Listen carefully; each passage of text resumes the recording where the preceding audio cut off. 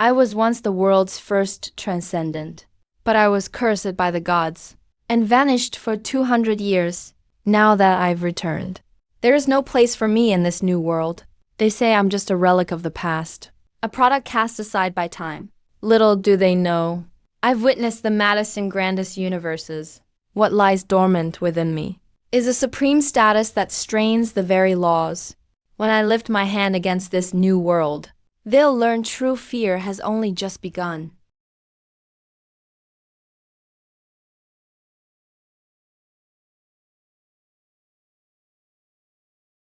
Zhaolin.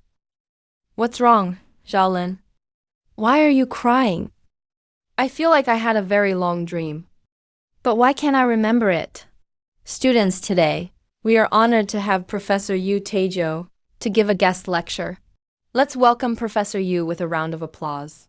I'm actually hearing Yu Taejo speak. Oh my God. Is it worth being this excited? Of course it is. Professor Yu took charge in a crisis, leading humanity against the mysterious invasion. He's the man most likely to save the world. If I could meet him just once, I could die happy. Class, at Reinai Hospital in Ningjiang City, a dead coming back to life incident occurred. That hospital is only 5 kilometers from here. Those 5 kilometers are all that separate you from the invasion. Our world is becoming strange. How do we face these changes? Modern occultism is our newest tool. Zhaolin, please wait. Who are you? I'm Qi Hesheng, Professor Yu's assistant. He came here specifically to find you. He wants to talk about that gate. How do you know? A sudden chill exploded in my heart. About a month ago, I encountered the mysterious invasion. My dreams were... Every time I sleep, I dream of a massive stone gate standing in the dark. But I never told anyone about this dream. How did you Taejo know? You must be confused about how I know your dreams, right? If you want to know, you must answer 3 questions. Please, go ahead. First, what do you think is behind the gate? I didn't know how to answer because I'd never thought about it. Just tell me your gut feeling. Something extremely powerful. Something ultimate. Second, do you think a single individual can shape the world or change the course of civilization? I'm an atheist. Then the final question. Do you want to be a superhuman and save the world? Hearing this, I couldn't help but think, if it were Yang Qi, he'd be moved to tears by now. But I planned to refuse. My parents formed new families long ago to survive. I'm like a stray animal in the city, just trying to stay alive. Why ask such an animal to save the world? I've taken so little from this world. Shouldn't the happy ones do this instead? Sorry, Professor. I'm afraid I can't accept. Have you thought about what refusing means? What does it mean? It's like in 1969. You had the chance to be the first astronaut to walk on the moon, but you gave it up. I'd see things others could never imagine.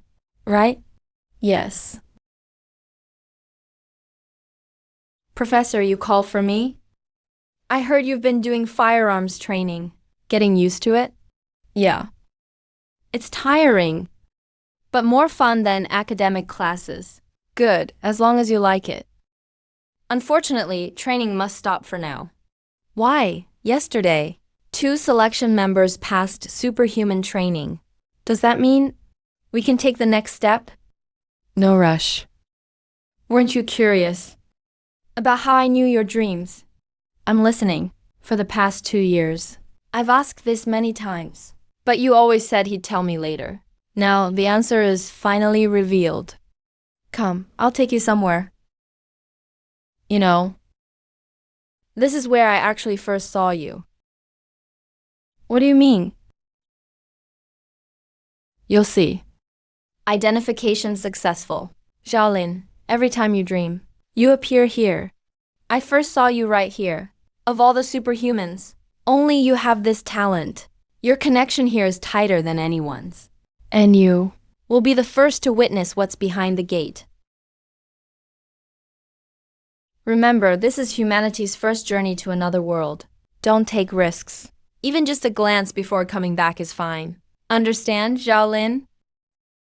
When you get back, I'll buy you a whole roasted lamb. I know that's nothing to you now, but don't turn it down. I felt a bit moved. During my training, I stayed in touch with Yang Pi. Besides the professor, he gave me the most encouragement. You're in trouble then. That's gonna cost you. Nervous? I hope behind the gate isn't some extreme environment beyond our logic. Don't worry, we're just taking a peek. If there's danger, we run immediately. Risk is necessary. The whole world is waiting for results. If we fail to deliver, we'll just be replaced. Xiaolin, I know you're a genius who finished training in 3 months. But that doesn't mean you have command skills.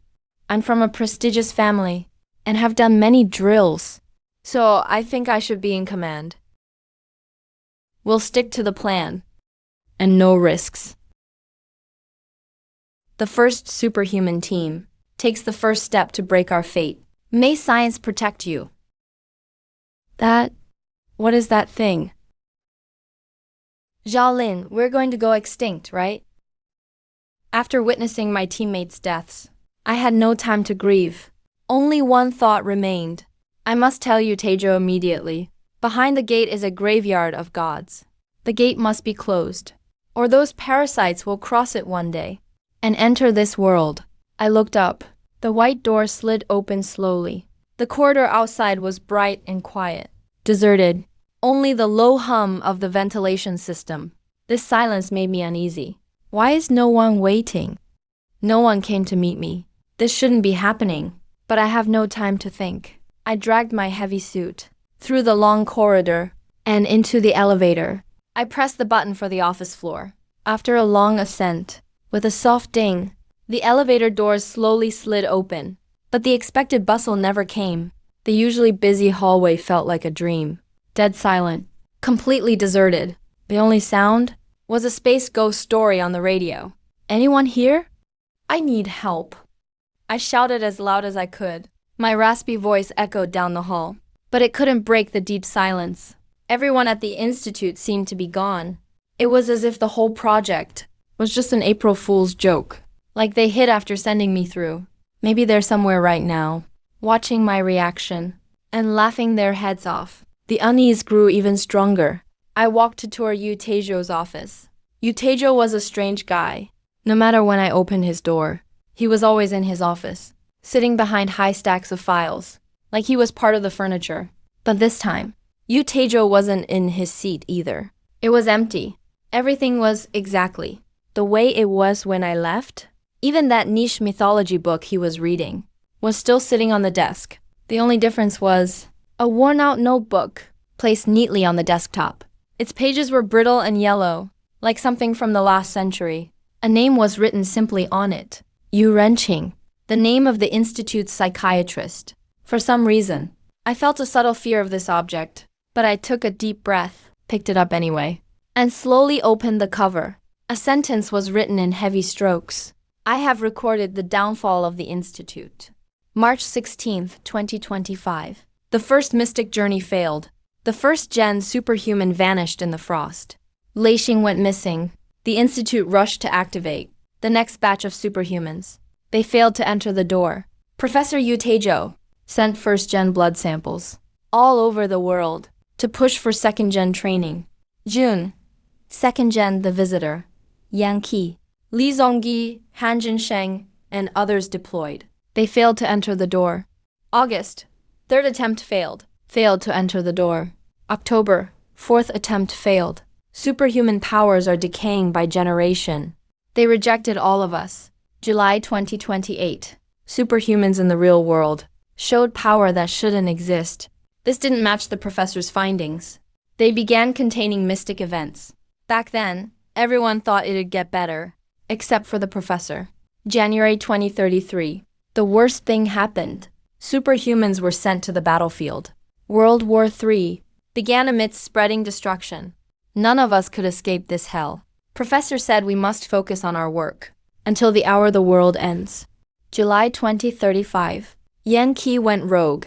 He killed Professor Yu Taejo himself, destroyed the institute, and destroyed us. All efforts to save the world. The last sentence. On my deathbed, I cursed this world to die in madness. I stared at those words and felt like I was sinking into a nightmare. I realized I wasn't like Armstrong in 1969, taking a giant leap for mankind. I was lost in my own universe, looking at a home that seemed so close, but one I can never return to. The music's still playing in the institute.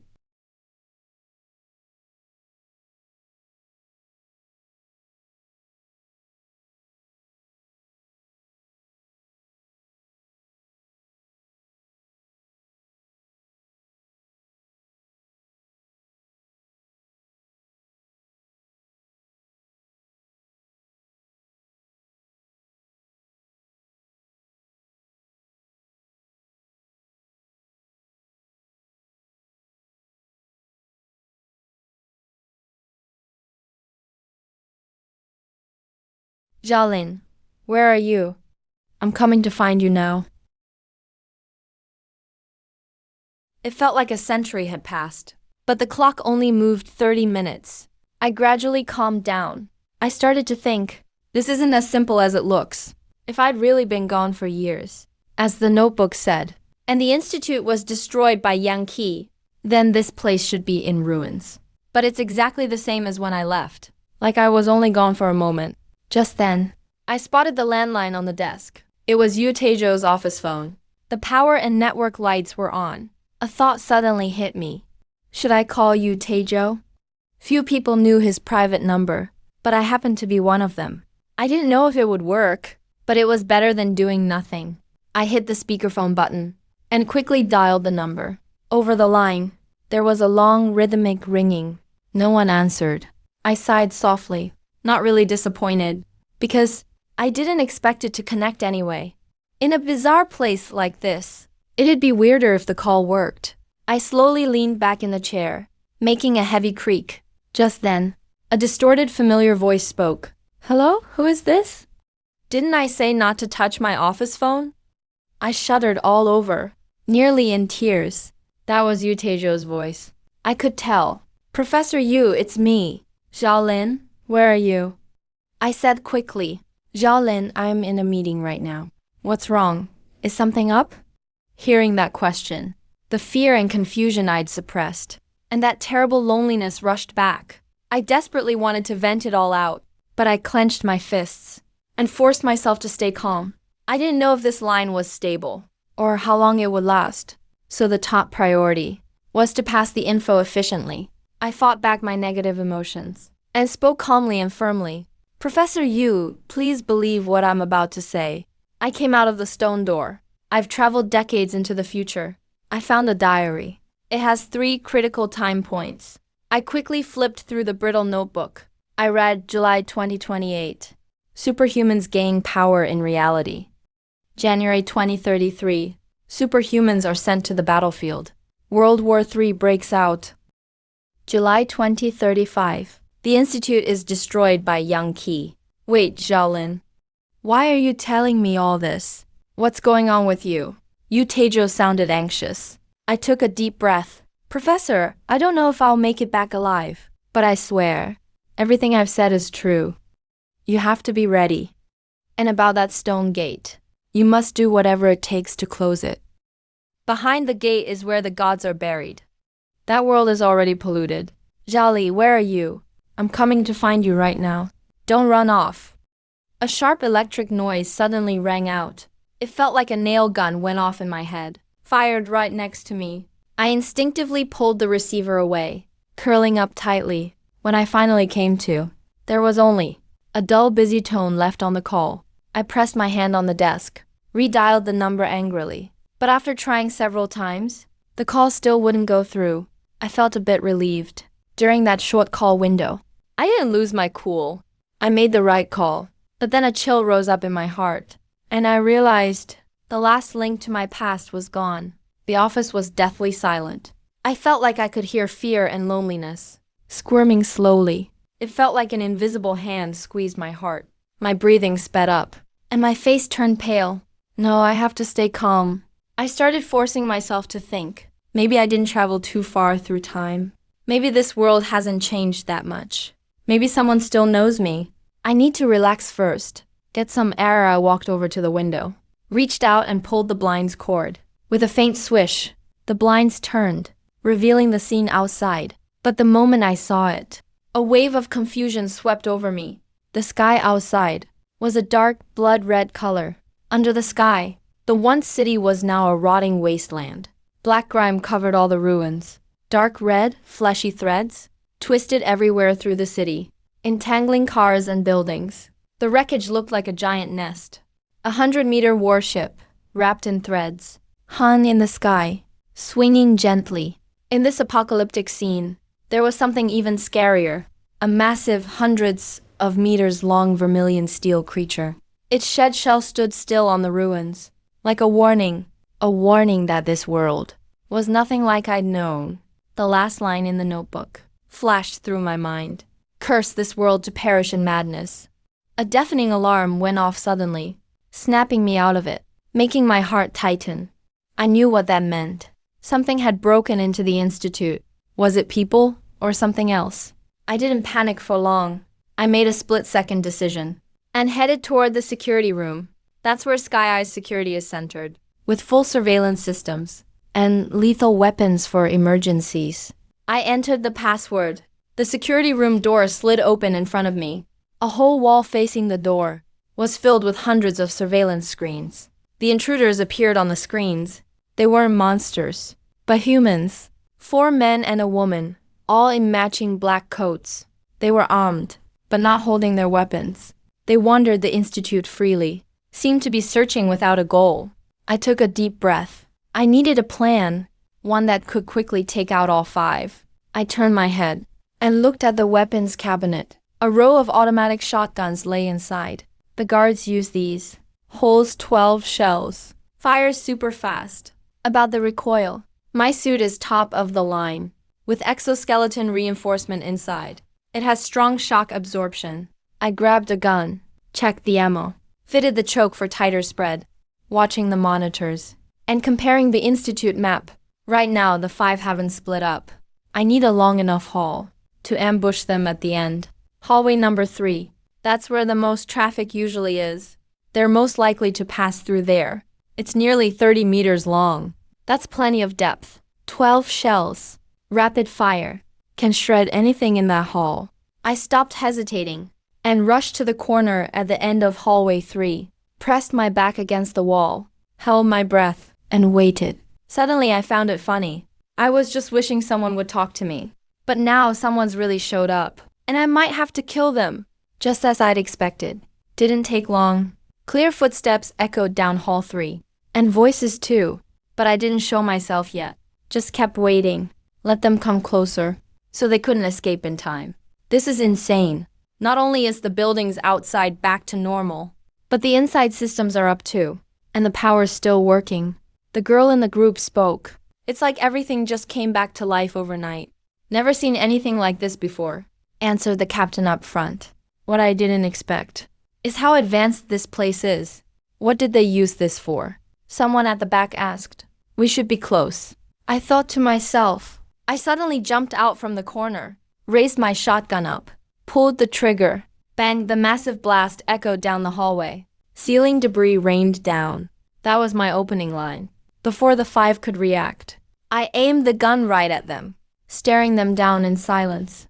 The girl spoke up first. She shrank behind the captain. It's a humanoid monster, and it uses guns. So scary, my archaic anxiety is acting up. He has a perm, thick glasses, hugging a big book. Kinda looks dumb. I paused for a moment and said, I'm human, not a monster. Can speak human language too. Girls are even more scared. I told you already. I'm not a monster. I lifted up my suit visor, showed them my face. Still looked just like a human. The girl's face went pale. I was speechless. I looked at the captain. He looked just as speechless. Suddenly, in that moment, me and the guys here shared a subtle understanding. That feeling was just awkward silence. The captain turned back to the girl. Linnayanian. If a being looks human, can use tools, speaks human language, It looks exactly like a person. Then what is it? Lin Nyanian tilted her head. Isn't it possible? This person in front of us is a human. The captain sighed helplessly. Makes sense. Lin Nyanian nodded. Then the captain turned to me and said hi. We're the satellite town law enforcement team, sent by the mayor to check out this building that suddenly came back to life. We're not here to fight. If you don't mind, could you tell us who you are? I looked at them seriously. After a moment, I said, you might have heard of me. My name is Zhao Lin. The name Zhao Lin. Didn't get much reaction from the five. Only confusion. Should I know that name? The captain asked cautiously. Actually, I'm kind of famous. I'm that. I felt a little awkward. That girl Lin Nyanian suddenly raised her hand high. Sai, I remember now. You're the lead singer of Disaster Metal Band, right? I love your song, the one. Screw off. Wait, then you must be 10 years ago. The lady selling buns on Chungsing Road. I loved your buns. Never thought I'd see you here. But you got really skinny. And lost your chest too. Nyanian, come on. Let Mr. Zhao Lin tell us himself. Isn't that easier? The captain cut off Lin Nyanian's nonsense. He turned back to me, sorry. Sir, she has some mental disorder. She lacks common sense. She lacks common sense. What does that mean? The captain shrugged and explained. It's a rare superpower backlash. Happens a lot to espers. Their brains can't store common sense, even to tell humans from trees. She has to go by shape and color, or if it's tall or losing its leaves. I picked up on a word, he said. She's an esper. Actually, we all are. The captain glanced at the shotgun. So your weapon's not very effective. Can we just talk? I hesitated a bit, but didn't lower my gun, sorry. I can't trust you fully yet, but I'm willing to talk. The captain wasn't mad. He actually understood. Yeah, earning trust this fast isn't easy. Let's start with introductions. He tugged at his jacket. A formal intro. Captain Yanji, Satellite Town Law Enforcement. Male, 32. Outgoing. Very capable at work. That intro was a bit too formal. I thought to myself, I have 3 questions for you. Yanji said seriously. First, why did this building revive? Second, why are you here? I froze for a moment. The building came back to life. What do you mean? What do you mean? What do you mean? Yanji looked confused too. We just stared at each other for a bit. Then I snapped out of it. You mean, this place was supposed to be ruins? Not supposed to be. It always was. It only revived today. So you came back with the building? Right? Wait a minute. I feel like we're missing something here. We don't have the same info. I quickly asked, how long has this lab been destroyed? Over 200 years. Yanji answered. I went silent. Captain, I was right. He's definitely not human. Lin Nyanian suddenly mumbled. He looks like one, but he isn't. He's a being I can't even describe. The atmosphere turned cold and dangerous. A law enforcement member quickly raised his hand. A mysterious blue flashed in his pupils. The air between us froze. I could almost see the line with my eyes. Then someone drew a pistol fast, aimed it at me. In that moment, I almost pulled the trigger. But right before that, Yanji raised his hands and shouted, Everyone stay calm. Put the weapons down. I didn't lower my weapon. They didn't either. But both sides held back. Things didn't get worse. Yanji wiped his forehead and said, Well, looks like we got the first 2 answers. Now for the third question. Mr. Zhao Lin, who are you, really? You really don't know? I don't know. Tianyan Institute. Core member of the Mystery Journey Project. First generation transcendent, Zhao Ling. The moment I said that, the 5 people across from me all looked utterly shocked, like they'd heard the world's biggest secret. I thought, maybe they'd heard of Tianyan Institute, or the Mystery Journey Project. I mean, the Institute is world famous, and the project is widely discussed in our field. But then Lin Nyanian just said, no way. Of the 7 first-generation transcendent beings, none kept their human form. They're basically as close to gods as it gets. The standoff ended at last. At the Institute's cafe, 5 people sat outside the counter, while I stood inside making coffee, and told my story. But I only shared some of it, kept the core secrets to myself, like the existence of the stone gate. So, after you joined Mystery Journey, you landed here? Yanji leaned on the counter, deep in thought. He asked Lin Nyanian. Nyanian, do you remember anything about Yanzhou? Lin Nyan rested her chin, thinking for a while. She shook her head, said she didn't have any info on it. Maybe it was destroyed or erased. How could that be? 200 years isn't long enough for history to disappear. And this place used to be Yanzhou. When I said that, I realized that's not quite right. Yanji looked at his cup. History doesn't exist anymore. Doesn't exist? What does that mean? Yanji answered, exactly what it sounds like. Now the world just gets stranger. We have no idea how big it is, what shape it is, or what's in the sky above us. History's been twisted too. Weird stuff is forcefully changing our past. We don't know what's real or what's fake. In 200 years, the world has turned into a black, shapeless mess. About Yanji's view. As a traveler, I've never felt it myself. It's hard for me to get, so I changed the topic. By the way, are you all transcendents? I asked. Yanji shook his head. We're espers. Espers aren't transcendents? Totally different things. Espers are people who gain powers through different means. It's a pretty broad term. So what about transcendents? They're born special, naturally godlike. Espers can't compare at all. That was weird. I thought of Yang Qi. Do you know Yang Qi? Yanji stopped short. You're from 200 years ago. But you know Yang Qi? How do you know him? We were college classmates, pretty close friends. I answered honestly. Yanji's expression suddenly turned odd. He froze a second, then finally answered me. Yang Qi, second-generation transcendent. Lord of Justice City. Basically a demigod now. Half a year ago, he destroyed a city of 500,000 people. Alone. I felt my mind blank out. All I felt was this huge gap I've never felt before. Even Yanji's voice sounded distant. Just days ago, Yang Qi texted me, said he had a fight in the cafeteria. While working part-time, they docked his pay. He felt wronged. When I left, Yang Qi said when I get back, he'd treat me to roast lamb? Now, it should have just been one meal away. Or a nap away. My best friend ever. Killed my most trusted professor. And became a terrifying demigod people fear. The world still moves, turning everything I learned into a pile of strange dust. So, you still claim you're a first-generation transcendent? Yanji's voice snapped me back. Doesn't matter if I claim or not. I really am. Not just first gen. The very first. I calmly poured him more coffee. Then let me introduce you to someone. The mayor of Satellite Town. Is he a transcendent? No, he's not. He's an esper too. But he's really strong. His power comes from a true transcendent. He's that transcendence agent. Satellite Town isn't a natural town. It was born from the mystery. So it's not modern. It feels super Victorian. Pointed arch buildings everywhere. Streets paved with blue stones. Flower windows and white stone columns. Coal plant church. It rains from the 7th to 14th every month. So you never see the sun here. The sky is always gray and rainy. But what doesn't fit that old vibe is the town hall in Satellite Town. There was something truly unique. It was the wreckage of an artificial satellite. It lay atop a pile of building debris. A massive thing, over 15 meters long.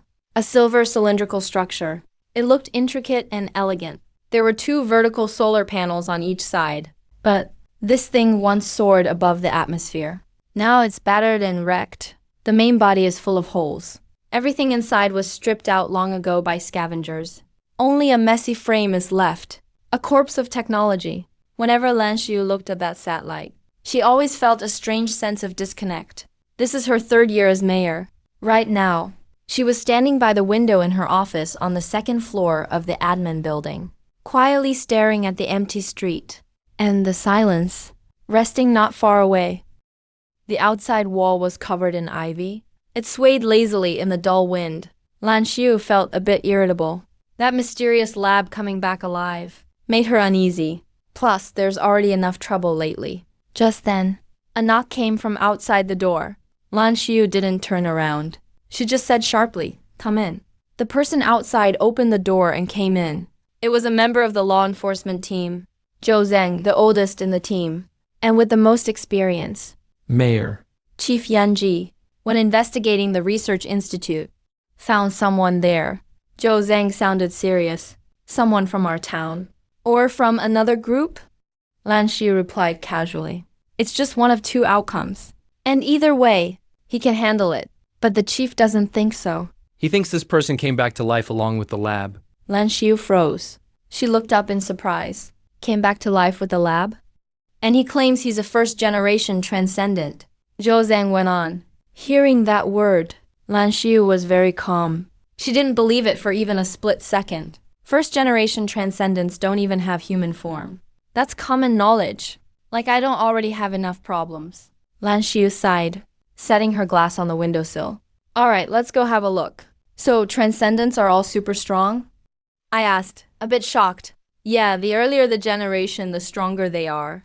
I was curious though, why do you think transcendents are weak?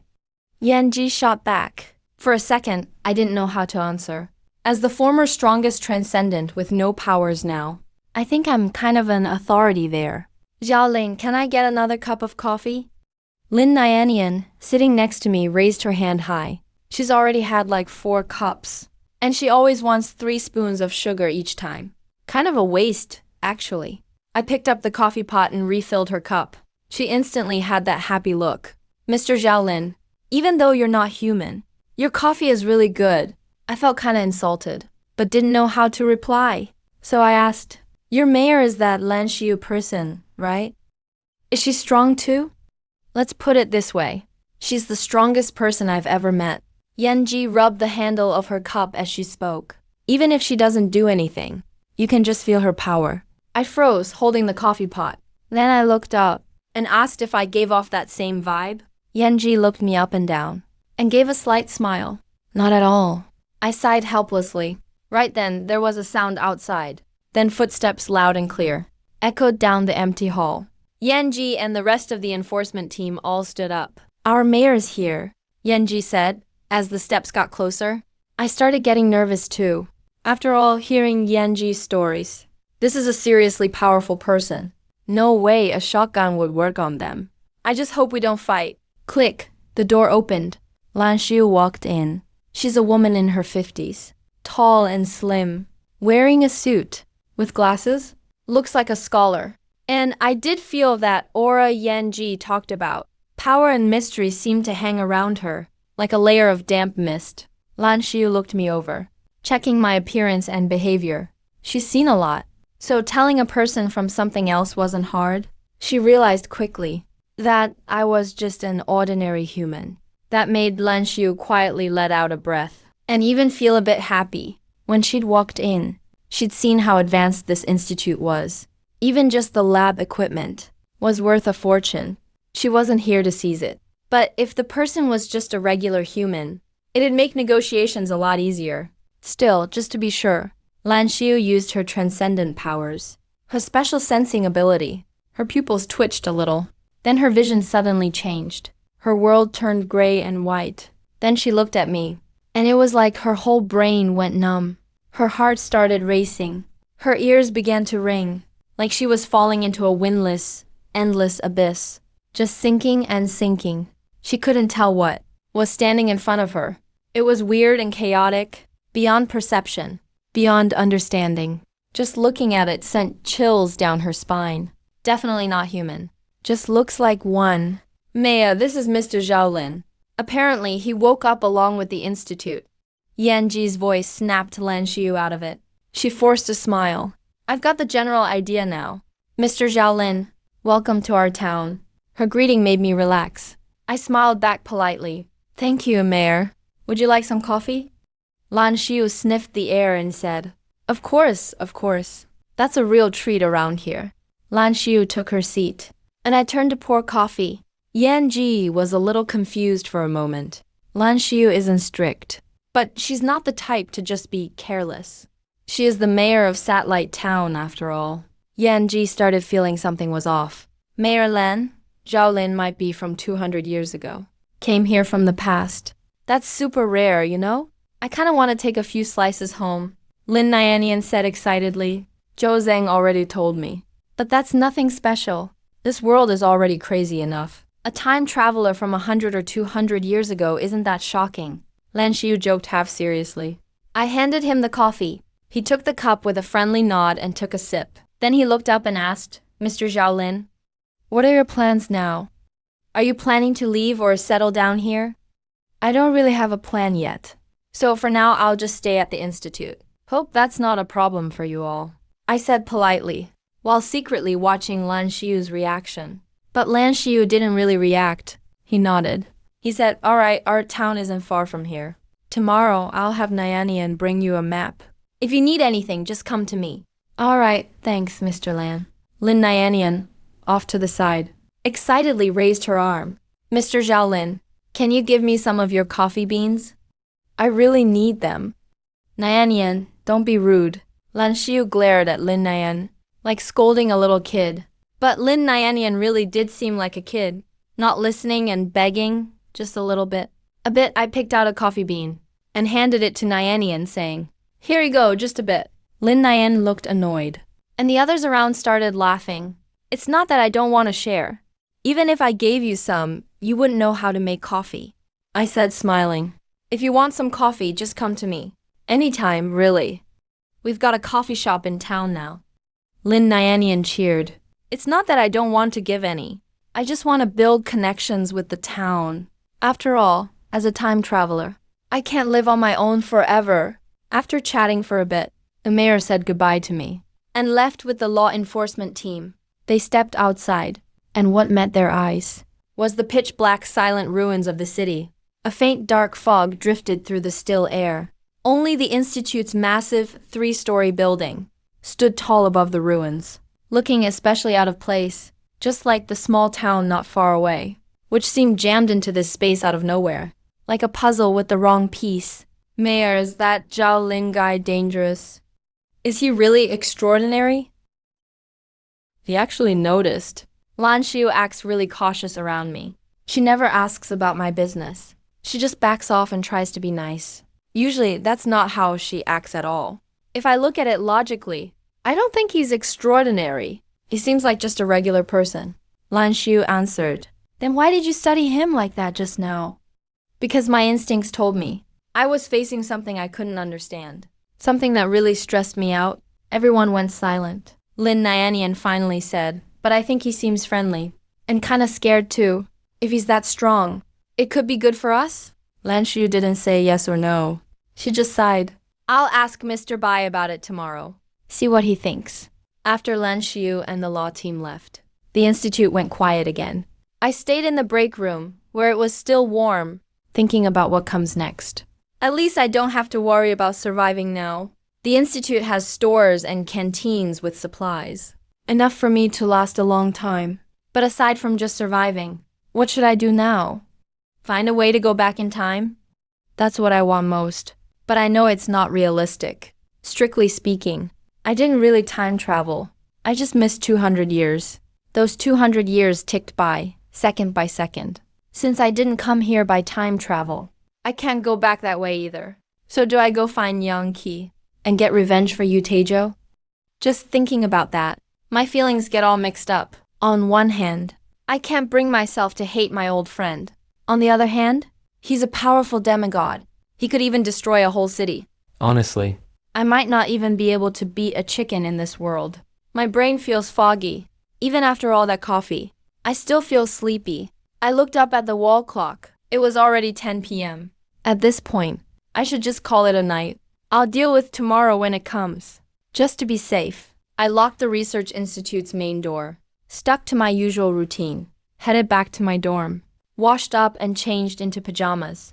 Then I fell into a deep sleep. Maybe it was because I've been so tense lately. But I slept like a rock. I dreamed about a lot of things. Stuff with me and Yang Qi from before. I dreamed about us working at the restaurant together. Then I saw Yu Teijo throwing me a birthday party. My very first birthday ever. It was simple, but a lot of people showed up, with everyone wishing me well. Someone rolled out a cart. My birthday cake was on top. It was a huge white round cake. Didn't look too perfect. More like a giant chocolate ball. Everyone was fighting over cutting the cake. Red juice started pouring out. It spilled everywhere. I don't know why, but I felt uneasy. I walked around to the front and suddenly got chills. I saw Yu Shuang's face under the mask. It was Yu Shuang's corpse. His face looked bloated and swollen.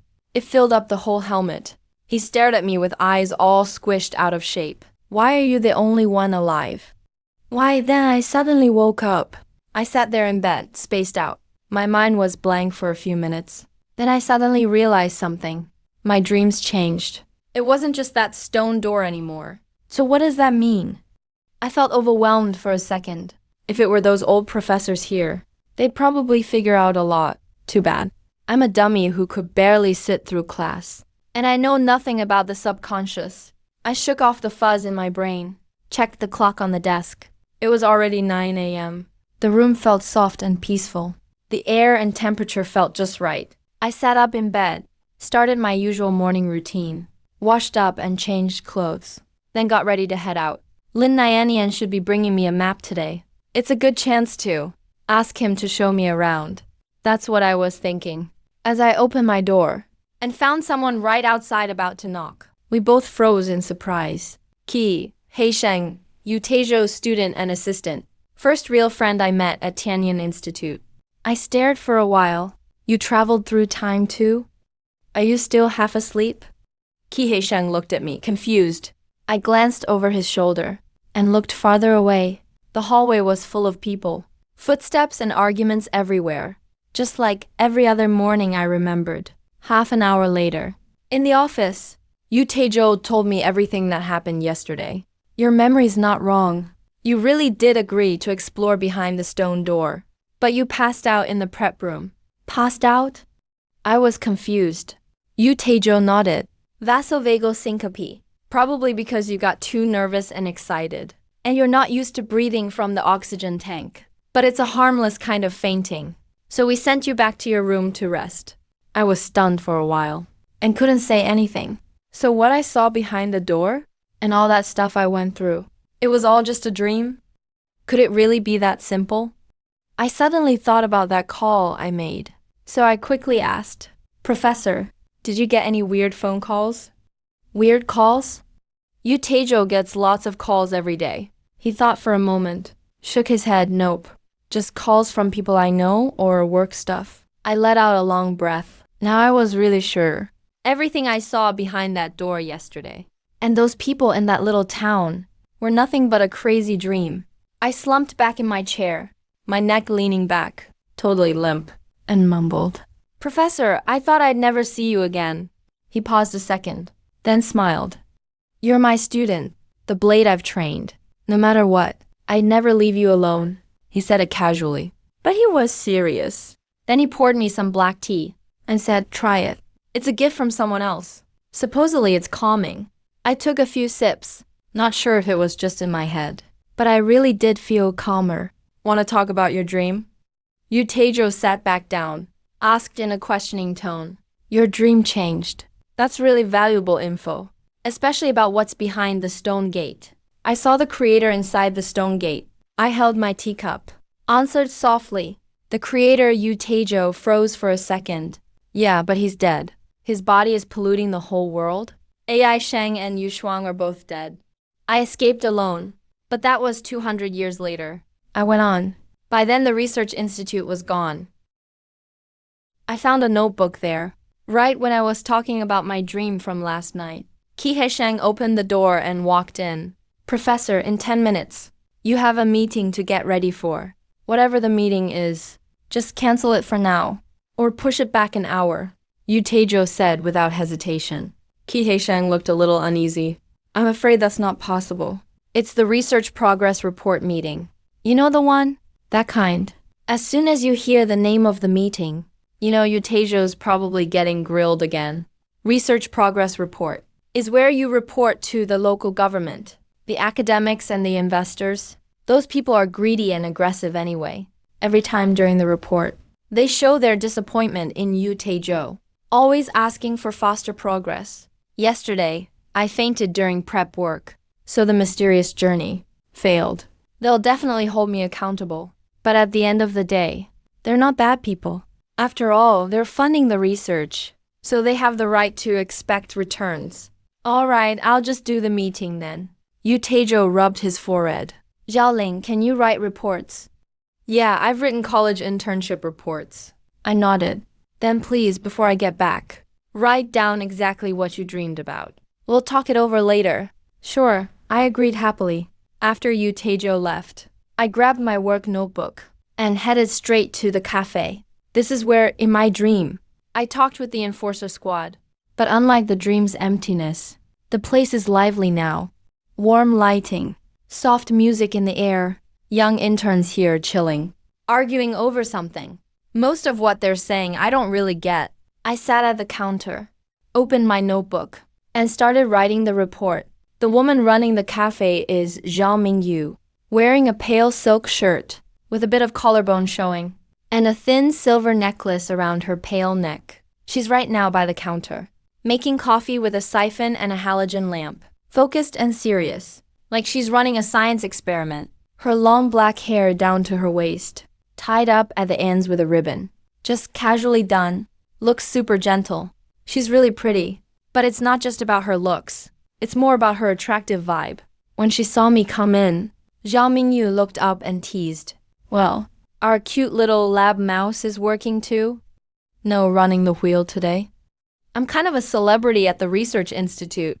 Almost everyone knows me. She's no exception. And she loves calling me little lab mouse as a joke. Can't help it, life's tough. Even a lab mouse has to save the world. I stretched a bit. The warm air and chatter in the cafe make me a bit sleepy. Why not let you be my little lab mouse for once? I'm mixing up something new. Want to give it a try? Zhao Mingyu tilted her head and asked. Her eyes are so charming. It's hard to say no. You never let me off the hook, do you? I glanced at the dark drink. Is it bitter? If it's too bitter, I'm not drinking it. Relax, it's not bitter at all. Zhao Mingyu turned off the halogen lamp, cooled the siphon with a wet cloth, watched the coffee drip back down, then poured a little into a small clear glass and set it in front of me. I took a sip and realized I got tricked. This stuff is pretty bitter, but honestly, it tastes great. Way better than my own coffee. Can you teach me how to make this? I asked, looking up. Zhao Mingyu seemed surprised. She raised her brows slightly. I thought you only researched world-saving tech, like shooting laser beams from your eyes or whatever. Just thinking, if someday it's just me left, I could make myself coffee. Not a bad idea. I said without thinking. Zhao Mingyu went quiet. I was stunned too, then realized that probably sounded weird. Guess last night's dream got to me. Zhao Mingyu poured herself a cup too, took a little sip, then poured the rest into the waste pot. She tidied up and said, Sky Eye Institute is a closed place, full of oddballs. Most people here never leave. Even if they do, they don't really cut ties. Like me. And you too, of course. I heard you fainted yesterday. Don't let it bother you. You'll be someone important one day. I shook my head, voice low. I don't really care about being important. I just want to see what's at the end of this path. That's all. Zhao Mingyu didn't comment. Then said, coffee with red grapefruit. Tastes clean, with more layers, though the method's tricky. Not really for beginners. But I can teach you step by step. She blinked. After you finish your work. Yu Taizhou hates research progress report meetings. But not because of the tough audience. He knows it's their job. He just hates these meetings. They always take up almost his whole day. He glanced at the clock on the wall. It was 4 p.m. The investor rep on stage kept demanding to start the second trial, ASAP. Yu Taizhou just tuned him out. His mind was full of the dream I just told him about. Transcendence in the real world, gaining powers. If that's real, he'll have to consider using transcendence in war. The sealed transcendence. Blood samples can't just be shared easily. Those resources should only move research forward. Then, the meeting coordinator knocked on the door. Professor Yu, your call. The room filled with annoyed murmurs. But Yu Taizhou had already left the room. He took the phone and frowned a little, because the call came from his own office. He told people not to touch his phone. Don't mess with his phone unless necessary. Yu Taizhou picked up and said, a bit annoyed. Hello? Who is this? Professor Yu, it's me. Xiaolin, where are you right now? I heard a voice on the other end. Yu Taizhou froze. Xiaolin, aren't I in a meeting right now? What's up? Something wrong? There was a brief silence. Then the tone suddenly turned sharp. Professor Yu, please believe what I'm about to say. I came out from the stone gate. Now I've jumped decades into the future. I found a diary. Inside, there are 3 key dates. July 2028. Supernaturals gain powers in the real world, January 2033. Supernaturals are sent to the battlefield. World War III breaks out, July 2035. The Institute is destroyed by a second-gen supernatural, Yang Qi. Wait a second. Xiaolin, why are you telling me this? What's going on with you? Professor Yu looked confused. A strong sense of unease started boiling up, but I didn't answer. I just kept talking. Professor, I don't know if I'll make it back alive, but I swear, everything I'm saying is true. You all have to get ready. And there's something about that stone gate. Please, do whatever you can to close it. Behind the door lies the grave of a god. That world is already tainted. Shuli, where are you? I'm coming for you right now. Don't run off. A sharp electric noise seemed to come from the phone, or maybe it was in his head. A sudden pain almost made Yu Taejo drop the phone. By the time he recovered, the call was already over. Tell them. The meeting's over, Yu Taejo suddenly said seriously to the coordinator. Then he shouted, Ki Heisheng, Ki Heisheng, come here. Ki Heisheng rushed over, quickly saying, Professor, what's wrong? Yu Taejo threw the key card to Ki Heisheng and said, take people to layer 0 now. Right now, got it? After I handed Yu Taejo the bound report, he sat at his desk and read it over and over. His calm eyes looked heavy. Professor, is something wrong with the report? I asked from across the table. Yu Taejo didn't answer him. He slowly put the report back on the desk and said, Xiaolin, I want you to go somewhere with me. The professor walked ahead. I followed behind. We took the elevator down, back to that familiar hallway. The white door at the end still stood there, quiet. Its coated surface glowed softly under the light. The access light was blinking. Yu Taejo stared at the door, his face turning distant. He said, Zhao Lin. I don't know if you can handle what's next, but I have to tell you, because you have to face him. His words made me uneasy. I walked toward the metal door. The closer I got, the more uneasy I felt. I stopped in front of the door, took a deep breath, and pressed my hand on the screen. Then, with a soft beep, the metal door slid open before me. When I saw what was inside, I froze in shock. Behind the door wasn't my dream. It was a vast, ancient cave. The space was huge, with stone pillars everywhere. Stalactites hung from the ceiling. Thin streams of water trickled down. The stone gate was gone. The dreamlike feeling vanished. The mystical aura disappeared too, as if they'd never existed. Some terrible ideas were starting to boil in my mind. I asked, what does this mean? Yu Taejo didn't answer. Instead, he suddenly said, today, most of the day, I was in meetings. And then? At 4:42, I got a call from my office landline. It was you calling. My heart skipped a beat. I realized where that call came from. Besides that, Yu Shuang and AI Shang vanished. Not missing, but completely gone. We can't find their names on any of our lists or records. I tried to control the wild thoughts racing through my mind. I asked, Professor, are these changes connected to my dream? Did my dream cause the anomaly? Yu Taejo looked deeply at me, his eyes full of mixed feelings. Xiaoling, you got it backwards. That world is real. This is your dream. Something thundered in my mind, then started to burn. I didn't lose control. For some reason, I felt unusually calm now. So calm. Even Yu Taejo's voice sounded distant, even though I knew it was never that simple. I still didn't expect this outcome. So basically, I'm still alone in a world centuries later, facing the unknown by myself. Yu Taejo grabbed my shoulders, his expression grave as never before. He looked at me and said, Xiaolin, I hope you can close that door. Save our world.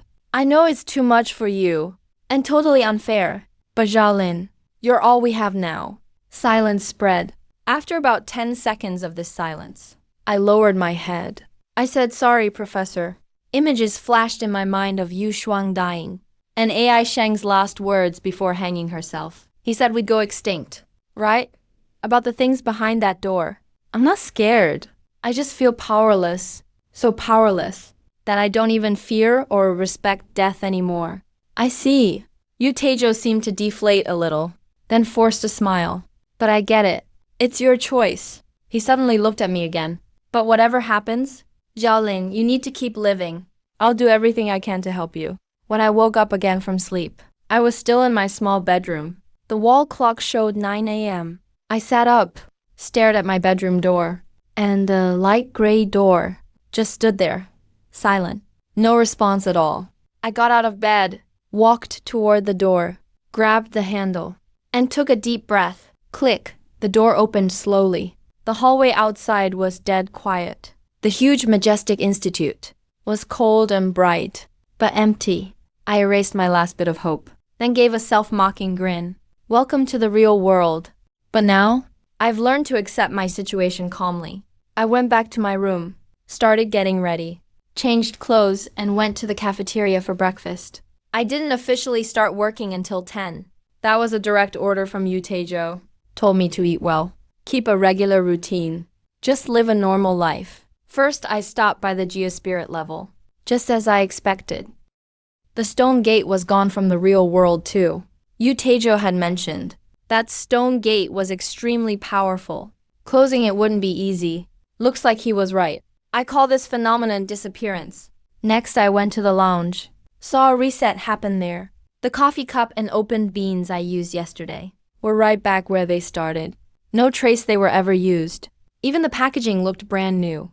So basically, after I woke up, the research institute reset back to how it was when I returned yesterday. If the institute's resources reset each day, then I've got endless coffee beans. Not that it's super useful. Next, in Yu Taejo's office, I spotted the third phenomenon. Interfering with last night, Yu Taejo had left a note on his desk. It had the security system's port and password. I placed that note there myself and mentally wished I could see him in the real world. And now he's really here. My third guess was spot on too. Dreams and reality can influence each other, at least a bit, and I can actually control that effect. Disappearance, reset, and interference. These three paranormal effects already back up Yu Taejo's theory. The institute coming back wasn't random. It's tied to my own power. But how does this power work? And what will it cause next? I honestly have no idea yet. I wrote it all down.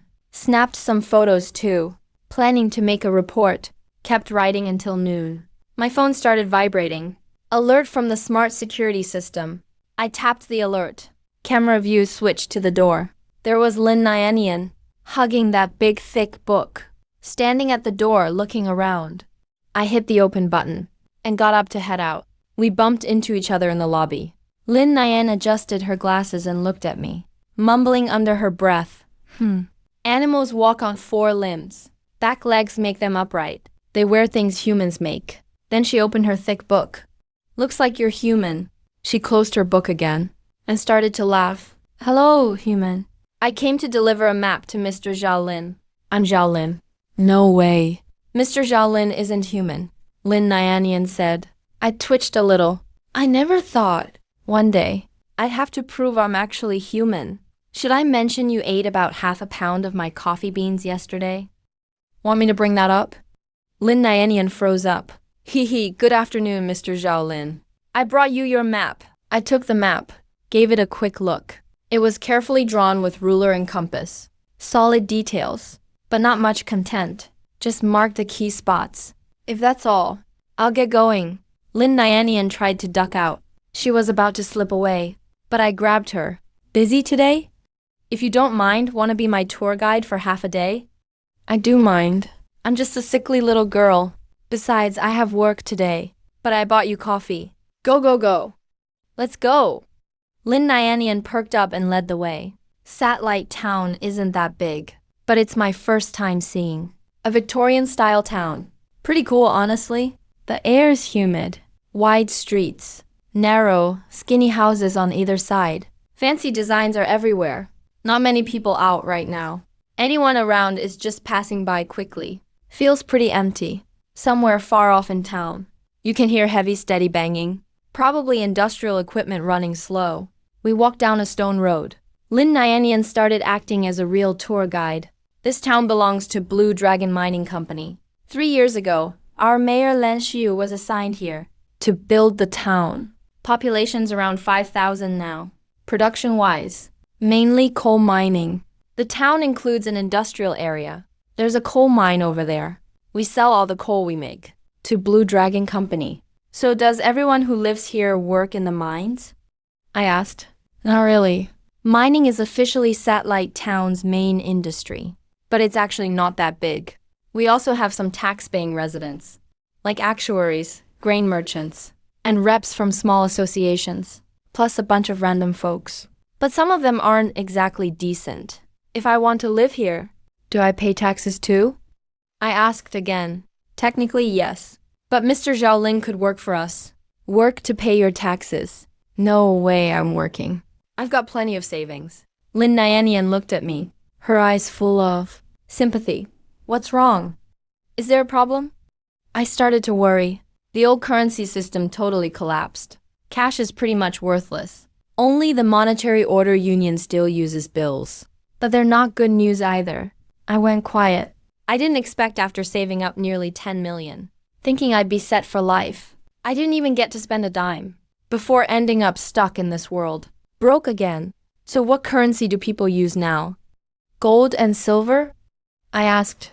Yeah, gold's for big deals. Silver's for day-to-day stuff. 1 gram of gold equals 100 grams of silver. At that point, Lin Nyanian perked up and said, But Mr. Zhaolin, your research institute is super valuable. It's worth about as much as the whole town. Our mayor is really jealous. My face twitched. You're just selling out your mayor like that. Is that really okay? I'm not selling the institute. It means a lot to me, I said. Of course I know that. But Mr. Zhaolin should be careful of gravediggers. Lin Nyanian warned. Gravediggers? Yeah, people who make a living digging up ruins and sites. And they're not great either. So they're bad too. Everyone's bad in this world. What's wrong with this place? I felt a bit awkward. When I was about to ask more, Lin Nyanian suddenly ran ahead. She stopped in front of a ruined site. Ta-da! Welcome to Satellite Town's first wonder. The madman's corpse. I froze. Only then did I notice that broken low wall behind him. Something huge was lying on the wall. It was a corpse, about 5 or 6 meters long. Its whole body was covered in dark gray scales. Bat-like wings stretched out on both sides. Thick, sharp claws on all 4 limbs. It looked like a dragon, but not quite. Its back was hunched. Almost a round skeleton, like a mix of human and dragon. But it had no head. The neck was shriveled and dark where it was severed, like something chopped clean through it. There were still traces of offerings left in front of the wall. Rotting flowers lay on the ground. Globs of white candle wax formed odd shapes. What kind of creature is this? I was shocked. Not a creature. It's a transcendent. And an early one too. Lin Nyanian explained. I studied the body carefully. It looked powerful, almost engineered. Totally intimidating. And even though it's been dead a long time, there was no sign of decay at all. If anything, it seemed almost solid and real. I picked up my camera and started taking pictures, planning to get a few shots. I'll show them to you Taejo tonight. I heard this person was a madman while alive. Lin Nyanian suddenly spoke up. A madman? I blurted out. Yeah, supposedly he was some sort of professor. Thought that the mystical incursion would end the world. He even tried to stop it. But the world's still here. He ended up dead instead. Pretty sad, honestly. My hand with the camera froze. I put down the camera. I stared at the corpse. Now I understood. This was Yu Taejo's body. At the end of the street, damp wind cut right through me, carrying a feeling I couldn't name. It left me stunned and silent. Wherever Yu Taejo went, flashbulbs always followed. Tons of reporters covering him, endless praise. People expected great things from him. He was supposed to be the one to end the incursion, the one to save the world. Now his corpse rests here. No grave, no marker. No one even remembers his name. All they know is he was a delusional madman. But what they don't see is how close he came to saving the world. Yu Taejo didn't deserve to end like this. I slowly walked closer, raised my hand to touch the massive corpse, the sharp claws, rough and cold to the touch. I could feel the chill seeping into my arm. I suddenly remembered asking Yu Taejo once, what if we fail? Yu Taejo stood in the blazing morning light. He spoke softly. We won't fail. As long as we're trying, we haven't failed. We'll keep fighting till the end of the world. That was an hour ago. Now I've made up my mind. I won't let the salvation plan die here. Not for the world, but for them? I have to finish Yu Taejo's path. Mr. Xiaolin, be careful, okay? He might have been dead a long time. But it could still be dangerous. Lin Nyanian reminded me. His voice snapped me out of it. It's okay. He won't hurt me. You seem a bit upset. Do I? I touched my cheek. Just for a moment. My mind was racing. Not even sure if sadness was in there. My Feng looked kind of guilty. Her lips drooped a little. Muscles around her eyes tightened. That's how people look when they're sad. Lin Nyanian started going on about it. But if you were an ape or a monkey, that might mean you're excited. I pressed my lips together, not wanting to say a word. I didn't get it. How did a normal girl end up talking nonstop like this? Mr. Xiaolin, you know what? I once came up with a method to tell if someone's human through facial expressions. Then one day, Joe just drew a smiley face on the wall. I talked to it for 2 hours. It didn't say a word. I figured maybe it just liked to smile and not talk much. My mouth twitched. Did you make it cry? Mr. Xiaolin, you're pretty silly. Words can't make expressions. It was just a face, right? Lin Nyanian teased cheerfully. I fell into deep silence. This girl might actually be a dummy. And I just got played by her. A heavy sense of helplessness made me sigh. I gave up resisting, changed the subject. Other than this place, is there anywhere else worth seeing? Lin Nyanian bit her finger, thinking for a bit. She asked Mr. Xiaolin, guess why our town is called Satellite Town? Because you're next to a big central city? I went with the standard definition. Lin Nyanian shook her head. Nope. Can't be because you guys have an actual satellite, right? Lin Nyanian blinked. No way, seriously? You really have a satellite? We headed down the street, toward the town hall. A couple blocks away from the hall, I saw the satellite. It was charred all over, almost broken in half, just an empty shell left. Bare wires and pipes stuck out. Proof that it had been through hell. Now there's nothing left. Its main body was slammed into the ground, leaning against the ruins of a house, surrounded by rubble and weeds. Dull light poured in through a crack. There was a bleak, unreal beauty to it. Eye of deep space. I recognized this satellite. The Special Observation Satellite for Sky Eye Institute. One of the world's top satellites. 15 meters long. 9-meter wingspan. Weighed 20 tons. Built by more than 20 countries together. It was designed to catch a possible, maybe impossible, particle, a mysterious particle. So it got ground mapping and ground monitoring equipment. Also came with different particle detectors. I was at the launch, at Juquan Launch Center. I still remember that monster rocket blasting off, roaring fire below. 20 country crests shining on its side. Everyone cheered. But now all that glory is lost to history. It just sits here. Nothing but wreckage left. Pretty impressive, huh? I heard some people first tried to fix it, but they failed. Then grave robbers took everything inside. Lin Nyanian keeps babbling next to me, but I just ignore her. I stare at this huge wreckage. A thought quietly pops up in my mind. If my power could revive the research center, then maybe I could bring this satellite back too. You know, the satellite's ground control is right at Tianyan Research Center. If I could revive this satellite, I'd understand this world even better. I step over those toppled bricks and walk up to the satellite remains. Then I close my eyes. I calm my mind. I gently reach out and touch it, feeling the old wreck in silence, sensing something stirring deep inside. Wake up, come back to this world. I mutter softly. Everything around is dead quiet. Only a faint wind passes through the ruins.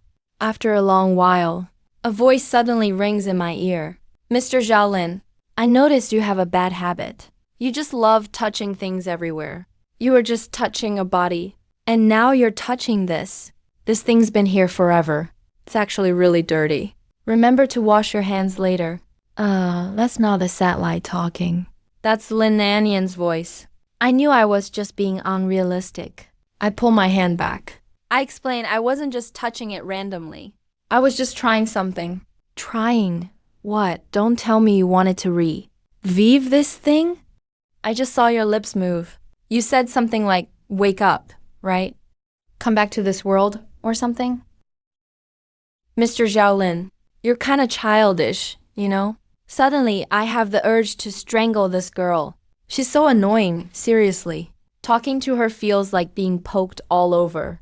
I quietly take my hand back. Trying not to yell, I say, let's go somewhere else. Alright, then let's check out the shopping district. Lin Nyanian's all excited. Are you really showing me around? Or are you just looking for a reason to shop? We just walked out of the ruins, when suddenly, a little white thing floats down from the sky. It's a white paper plane. It swoops through the street, circling around Lin Nyanian, almost like it's alive. Ah, that's our mayor's ugly. Paper plane! Lin Nyanian calls out. Then she reaches out and grabs it. What is this thing? I'm kind of shocked. Just a way to send messages. This kind of thing is called a smoke letter. It can track a specific person over a certain range, used for short-distance communication. Lin Nyanian explains as she goes, then flattens out the paper plane. And there, written big, is, why aren't you back at work? Just those 4 simple words. Lin Nyanian's face drops instantly. Crap, there's something important this afternoon. I totally forgot. Help, seeing her all panicking. I suddenly feel much better. Turns out, even in this supernatural era, wage slaves still have to report to work. So, what's the rush? I just ask casually. I'm supposed to help the mayor today. Contact Mr. Bai online. I freeze, the world's in ruins. And there's still internet. But before I can ask, Lin Nyanian pipes up. Anyway, I gotta go now. Mr. Xiaolin, wander around yourself for a bit? Wait, I'll go with you. But this is an internal job. I'm not sure if the mayor will let me take you. Lin Nyanian hesitates. I could vouch for you. Prove you didn't slack off this morning. Otherwise, the mayor might cut your pay. Lin Nyanian starts thinking. She stops thinking. She suddenly lifts her head. All right. Good idea, Mr. Xiaolin. Remember to praise me later, okay? We cross 2 blocks. The town hall is right by the main road. This is the most crowded place I've seen today. People are coming and going at the entrance. Inside, staff are busy working. I even spot Deputy Captain Zhou Zhang from the enforcement team. He's standing at the door smoking with 2 team members. He looks pretty weighed down.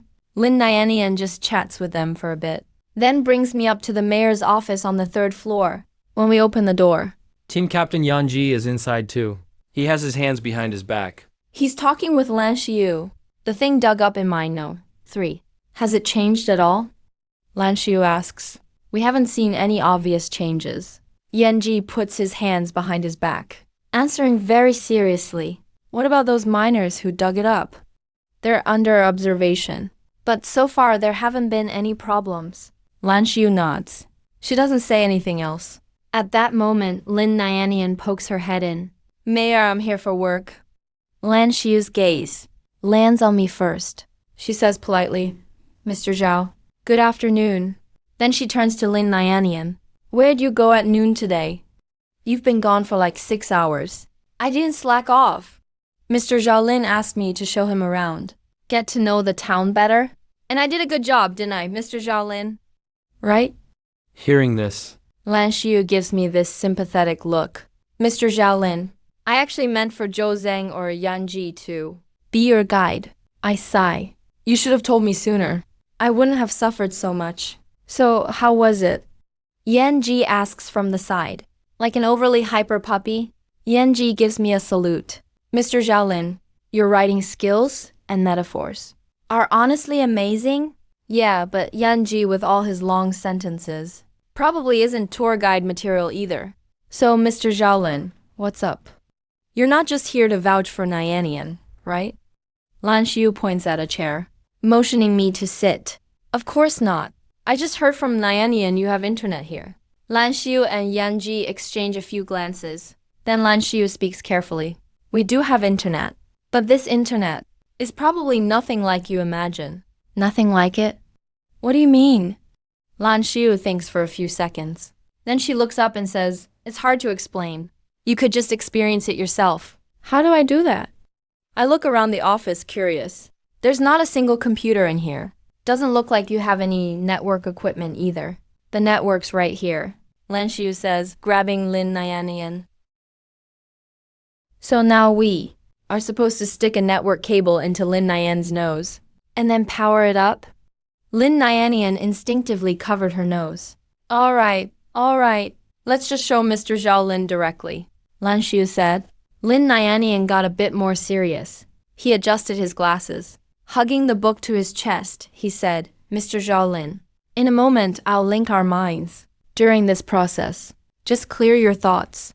Don't overthink it. I don't have much mental processing power. If your mind wanders, I might not be able to pull you in. As he spoke, a deep blue light shone from his pupils. The next second, darkness started rushing through the room at an incredible speed. It spread and swallowed everything around us. The walls, furniture, and boundaries all disappeared. In their place was a deep, pitch-black space. Then a city of lines rose up out of nowhere. Towers hundreds, even thousands of stories tall were everywhere. Roads and overpasses made of lines twisted and crossed. A ton of traffic sped steadily down the highways. They quickly vanished into the distance. A full-on immersive 3D virtual world. This is your internet. I couldn't help but be blown away by what I saw. Pretty cool, right? Only certain people, like espers and psychic users, can enter here. Lin Nayanian started introducing things proudly. He pointed at those odd landscapes and said, those towers are personal databases. Data travels through the highways. There are public lanes. And private lanes too. I looked at one road tilted in the sky and saw countless vehicles, zooming by insanely fast. They were such a blur I couldn't see them clearly. So what's this place for? I glanced around at the unbelievable scenery and asked. This virtual world was built by Wisdom City. They provide communication services and handle knowledge trades. Of course, you can pay for memberships and stuff like that. Right then, Lan Xiu cut Lin Nayanian's explanation off. All right, let's get back to business. Is Mr. Bai online yet? Lin Nayanian tilted his head, sensing for a bit. He said, yeah, he's online. He's in his database now. So, how do we get there? Do you have a car? Or should we crowd onto the bus? I asked. Lin Nayanian grinned mysteriously. He raised his hand, then slowly pulled back in the air. As he did, the whole city started to move. It surged fast behind us. Our bodies shot straight through countless towers and highways. In a blink, we were standing in a room. This room is the only place not made of lines. It has color, shape, and sound. Looks just like the real world. It's an office, not exactly fancy. A middle-aged man in his 40s sat behind a desk, his elbows resting on the table, looking at the three of us. This is Mr. Bai, the main person in charge of Blue Dragon Mining Company. Lan Xiu introduced. Mr. Bai, this is Mr. Zhao Lin. He just moved to our satellite town not long ago. He's really interested in the internet, so we brought him here to try it out. Mr. Bai looked me over head to toe, then gave a friendly smile. Welcome to Satellite Town. Hope Xiu didn't neglect you. Mayor Lan is super responsible. I said seriously. Good, but the rest of the meeting might be a bit boring. I realized he was politely hinting I should leave. Honestly, I felt pretty out of place myself. It's not really proper to listen in on other people's meetings. So I went along with it. Good thing though, I already saw the parts I was interested in. I'll stop interrupting your meeting. After we said our polite goodbyes, I felt the darkness around me quickly dissolve. And in a moment, it all vanished. I was back in that old-fashioned room. Lin Nayanian and Lan Xiu stood quietly in place. They seemed to be asleep. Mr. Zhao Lin, you're back. Take a break and have some tea. Yan Ji, who was reading, looked up and said, in virtual space. Mr. Bai waited until I logged off, then finally asked, tell me more about his background. Yesterday, a research center near Satellite Town came back to life. He revived along with it. He's a time traveler from 200 years ago, and he might be very powerful. Lan Xiu started explaining. She told Mr. Bai about the lab incident yesterday, in detail from start to finish, including the first time he and I met, and the scary presence we sensed from him. After she finished, Mr. Bai went silent, thinking. Then he suddenly looked up at Lin Nayanian and asked, have you interacted with him? I was his guide all morning today. Showed him the corpse of a lunatic and satellite wreckage. He's kinda messy. Likes to touch stuff. Lin Nyanian answered, ignoring Lin Nyanian's complaints. Mr. Bai kept asking, what kind of person do you think he is? Lin Nyanian bit his thumb and started to think. It felt kind of weird. He remembered the scene where I touched the corpse of the lunatic. A young boy stood in front of a giant corpse, his hand touching those sharp claws. Completely silent, his back was filled with deep sadness and loneliness. Almost like he was mourning a dead friend. He's a good person with empathy, Lin Nyanian mumbled first, then looked up and repeated, I think he's a good guy. Mr. Bai looked seriously at Lin Nyanian. After a moment, he lowered his eyes and said, here's my conclusion. I think you've all been fooled. No way! Lin Nyanian was shocked. Mr. Bai shook his head. First off, an esper is just an esper, and the signs are clear as day. If you can't tell, then it's definitely not. Second, Unknown doesn't mean strong. True power shows up in ability and destructive force, but he's missing both. As for that willpower or fear you sensed, that's way too subjective. Feels more like psychic interference. So he's probably a psychic type esper. Lan Xiu didn't seem surprised. Actually, after thinking it over, I guess that too. But I still kinda like him. Why would he lie to us? Lin Nyanian had trouble accepting it. Mr. Bai just smiled. Someone from 200 years ago faces a world that's totally new. A little deception is actually pretty mild. So what should we do with him? Lan Xiu asked. Lin Nyanian suddenly felt nervous. He wanted to put in a good word for me, but he didn't dare speak up in front of Mr. Bai. Mr. Bai is the owner of Blue Dragon Mining Company. He's the big boss running this whole town. And he's also a 7th generation extraordinary. Way stronger than Lan Xiu. Mr. Bai seems lost in thought. The room goes quiet. No sounds at all. After a long pause, Mr. Bai speaks. We'll protect the weak as much as we can. As long as he's not a bad person. Lan Xiu straightened up and said, all right, got it. Lin Nyan let out a long sigh of relief. Then she started rambling again. Actually, Mr. Zhaolin is a pretty nice guy. And his coffee tastes great. Yesterday I kept drinking his coffee over and over. He even said he wants to open a cafe in town. Nobody paid attention to Lin Nyanian's chatter. Mr. Bai continued talking about his assets. You can transfer them to us gradually, based on the current agreements. He doesn't seem to want to sell anything right now. That's not a problem. Just have him make a list first. Let's buy the stuff he's willing to sell. As for the rest, when he realizes he doesn't need it, he'll probably just sell it off too. I'll talk with him about it when the time comes. Mr. Bai nodded. he started thinking again. Like he was wondering if he missed something. The other two kept quiet and left him alone. After a long silence, he brought up another issue. How's the mine investigation going? Any results yet? That was the main thing we came here to report today. Lan Xiu jumped in to answer. 7 days ago, we dug up that stone coffin in mine No. 3. Now, we've cleared out half of it. He paused for a moment. We did find a feather quill on the lid. A feather quill mark. So it's the writer's mark, huh? Mr. Bai's brows furrowed deeply. He knows exactly what that means. If it's really a writer, we might be in trouble, but we can't be sure it's real yet. The miners who found the coffin are all fine. So, it's still possible this is a fake, Lan Xiu added. Mr. Bai thought for a bit. What about the writer's manuscript? Lan Xiu shook her head. We searched every scrap of paper in town. Still no manuscript found yet. If the manuscript doesn't exist, then it's probably just a fake. But maybe the manuscript is actually in the coffin. Mr. Bai muttered to himself. Should I order them to open the coffin? Not yet. I'll go check it out myself in the next few days. Wait until I get there. Sorry to trouble you, Mr. Bai. Lan Xiu bowed to Mr. Bai. It's my problem to solve anyway. Oh, by the way, is there any gift you want? Lin Nyanian quickly raised her hand. I want that osmanthus cake downstairs.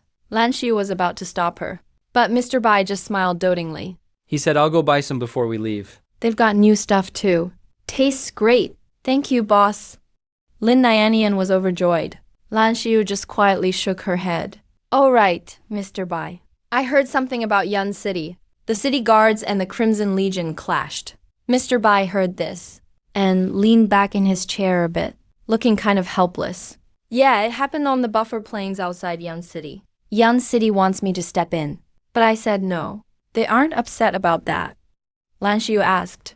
Yan City is Blue Dragon Mining's main base. There's no official agreement between us, but the Yan City officials have always tried to please us. I only help defend Yan City. I don't get involved in revenge stuff. Besides, I heard the Crimson Legion is backed by an extraordinary too. I don't want this turning into a clash between exceptionals. Mr. Bai tapped the table softly. Xiu, things are getting messier and messier. You're going to run into more and more trouble. Thank you for your hard work. I'm sitting by the office coffee table, drinking tea while I wait. About 20 minutes later, Lan Xiu and Lin Nianian finally logged out of the virtual world. Lin Nianian sighed as soon as she came back. Wow, I can't believe Mr. Zhao Lin is actually him. She cut herself off mid-sentence. She saw me sitting by the table with my teacup staring at her. Then she quickly covered her mouth. Actually him. What? I put down my teacup and asked, you mean a hammerhead? Like a double kill or something? Lin Nianian started rambling nonsense. She looked ready to jump with embarrassment. Lan Xiu laughed. I thought Mr. Zhao would log out and just leave. But I still have some questions about exceptionals. That's why I stuck around. I turned to Lan Xiu. So, what's your question? Go ahead, if I can help, I will. Lan Xiu leaned on the table, bracing herself with both hands behind her. I remember Captain Yan said that superpowers are gained later in life, right? Lan Xiu nodded. Yep, through drugs or special events. Or by radiation or mutations. All those can be sources of superpowers. Agents too. They're a type of exceptional. But agents get their power from exceptionals. So they're stronger. I'm Mr. Bai's agent. So all psychic exceptionals can access the internet? I kept asking. By this point, Lan Xiu knew what I was getting at. He wasn't surprised. In fact, that confirmed what Mr. Bai thought. So you want to become a psychic exceptional, right? Lan Xiu asked with a smile.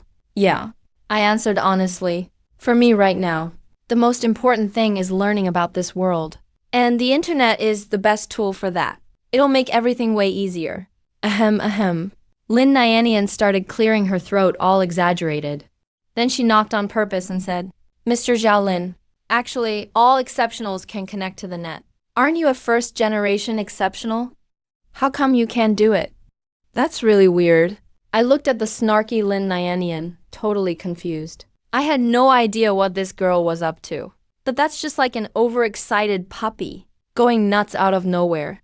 I don't get it either. Maybe I just haven't figured out how yet. I answered honestly. Mr. Zhao Lin, don't you feel embarrassed talking to me like this?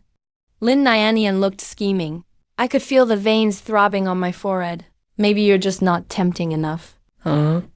Watching their conversation get off track, Lan Xiu stepped in. Mr. Zhao Lin, actually, you're really lucky. I was stunned. Why did she say that all of a sudden? Lan Xiu looked at me.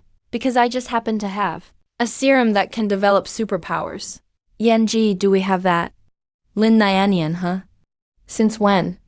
The two of them looked at me like, look, our boss is totally making this up. I was left speechless. Lan Xiu didn't even flinch as she replied, of course we have it. She opened her desk drawer, then reached inside and pulled out a small glass bottle wrapped tightly with wire. There was pale blue liquid inside.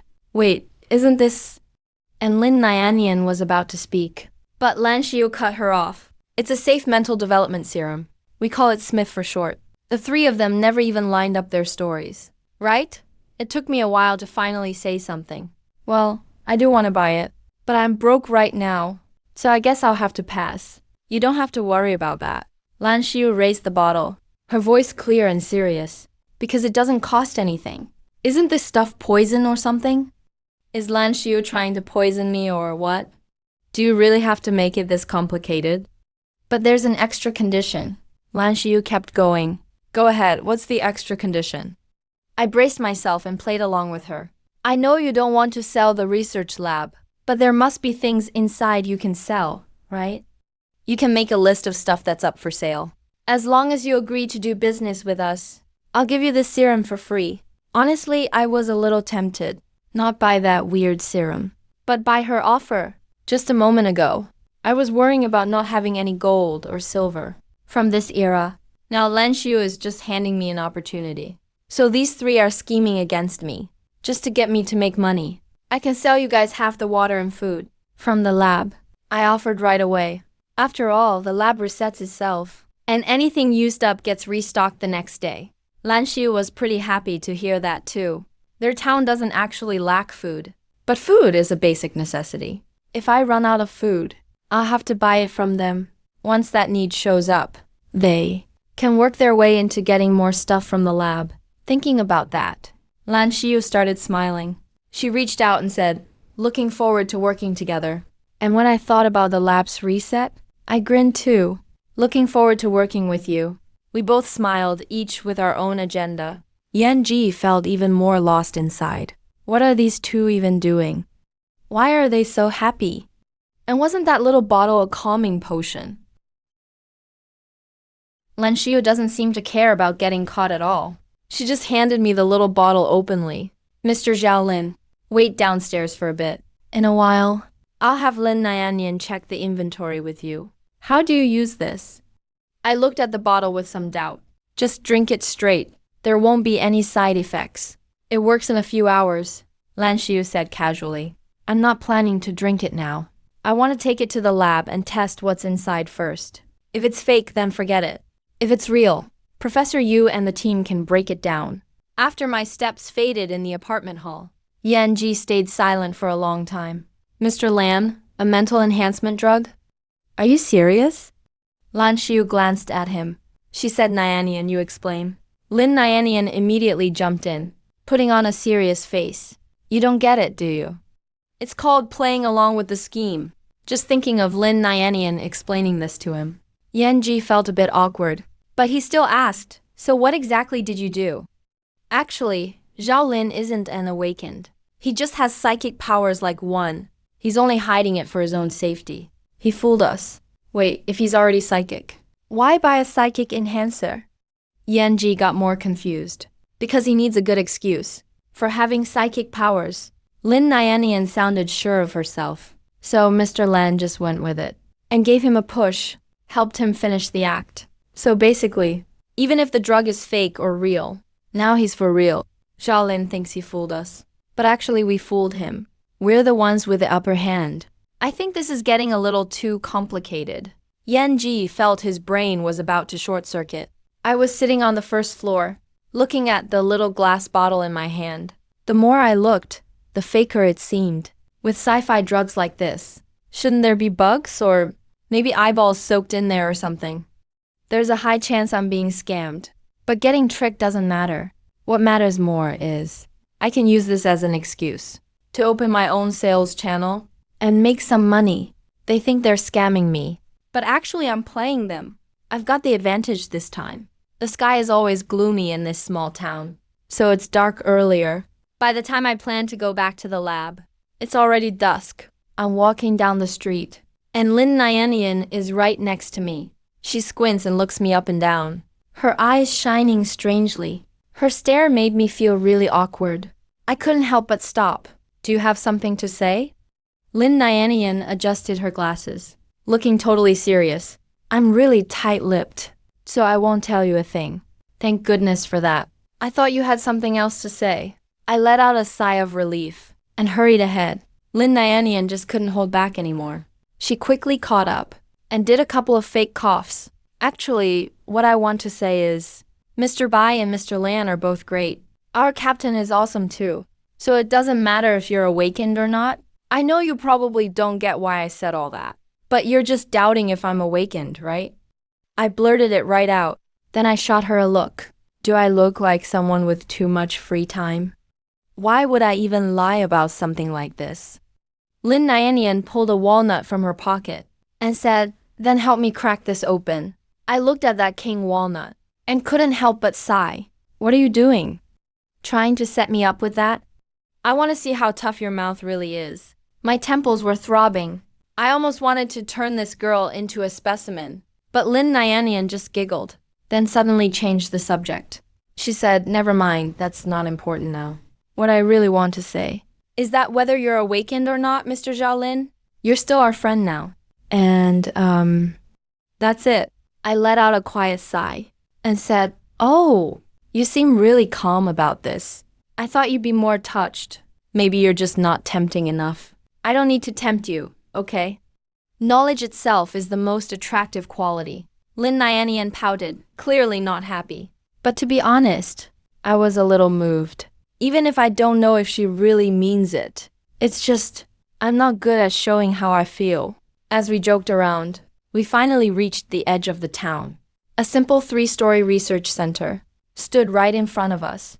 It's standing in the middle of some creepy, ruined area. But the lights are on. The night is getting darker and thicker. But it actually feels pretty comforting. My phone buzzed in my pocket. I took it out. It means... My phone reconnected to the lab's internal network. I checked the time. It's 7 p.m. By the time we're done with inventory, it'll be late. When you finish the count, just crash at the research center tonight. It's too late to go back. It's not safe for you to go alone. Then I want some coffee. Lin Nyanian raised her hand. I was honestly surprised. The world is like this now. But there are still girls this naive. At least she's not tempting at all. I was about to put my phone away. But then, an endless stream of alerts suddenly went wild. I stopped on the spot. Because all these alerts are security warnings from the system. The security system doesn't sound off for nothing. Something must have happened while I was gone. Something must have happened. I opened one of the alerts. It switched to a surveillance video. There were some strangers outside the lab door, trying to open it. But after that, they left after a while. "Mr. Xiaolin, what's wrong?" Lin Nyanian asked. I didn't answer. Instead, I scrolled to the last alert and checked the timestamp. Last alert was just 5 minutes ago. My heart skipped a beat. I looked up. The ruins at night were dark and twisted, with exposed rebar and sticky flesh, like a dead animal's bones, not yet rotted away. "What is it, Mr. Xiaolin?" Lin Nyanian came closer and asked. I didn't answer, just grabbed Lin Nyan's arm and turned around to leave. Xiaolin. Lin Nyanian was lost. But we only walked a few steps when someone appeared in the distance heading toward us. He's wearing a long black coat, black gloves on his hands. He puts his fingers in his mouth and whistles. A sharp whistle echoes through the night. More figures show up. They walk out from the ruined, lifeless buildings. About a dozen of them. They slowly surround us. Each one has a weapon. Some have guns. Some have blades. I shield Lin Nyanian behind me. I say nothing. Just lock my eyes on that man. He doesn't care at all about my guard. A slight smile is on his face. You're the owner of the lab, aren't you? We've been waiting for you. What do you want with me? I raise my hand, protecting Lin Nyanian. I ask coldly, we want to buy your lab. I'm not selling. Click. Someone cocks a gun hard behind us. It's an old double-barrel shotgun. Totally a warning. Don't rush things. Not selling? The man starts to laugh. I'll give you a lot of money. He raises a hand, holding a coin between his thumb and index finger. How about a silver coin? People around us laugh out loud. One coin weighs 20 grams. And silver is the base currency here. Before I could answer, Lin Nyanian behind me presses my arm. I know you. You're Ling Yuan, right? You're the gravedigger from Yanggang. You made a deal in our town before. The man's face stiffens for a moment. Miss Lin, you have a sharp memory. We only met once. And you still remember me. Are you interested in me or something? That flirty joke doesn't make Lin Nyanian blush.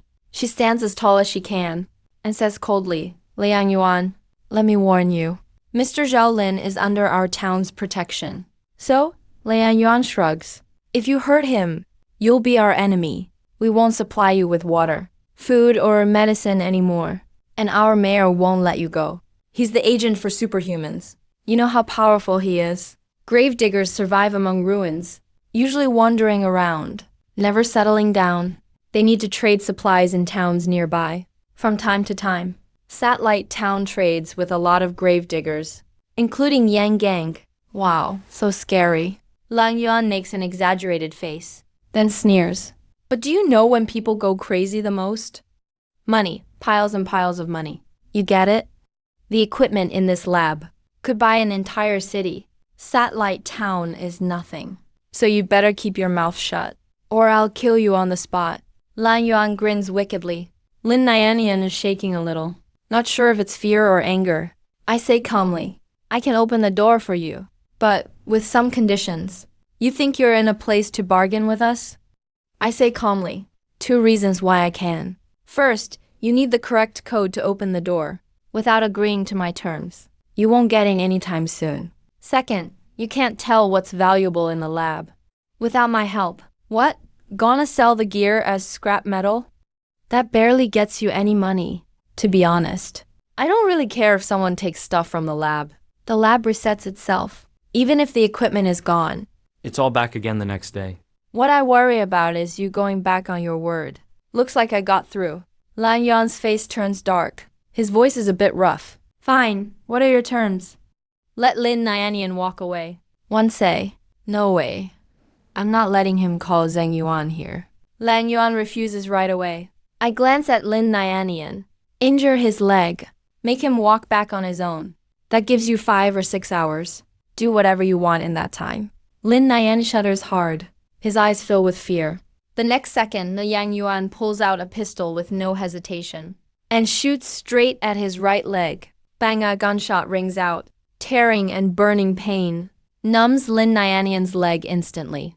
He falls down, but he doesn't cry, doesn't scream, just bites his lip, fighting not to cry. Miss Lin Nyanian, if you want to hate someone, hate him. Lang Yuan laughs. Now you can go.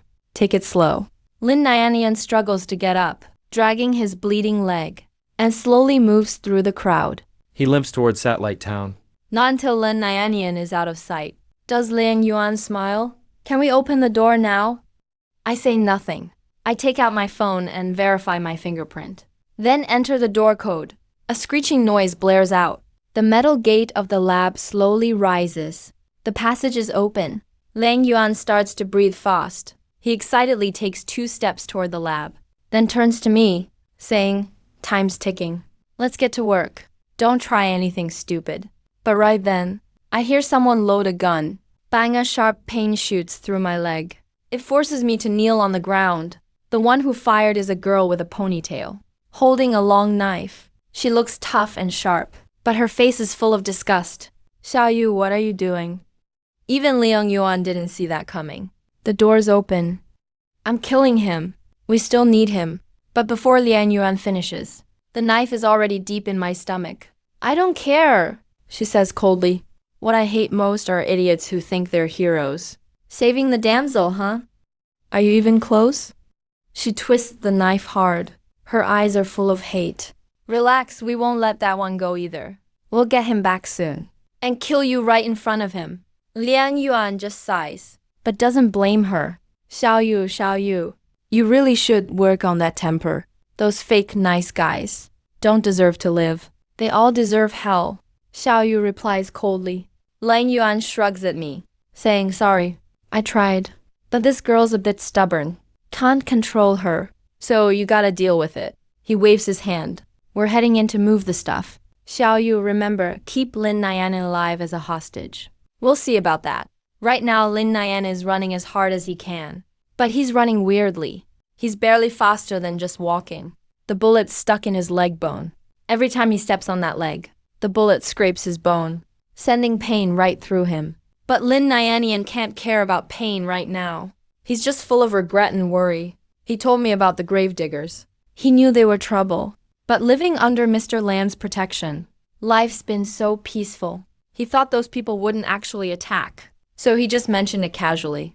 If he wasn't so naive and so foolish, none of this would have happened, and I wouldn't be in danger now.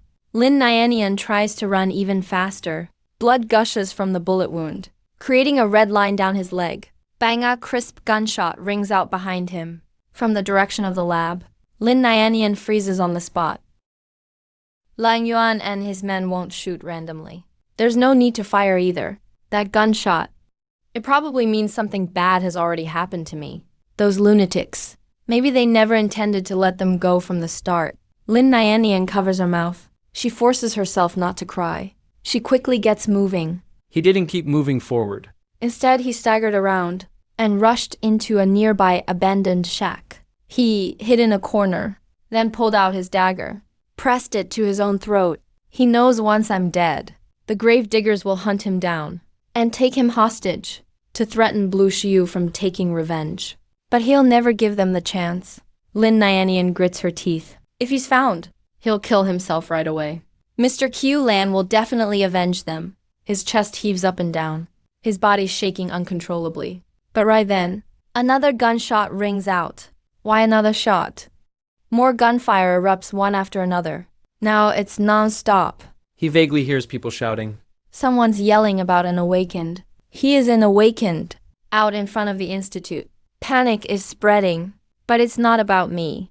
It's the grave diggers they're after. Because I jumped up and tackled Xiao Yu. One hand gripped his neck tight. The other hand raised the long blade that pierced through my chest. Xiao Yu's face turned pale and purple. He struggled hard, but he was getting weaker and weaker. He never thought in his life someone with a knife in their stomach could still move around. And the scariest part is, I don't even have a wound on my stomach. Don't kill me. Wait, don't kill me. I'm a girl too, he said with difficulty, eyes full of pain and tears. I stayed emotionless, raised the blade and stabbed hard into his mouth. A nasty slicing sound. The blade pierced his neck. Blood spread over the floor. Shoot, shoot. Kill him, Lian Yuan shouted loudly. All the grave diggers with guns started firing at me. Gunfire roared through the night sky. But the bullets hitting me did nothing. They weren't deflected. They didn't go through either. I could feel the impact. But it was totally useless. This isn't a physical or a mental superpower. It's like some strange or weird state. I grabbed the long blade from the ground, stood up in the hail of gunfire, and rushed straight for the big guy holding a shotgun nearby. Damn you, the big man cursed. But instead of backing off, he came closer and aimed the shotgun right at my head. Pulled the trigger. Boom. The shotgun hit me at point-blank range. My head snapped back. But that was all. I immediately straightened up. Not a scratch on my face. The big guy stood there in total panic. The next moment, I brought the blade down on his head. Blood streamed down his forehead. He collapsed onto the ground, dead on the spot. They kept shooting at me. Someone screamed in terror. Why won't he die? Why is he a monster? He's a monster. I ignored all the chaos, grabbed the shotgun, then turned to a tall, skinny young man nearby. Pulled the trigger. Boom! His body tore open and bled all over. He fell to the ground, howling in pain. Not totally dead yet, but there was no saving him. I spun and aimed at another person. Pulled the trigger. Boom! The head exploded. It was a total one-sided massacre. No one could hurt me. No one could stop me. By the fifth person, I turned the gun on Lang Min. Lang Yuan didn't back down. He roared in anger. His pupils suddenly glowed blood red. That light looked just like the blue glow I'd seen in awakened psychics. He was an awakened too. Lian Yuan reached low, then blasted off the ground, leaping at me like a beast. Boom! I fired at him point blank. Shotgun blasts filled the air. Almost every round hit Lang Yuan, but it didn't hurt him, just sent some fragments flying. His skin turned hard as stone.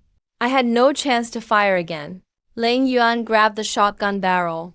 The metal gun barrel instantly bent. I let go right away, punched Lang Yuan in the face. But this time my hand throbbed with pain. Before I could react, Lian Yuan kicked me in the shoulder. The force was insane. I flew into the air instantly and crashed to the ground. If I could get hurt, my bones would be broken for sure. But in the next moment, Lang Yuan grabbed the long blade and stabbed it deep into my heart, pinning me to the ground. So this is all you're capable of? You're nothing special after all. Lang Yuan knelt on my stomach. His power left me no way to fight back. Then he drew his sidearm, pressed it to my forehead, and fired. Bang, bang, bang, bang. Shots close up, non-stop. Each bullet hit my head. Lian Yuan looked almost crazy, kept shooting till the ammo ran dry, then tossed the gun aside, and punched me hard again and again. Not dying, huh? Not dying. I don't believe you really can't die.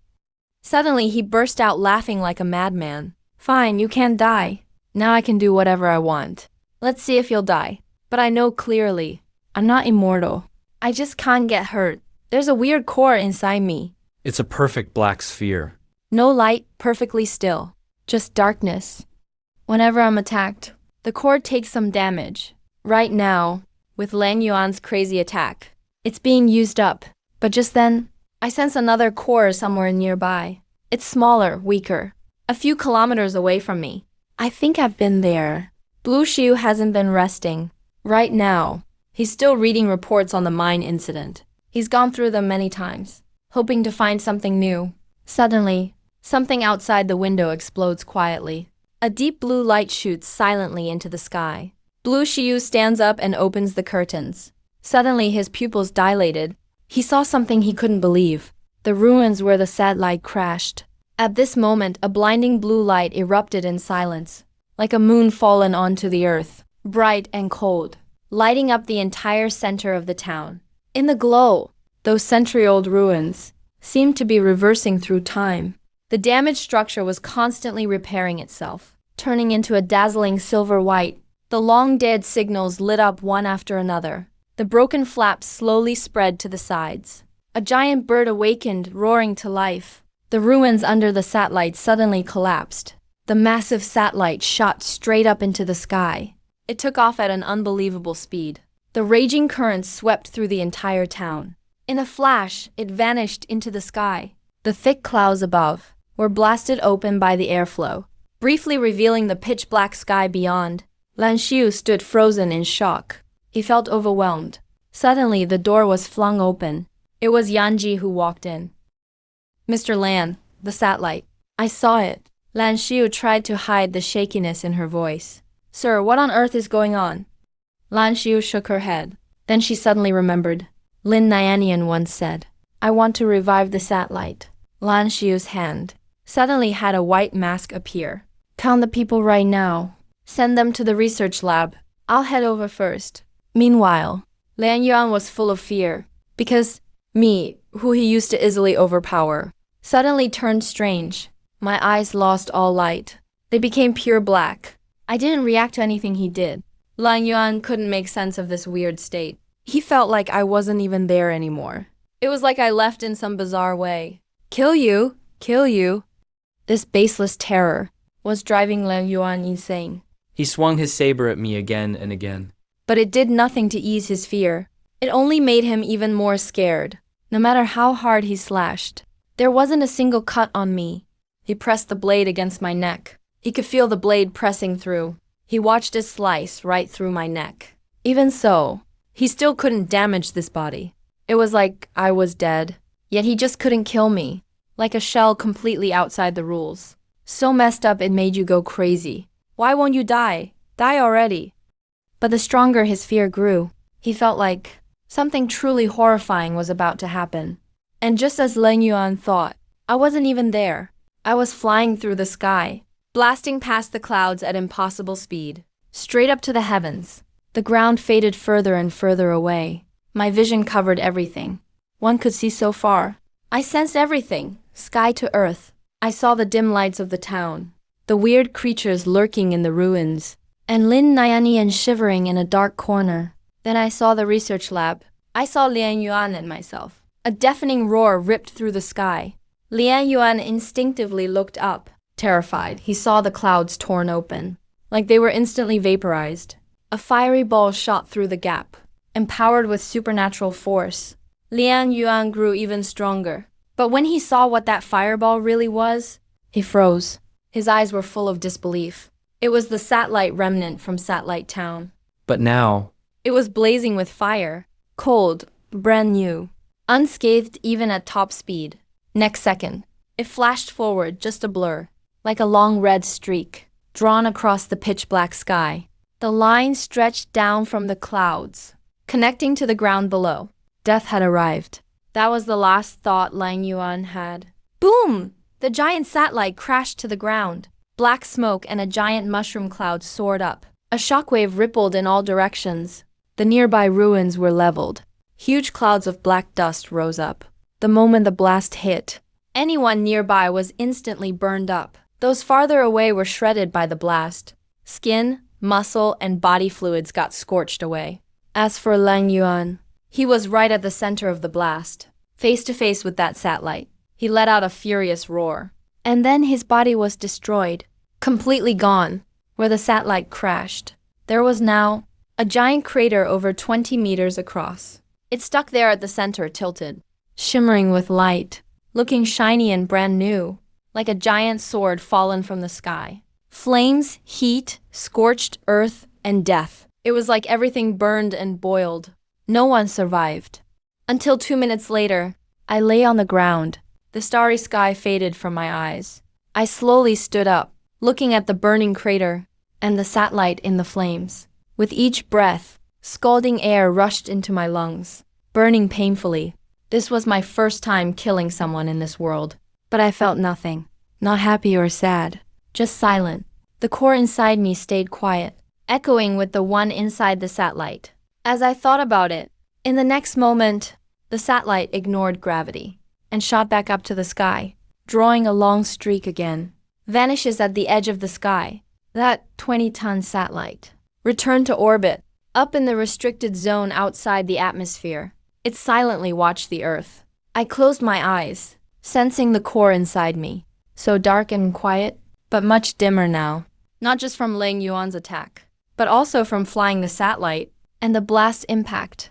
But I wasn't hurt, didn't feel any pain or discomfort. I tried holding my breath, and I managed to. The hot air stayed out, and I felt perfectly fine. Holy crap.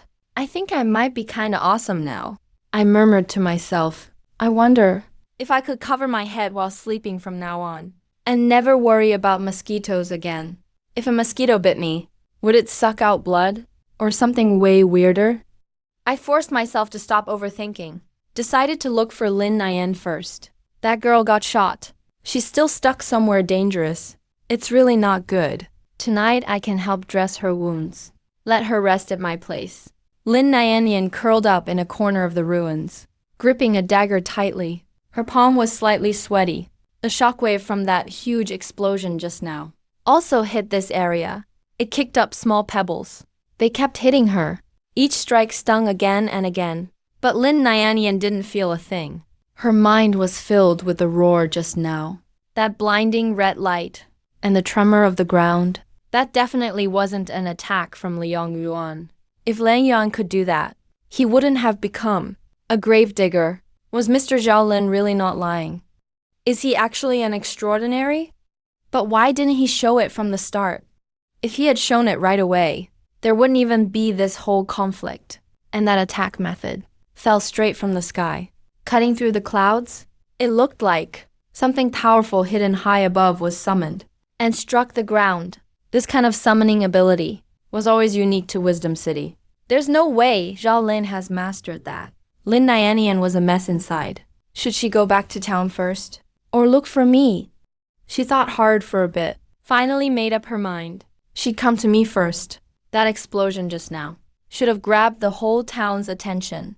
And right now, maybe I really need help. But just as she was about to get up, Lin Nianian tensed up inside.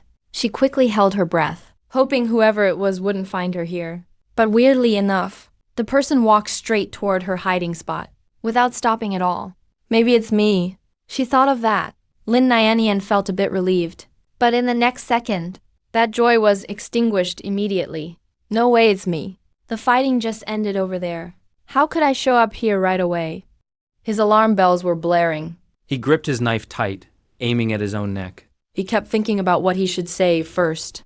Don't come any closer, or I'll kill myself right here. Or just get out. Stay away from me. Which line sounds scarier? Which one would freak them out more? Extreme anxiety made Lin Nianian's mind spiral out of control. The footsteps outside slowly stopped. Then, a hoarse, bone-chilling voice called out, "Lin Nianian, come out." Hearing that voice, Lin Nianian shivered first, then just went limp, not from fear or despair, but from total relief. That voice, carrying the weight of 800 deaths. He'd heard it before. Only Lan Xiu has a voice like that. He stood up from behind his hiding spot. A giant towering over 2 meters tall stood in the rubble, wearing a black leather coat with a pale ceramic mask, a sharp hook in his left hand, and a blood-stained axe in his right. You could just feel the pressure. Just like one of those killers on a stormy night, creeping around for victims. That's the power and title Lan Xiu got from Mr. Bai. Lin Nayan rushed over and hugged Lan Xiu, bawling. Lan Xiu quickly took off her mask, so her gear wouldn't hurt Lin Nayanian. Her clothes, weapons, and body size were quickly going back to normal. It's over, it's all over. Lan Xiu patted Lin Nayan's back, looked tenderly at her injured leg. Nayanian, tell me what happened first. Those gravedigger guys from Yongbang tried to rob Mr. Zhao Lin's lab. Mr. Zhao Lin agreed to help just to save me. And then a lot happened right after that. I still don't know if Mr. Zhao Lin's okay. He's still at the lab. Lin Nayan's eyes welled up with tears as she spoke. She started sobbing. Take a deep breath, Nayanian. It's okay, Zhao Lin will be fine. Lan Xiu softly comforted her, then glanced toward the lab. But those Yangbang people. He got cut off by Lan Xiu. Nayanian, that satellite came back to life. That's why I rushed here. That explosion just now was probably from it too. Lin Nayanian froze in shock. Suddenly, it all made sense. Mr. Zhao Lin really is extraordinary. Lan Xiu didn't answer directly. She just threw out a lame joke. I declare, our town is now called No Satellite Town. Lin Nayanian couldn't help laughing. Her tears turned to a smile. But I still want to check the lab. What if Mr. Zhao Lin needs help? Yeah, let's go check. But let's take it slow. Lan Xiu helped Lin Nayanian as they walked toward the road. Why? Lin Nayanian asked, confused. Gotta give him time to clean up, so we don't see anything we're not supposed to, Lan Xiu explained. But what if Mr. Zhao Lin is actually a bad guy? Then we really shouldn't look at his stuff. Lan Xiu smiled and ruffled Lin Nayanian's hair. Honestly, I don't have anything to hide. Right now, I was already on my way to find Lin Nayan. Then, in the dim street, I ran right into them. Seeing me just standing there alive, Lin Nayanian got super excited. She let go of Lan Xiu right away, yelling for Mr. Zhao Lin, and ran over. Then, bum, she fell flat on the ground, rolling around holding her leg. I looked up and glanced at Lan Xiu. Lan Xiu rubbed her forehead. Guess that's kind of cute, right? Should we help her up? I said let her roll around a bit, let off some steam. Lin Nayanian's a bit like a weird little dog, but not that much energy. And honestly, I could tell. Lan Xiu ignored Lin Nayanian because she was being cautious with me. Want a smoke? Lan Xiu pulled out a metal cigarette case. She took out a cigarette. I'm good, I don't smoke. Not smoking is good. Lan Xiu chuckled softly, then lit the cigarette. What about that group that attacked you? All dead. You killed them? Yeah, I answered honestly. And the satellite? Did you blow it up again? I didn't say anything, just looked up. Suddenly, a thunderous roar from the sky. Clouds parted, and a blazing red light swept over the street. It hovered 20 meters above my head. A giant 15-meter-long hunk of metal spun slowly, its surface cold and silver, like a steel monster floating behind me. Fierce winds whipped Lan Xiu's coat. Lan Xiu was totally speechless.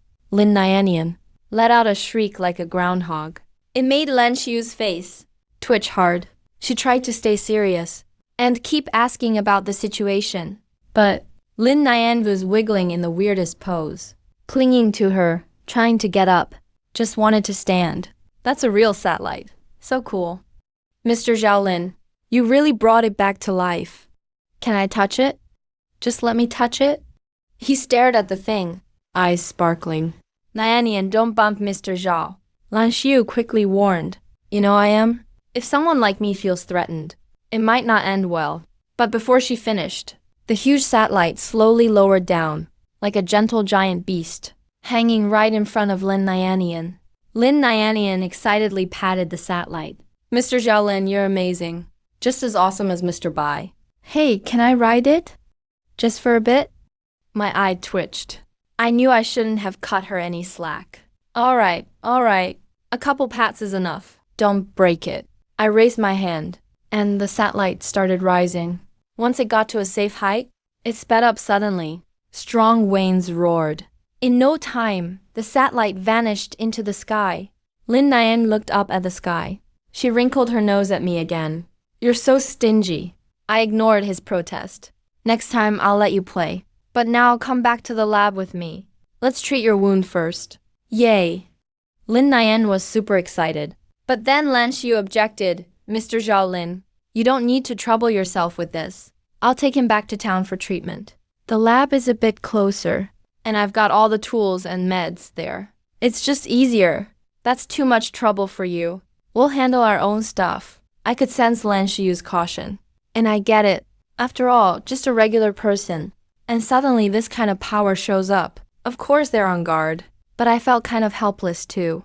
Mr. Lan, I know you don't trust me right now. But I've never lied to your sister. Lan Xiu's expression turned a bit stiff. That's true. From the start, I told you I was extraordinary. You just didn't believe me. You guys were the first people I met. After I arrived here, I looked at Lan Xiu calmly and kindly. You mean a lot to me. I never stab you in the back. Lan Xiu looked moved. She gave a small sigh and shook her head. Mr. Zhao Lin, thank you for being honest. But this isn't a friendly world. You saw that today. Even if you do nothing, someone will still want you dead. That's just how this world is. Survival of the fittest. You're right, I did see it, I said calmly. But I still stick to my own rules and morals.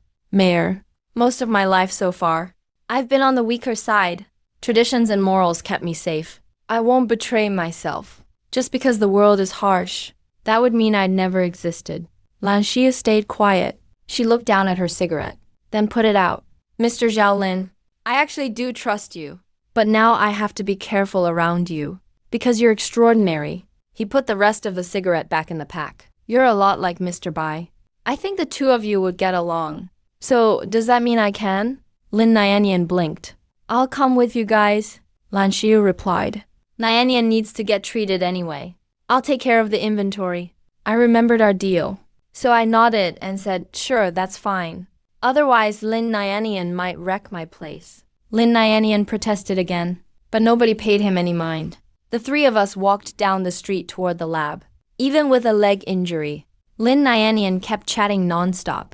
He talked about how scared he was hiding in the ruins, up until Lan Xiu found him. And so on, and so on. I suddenly got curious.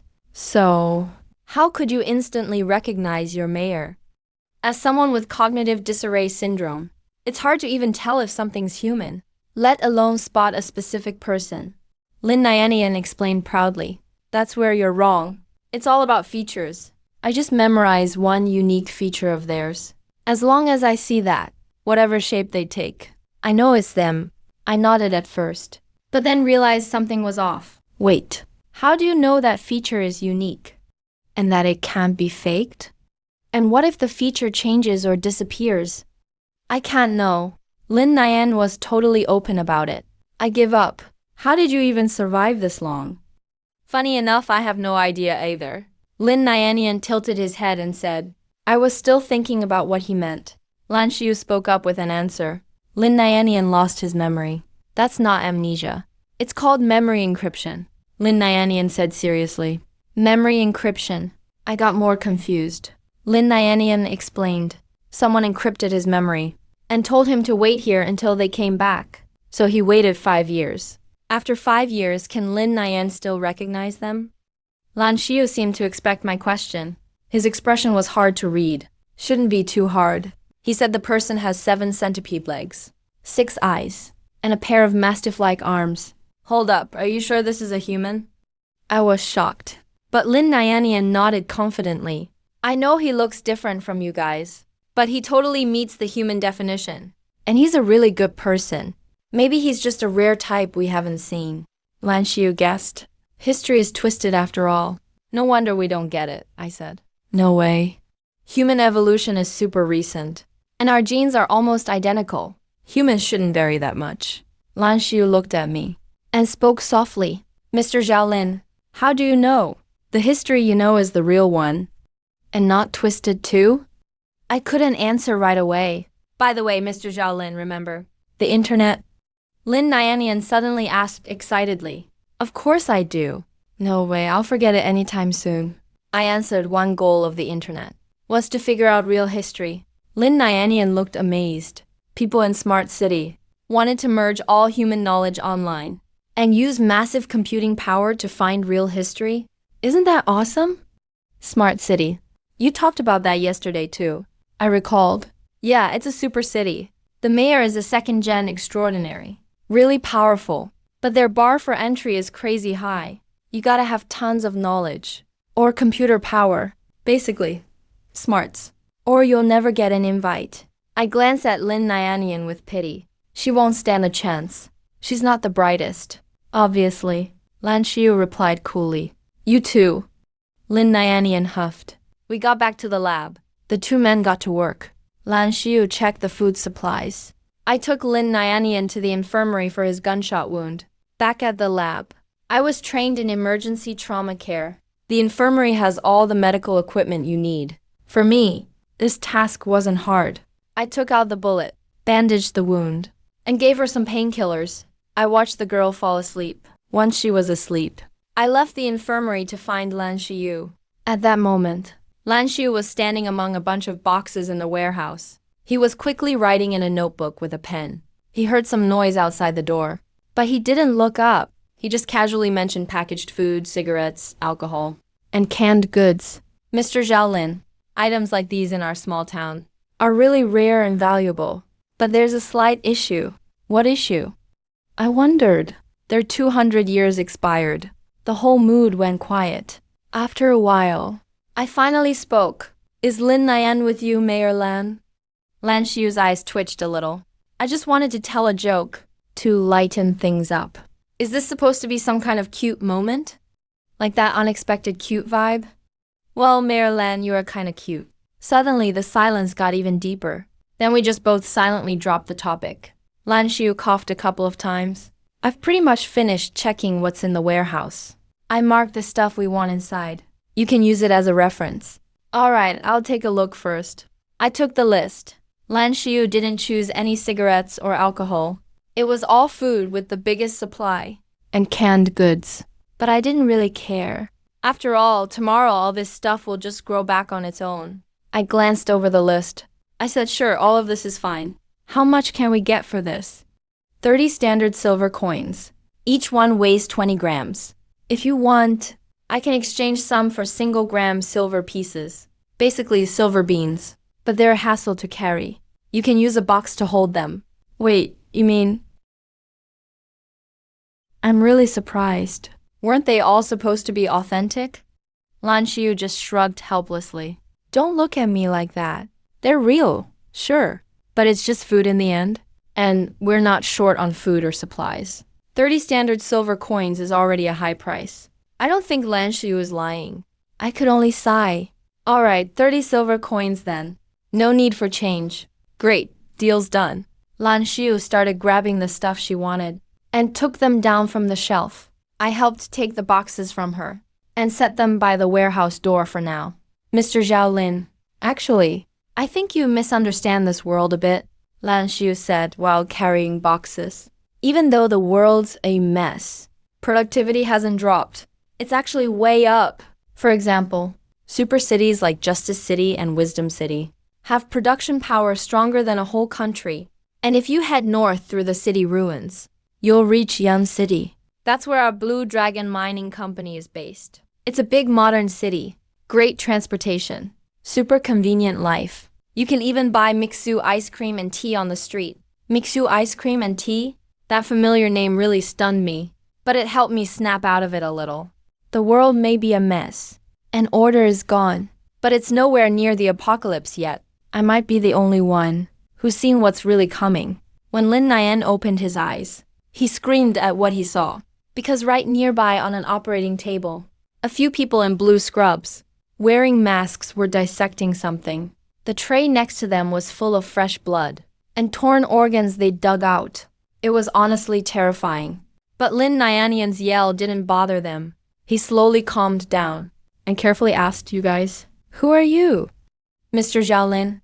But they just ignored him. He carefully got out of bed, limped to the operation table, and finally saw it was a charred, shattered corpse. Isn't that one of those gravedigger corpses? Lin Nyan recognized it. Hey, what are you doing? Nobody answered him. They just talked among themselves, their voices to Lin Nyanian.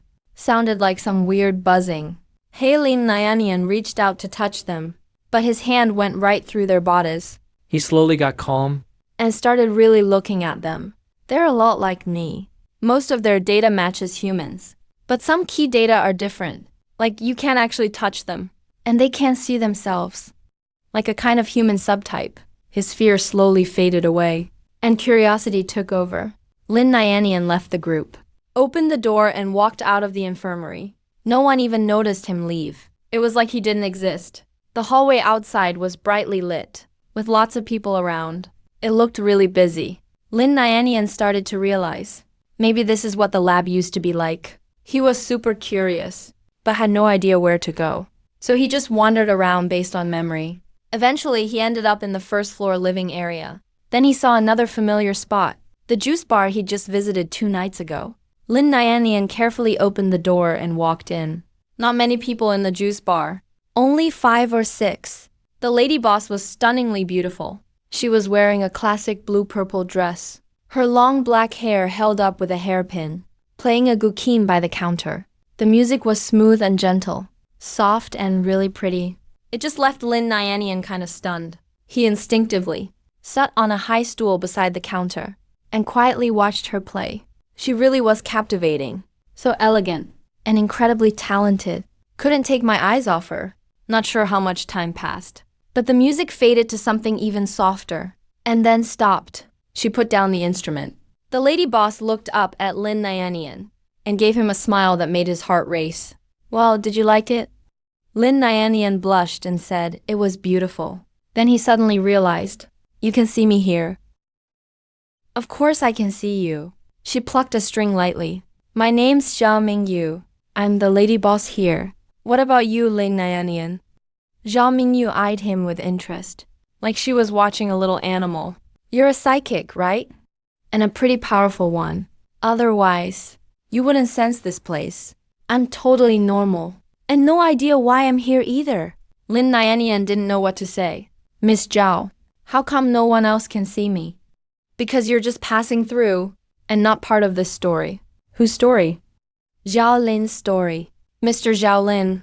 But why can you see me? Zhao Mingyu smiled warmly, kind of mysteriously. Maybe because I'm special too. Such a weird answer. Made the conversation a little awkward. So, what's your relationship with Zhao Lin? Zhao Mingyu cupped her chin and asked. We're friends, kind of. He just moved to our town, and I kind of like him. He's a really good guy. And very capable, said Lin Nyan. Well, as long as you like him. Zhao Mingyu squinted, smiling. But don't get too close to him. Why? Lin Nyanian was confused. Why's that? Zhao Mingyu looked at the ceiling absent-mindedly and said softly he chose a really long road. A road with no end. One where you can never reach the goal. Lin Nyanian kinda understood. Oh, right. Lin Nyanian. There's one more thing. Zhao Mingyu looked at him with a gentle smile, like coaxing a child. Don't ever tell Zhao Lin about our talk today. If you do, I'll kill you and destroy your town. It sounded like a threat, but she said it super gently. Lin Nyan looked a bit uneasy. Relax, Zhao Lin and I are old friends. I won't hurt him. Zhao Mingyu blinked. Oh, you want to try some coffee? It's really good. At that moment in Yu Taizhou's office, I told him what happened yesterday. Yu Taizhou listened, looking both worried and helpless. I just shrugged it off with a smile. No matter what. At least it ended well. But I'm really curious. What exactly is this extraordinary power I have? Yu Taizhou furrowed his brows slightly, looking deep in thought. Immortal consciousness transfer. Resurrect things. 3 basic traits, right? Not true immortality, technically. It drains you when you're attacked. How many cores do you have out now? 2 satellites and the Research Institute. When they're running, do they use up your core's energy? Yeah, but just to maintain them.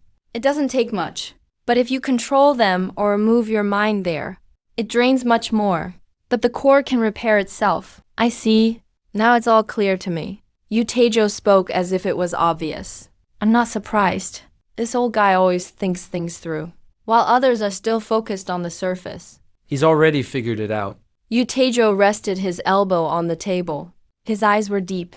You remember that extraordinary training, right? Of course, I nodded. The 3-step extraordinary training.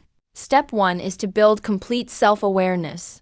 Step 2 is creating a complete body, and step 3 is about fusing with matter. Here's where the answer is. Yu Taejo said, when you enter the dream state, your body isn't the original one anymore, but the one you created in your dream. That one just popped up out of nowhere. Something beyond life and matter. It's not even a living being, so naturally it can't be killed, or hurt, or disabled. Any attack on you, you can see it as just draining your essence. I was stunned for a bit before I finally got it. So basically, I'm like a video game character now. As long as my health bar isn't empty, even with just 1 HP left, I can jump around fine. Yeah, and you can survive extreme environments too. Because no matter the damage type, only one thing happens: drain. You should have said so earlier. I'd have understood right away. I joked. Yu Taejo shot me a look and said, you really need to get the basic theory straight. Today I'll write you a full analysis. Read it carefully later. Got it. I promised right away. Yu Taejo smiled warmly and continued, also, this power is huge. Don't go using it recklessly. I suddenly smiled. Yu Taejo coughed a couple times.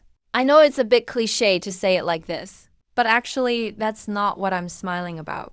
I wiped my face, took out a file folder, and pulled out some documents. Handed them to Yu Taejo.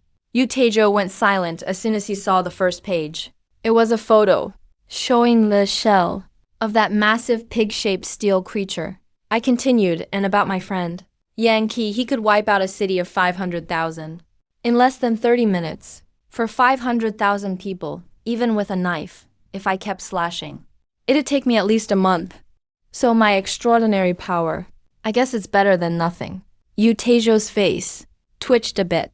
Is that world really that wild? There's wilder stuff, like psychic internet and history distortion, all in this file. You can check it out. Yu Taejo immediately pulled out the file and started reading. He was absorbed in it in no time. Didn't say a word after that. I'm pretty used to it. Sometimes I wonder if he has a reading obsession or something. I watched him reading intently, his graying hair, and his wrinkled eyes. Then, in the calmest voice, as if talking about the weather, I said, by the way, Professor, I've changed my mind. I'll do it. What was it again? Yu Taejo asked casually. Saving the world. I want to give it a shot. Closing that stone door. Yu Taejo suddenly looked up. His Adam's apple moved up and down. His pupils shook a little. Xiaolin. He wanted to say something, but then dropped his head in shame. Xiaolin, I really appreciate your decision, but sadly, I have nothing more to offer you. I know, but that's exactly why I'm helping you. I smiled even though I hadn't agreed. Yu Taejo still helped me without holding back. Now that I agreed. Of course, nothing's really changed. I figured that already. But, Professor Yu, I can't promise anything. I'll just do my best. I added. That's enough. That's all I need. Yu Taejo replied softly. In the next few hours, Yu Taejo started holding meetings with all the departments and assigning tasks. With nothing to do, I headed to the lounge bar. When I got there, only Zhao Ningyu was there. She looked nice today, carefully maintaining an old Guqin. Why is no one here today? I asked. Zhao Mingyu squinted, smiling a little. Guess. There's no way I could guess. I muttered and sat at the bar. That's because your beloved Professor Yu dragged all my guests to work. Zhao Mingyu looked up, giving me a pitiful look. It's just you here with me now. That gave me goosebumps. Don't be like that. My knees are weak now. Zhao Ningyu giggled, then switched topics. Oh, by the way, Professor Yu told us about our situation. Yeah, at the all-hands meeting, he said. We're basically a bunch of wandering souls now. Zhao Ningyu sounded totally flat. I paused. So how did everyone react? Pretty mixed. After all, asking a bunch of wandering souls to save the world. It's just weird. But in the end, everyone gave in. Why? I wondered, aren't they afraid of dying? They're more afraid of not being able to think or learn. I was speechless. I should have seen that answer coming. Just didn't expect it. Then Zhao Ningyu looked up. Her gaze was gentle. So you finally agreed to help Yu Taejo save the world. How'd you know that? Maybe I'm just good at reading people. Or just guessed. But I'm really curious. Why did you agree? You must know. It's impossible to do it alone. In my mind, I remembered Yu Taejo's deformed corpse. Back in the real world, I suddenly spaced out. Honestly, I don't know why. Maybe it's just because I'm still young, still have some fire. Things can still move me for no reason. And I know better than anyone. It's impossible to pull off. But I just thought, if I'm going to die anyway. Early the next morning, I looked at the 200-page report in my hand and just felt my scalp tingle. Initial thoughts and possible uses for supernatural powers. Satellite Interface Manual 1.0, so simple even a monkey could use it. Basic theories on internet structure. And also from the medical research team, a report on tests for a calming drug, plus a preliminary dissection report on espers. Sometimes I can't help but marvel at those academic geniuses. How can their brains be this sharp? But luckily, I don't have to understand all this. Yu Taejo told me. Just understand what you can. The first thing is to get the satellite running right. This would usually take tons of technical knowledge. But for me, I don't need it. Because I can control the satellite and lab with my mind. I can even make the satellite do impossible things, like fight gravity and float forever. So this morning, I've been tinkering with it all along. Around 11 a.m., Lan Xiu walked in, brushed some dust from his jacket. Mr. Zhaolin, aren't you going to handle that big hole outside? It rains a lot here. If you leave it, it'll turn into a pond. Wouldn't be convenient to go out then? I'd like to fix it, but I don't have the materials, I said while fiddling with the computer and turning around. If needed, I could have some guys at the quarry bring over leftover rocks. Would that bother you guys? I looked at him. Of course not. We're always figuring out where to pile the rocks. If not for that hole, we'd probably have to haul them even farther. That'd be a big help, thanks. I thanked him sincerely. All right, one more thing you should know. Lan Xiu pulled out a chair and sat down. That shipment we got yesterday, it's gone today. My heart skipped a beat. So that means the reset event in the lab, when triggered, forces any stray items to come back. Didn't expect that to be a thing. And Lan Xiu isn't stupid. He's probably figured out it had something to do with me. There was a moment of awkward silence. How about I just return the 30 silver coins? Lan Xiu chuckled softly. That's not what I meant. I was just worried it was part of some experiment. So I'm just telling you the result. As for those 30 silver coins, just take them as a welcome gift. I breathed a sigh of relief and silently scratched the idea of making money by selling off resources. Then I suddenly thought, if Liang Yuan had really stolen my stuff yesterday, that would have been kind of funny. Too bad they're dead now. Oh, right. Mr. Lan, was there something you needed this morning? I finally remembered to ask. Lin Nianian wrote me a note. She wants me to take her home. She's packing up now. Lan Xiu replied. That quick? I thought she'd stick around longer. I don't think so. I thought she'd mooch for half a month. Lan Xiu joked. Right then, my equipment beeped. I turned to look. Sync already hit 100%. Satellite is online. Just waiting for confirmation. Mr. Zhaolin, what are you working on? Lan Xiu asked, curious. The satellite. I said satellite. Lan Xiu repeated, still confused. And it's working now? I pressed the confirm button. Next moment, the main screen in the satellite control room lit up. A huge live satellite map popped up on the display, covering the lab town and the city ruins, plus a same-sized area surrounding the city. For a second, Lan Xiu was completely blown away. He almost dropped his water glass. This is a satellite map, he muttered. He knew about the tech, but it's exactly 'cause he knows it. That makes it even more mind-blowing. That's right. I linked Deep Space Eye to the ground control room. Now it's running like normal. I raised my hand, trying to use Essence to control the satellite. Essence is the name Professor Zhou gave it. I think it fits. Satellite cam zoomed in, locked onto Satellite Town. The entire area shown in detail. Buildings packed close together, crisscrossing roads, and dust everywhere. All of it crisp and clear on the screen. Then it zoomed in again. This time, right onto the block in front of the government building. On the government building, the Landlong mining flag is flying high. You can see every pedestrian on the street, even the workers chatting out front, by the entrance with their colleagues. Whoa, I thought the satellite was just for dropping bombs, Lan Xiu muttered. His eyes went wide, a little scared even. He knows what this means. Total map visibility and absolute intel advantage. It means I know where everything is, and exactly what the enemy is doing. That's a strategic game changer. Way scarier than just bombing people from space.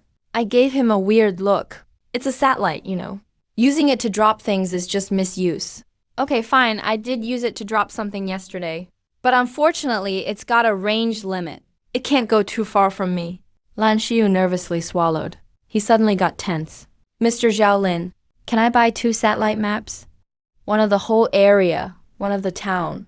You name the price. I looked at him and said calmly, we're neighbors, and this has no real cost. I can just print you 2 maps. Lan Xiu froze, then quickly bowed in thanks. Thank you so much. You have no idea how much this means to us. High-risk maps are crucial for their security, work, and daily life. A really important resource, honestly.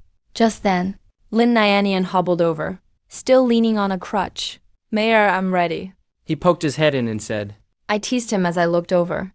Why leaving so soon? I was worried you'd start freeloading. Well, I discovered your huge secret, but I won't tell, Lin Nianian said seriously. Oh, thanks for not telling me. This time, I'll hold back. But I still like you, so I'll be dropping by all the time. Lin Nianian said firmly, whatever you want. I didn't know whether to laugh or cry. Oh, right, I left you some cigarettes and books. If you have any problems, just write to me anytime. After Lin Nianian and Lan Xiu left, I was the only one left in the room. I sighed softly, glanced at the thick stack of reports on the table, thinking I'll be super busy these next few days. A city trapped in a massive net, ruined and gloomy, but with a strange kind of majesty. Madman's Trench. That's what this city's ruins are called.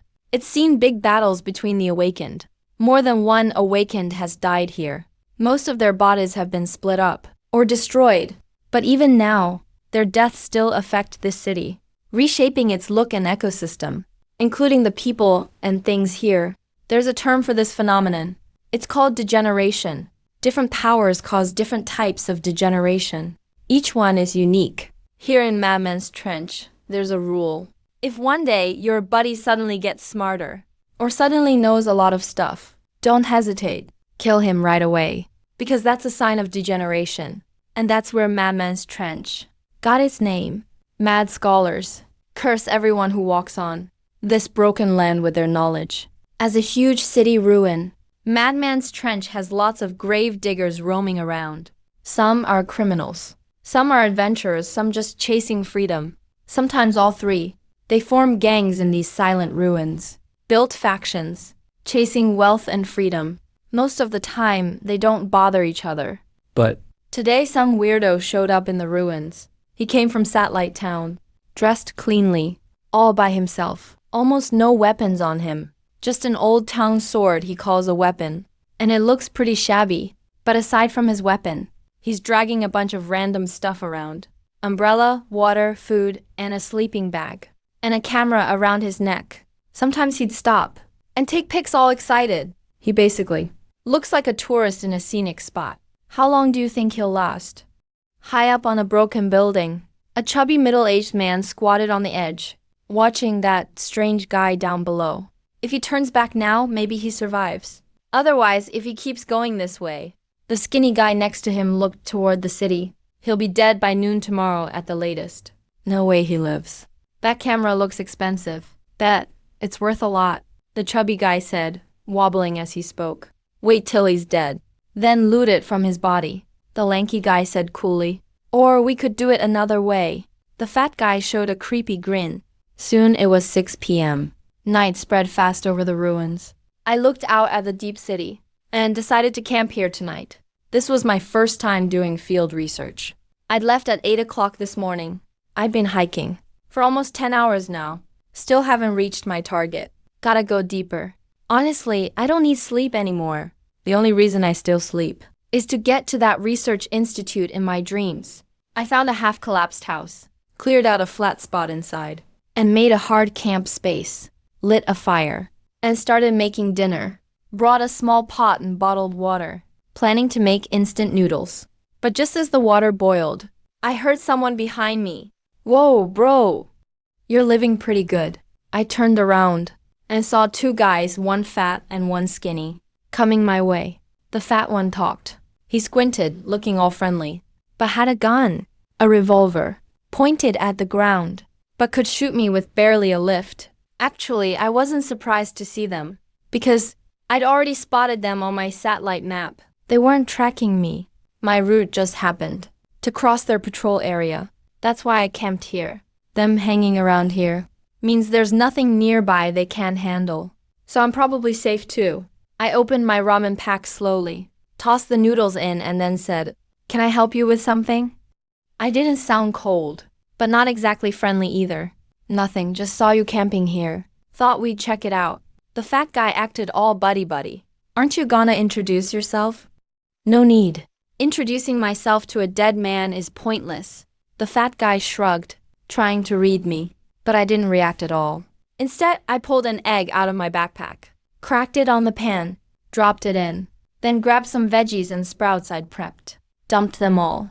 "It makes the noodles taste better." He swallowed hard, then poked my leg with his gun. "Hey man, let's make a deal. I like your camera. That's for work, not for trading." I turned him down nervously.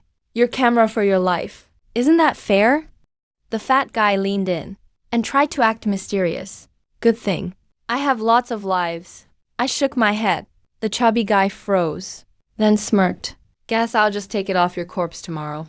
"Oh yeah, when you die tomorrow. Kindly toss your camera far away. Don't want it damaged." I wasn't gonna say anything else. Just stirred my noodles with chopsticks, added in a sausage, then asked, "Want some?" The fat guy looked awkward. Just then, the skinny guy finally spoke. "A few kilometers ahead. That's the magician's turf. If you don't want to die badly, don't go any further." The fat guy clicked his tongue. "What's up with you?" "I thought we were trading info for stuff. Why'd you spill right away?" "We lost big there." But the skinny guy just glanced at him and said nothing. Then I said, "I know. Actually, my goal is to hunt that guy." Hunt? Magic Fatty looked a bit stunned.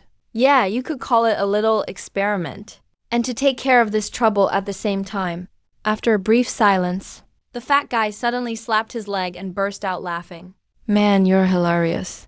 I thought you were just a rookie. Turns out you're an idiot." The skinny guy said coldly, "There were people like you before, even stronger than you, with better gear, but now they've all been dead for a long time. That guy, even those espers from Satellite Town, won't mess with him, including Blue Shade." I still didn't react much. I just nodded. "Thanks for the warning, but I'm confident." Fatty was a little annoyed. "So what are you gonna use against the magic guy? Just that toy of yours?" I glanced at the tang sword beside me and said, "That's enough. Honestly, for me, melee weapons are actually easier to use than guns, because cold weapons can carry my essence better. If I use firearms, I'd have to distribute my essence into every single bullet. That's complicated and wastes a lot of energy. But a tang sword is a slashing weapon. Swinging matches human instinct more than stabbing. It's simpler and hits harder, so that's why I chose it." Fatty was getting impatient because of me. "Forget it, whatever. Kind words can't stop a dead man from dying. Let's go." He stood up, tucked his revolver into his waistband. "You guys really don't want some?" I asked again. "We don't eat the food of the dead." Bad luck, leaving those words. The two of them quickly vanished into the night. I didn't care where they went. I ate and then went to sleep. Turns out, no matter where I sleep, I can always return to the lab in my dreams. It was just another ordinate night. Next morning, 7 a.m. I got up on time, ate breakfast and got my stuff ready, then set out. If things go smoothly, I should be able to find Magic Guy before noon today. When I walked out from my hiding place, the two gravediggers from last night were standing on top of a building. I didn't say hi to them, just glanced back once, then walked alone deeper into the city. Did he really not hear a word we said? "We're the clowns now." Fatty squatted down. Sounded a bit annoyed. He's just self-destructing. Skinny spoke calmly. If I'd known he was this dumb, should have just stolen all his stuff last night. No water, no food. Maybe he would have just gone back. Fatty sighed. Enough, Skinny said coldly. Turned and raised the binoculars. Like he never even complained. Better just focus on the job. Maybe it's because I didn't listen. The mood turned a bit heavy. Neither spoke for a long while. Just stood up high, watching the area. That's their job. Keep watch. Warn us if anyone suspicious comes. A few minutes later, Skinny frowned a bit, picked up the binoculars and looked in one direction. Someone's coming. Fatty grabbed his binoculars too, looked east. Looked that way. A group of about 10 people were approaching. Leading the way was a guy around 40, Yang Hurricane, and his guys from the Yang Gang. Looks like they're coming for us, Fatty said. Didn't Yang Gang just get hammered by Satellite Town a few days ago? Lost a lot, right? Why are they still out here? Aren't they scared of Satellite Town retaliating? Skinny frowned a bit. Who knows? Yeah, they're definitely here for us. You watch here. I'll go tell Boss Shen. Fatty showed surprising agility, leaped across the rooftop despite the complex layout, and quickly disappeared. Skinny didn't say anything. He instinctively glanced where I vanished, then started reporting on the group's movements. 2 hours later, I finally reached my destination, District 13. This neighborhood looks just like the others. A blue street sign nearby shows the number 13. But the difference is, that sign and the wall next to it, and the ground below, are all covered with thick, scarlet warning graffiti, warning people to stay away. The sight was a bit creepy. District 13 is the lair of the Hemo. That terrifying abomination has killed countless gravediggers. And for its victims, death is almost the best outcome. So even the most experienced gravediggers won't come near here lightly. I ignored the warnings, pushed aside the board blocking the street, and went in. It didn't feel like hell inside. Actually, it seemed even cleaner here. No gang markings anywhere. No wooden walkways or ladders built up. Even seemed quieter than usual. I pulled out my phone, opened the live satellite map, tried to track Himo on it. But the buildings are so dense around here. Webs everywhere. I stared at the tiny phone screen until my eyes got sore. Still didn't find anything. I felt a bit helpless. Decided to look around the district first. Maybe I'd catch Humo's attention and make him come for me. Just then, I saw it. A big domed building 2 streets away. It really stood out from the others nearby. A huge ruined billboard hung from it. Half of it had collapsed. Train cars stuck out of the dome at weird angles. Pretty dramatic scene. That's when I remembered. I'd actually been here before crossing over. That domed building is Chiangxiang Mall in Yanzhou. My first day in this city. I bought clothes there. The mall inside is way bigger than a normal apartment block. Could Humo's nest be in there? I muttered to myself. Decided to go check it out. But as soon as I turned a corner, I suddenly stopped. I saw someone, or at least it looked like a person. Human shape, arms and legs. Completely naked, curled up, squatting in the shadows of a building. Body covered in numbers, symbols and letters. But I knew no real human would be here. I frowned a bit, carefully took a few steps closer. Started to feel creeped out. That thing is not human. Not at all. He has no genitals, no body hair, and all those numbers and symbols covering him aren't drawn on. They're growing out from his body. His skin is all lumpy, covered in dense scabs. He seemed completely out of it. Didn't notice me at all. Just squatted there, kept smashing his head into a chunk of rubble. It was a chunk of concrete with steel rebar, with a piece of rebar sticking out about 4 inches. The guy just slammed into that rebar over and over. Every time he hit, the rebar jammed into his forehead, making this dull sound. But he didn't seem to feel pain, just quietly muttered empty words. Stop thinking about it. Stop thinking about it. Stop thinking about it. An abomination. I remembered what Lin Nyanian told me. People affected by abominations slowly mutate, lose their minds. Honestly. Even though I was prepared, seeing this with my own eyes still freaked me out. Goosebumps popped up all over my arms. A few deep breaths later, I calmed myself, decided to snap some photos. I squatted down, set up my camera, aware that thing might react suddenly. I turned off the flash, set the shutter to be extra quiet. A faint click, barely audible. Camera captured the scene. But in the next second, the abomination stopped smashing its head, slowly turned to look at me. Its eyes were bloodshot. Forehead had a bloody cone-shaped hole. Looked like it went all the way into its brain, full of rotting flesh. It stared at me, suddenly smiled this freaky smile. While laughing, it started whispering fast. At first I couldn't make out the words. Then I really listened, and finally heard it. It said, I see him. I see him. I see him. I see him. I see him. I saw him. The next moment his body suddenly went stiff. His eyes rolled back. All that was left was the whites. The hole in his forehead started to squirm. An eye appeared from inside the hole. It's like someone was peeking through the hole in this mutant's head, watching me from behind. When that eye saw me, the pupil shrank a bit. Then the eye pulled back. Right after that, a bony hand shot out from the bloody hole. Something was coming through that bloody hole in its head. Right here. I can barely describe what I'm seeing. First, a hand reaches out from the bloody hole. Then a second hand. Those hands grip the edge of the hole. Then their owner slowly climbs out from the center. This is one of the creepiest things I've ever seen. A 1-meter tall monster, squeezing itself out of a fist-sized hole. First the head, then the shoulders, then the body and legs, until it's all the way out. It's shaped like a human, wearing a white lab coat, but its body is gray and extremely thin. And the creepiest thing is its head. It's a red leather-bound hardback book, standing open on its neck like a display. The pages are full of eyes, packed together. Those eyes are all staring right at me. I didn't have to think too hard. I already knew exactly what this thing was. The Will Mage. Even though I know this guy would probably find me anyway. I never expected it to show up like this. This entrance is just way too wild. I don't dare let my guard down, but I can't make a move either. I unclip my backpack straps and let it fall to the ground. Then I slowly draw my tang saber from my belt. The smooth white blade glimmers with a soft, gentle light. This isn't just some normal weapon. Last night, I made it in the materials lab. It wasn't forged the usual way, but printed using 2-photon 3D printing. Printed in one solid piece.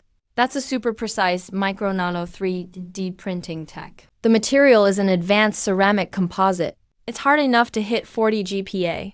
Kind of brittle, but way sharper than regular metal blades. Wait, why am I thinking about this now?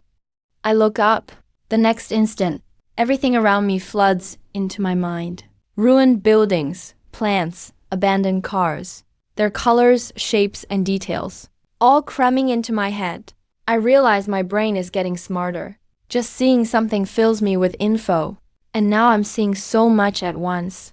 All of it pouring into my mind, spinning off more and more thoughts. It's not a linear process. It's all happening at the same time. Everything's swirling in my head at once, growing wildly. Even stuff I never learned before is just popping up in my mind. Suddenly my hand starts to itch. I glance down. A mess of black symbols and numbers is rising under my skin. What even is this? Digital compounds or something? I can't stop thinking, and I can't control what I'm thinking about. My brain just keeps taking in info. My mind feels like it's growing exponentially every second. This is bad. Really bad. I can feel my very essence burning out. But these crazy waves of info block out the danger. My gut screams that something's wrong. If this keeps going, I'm really done for.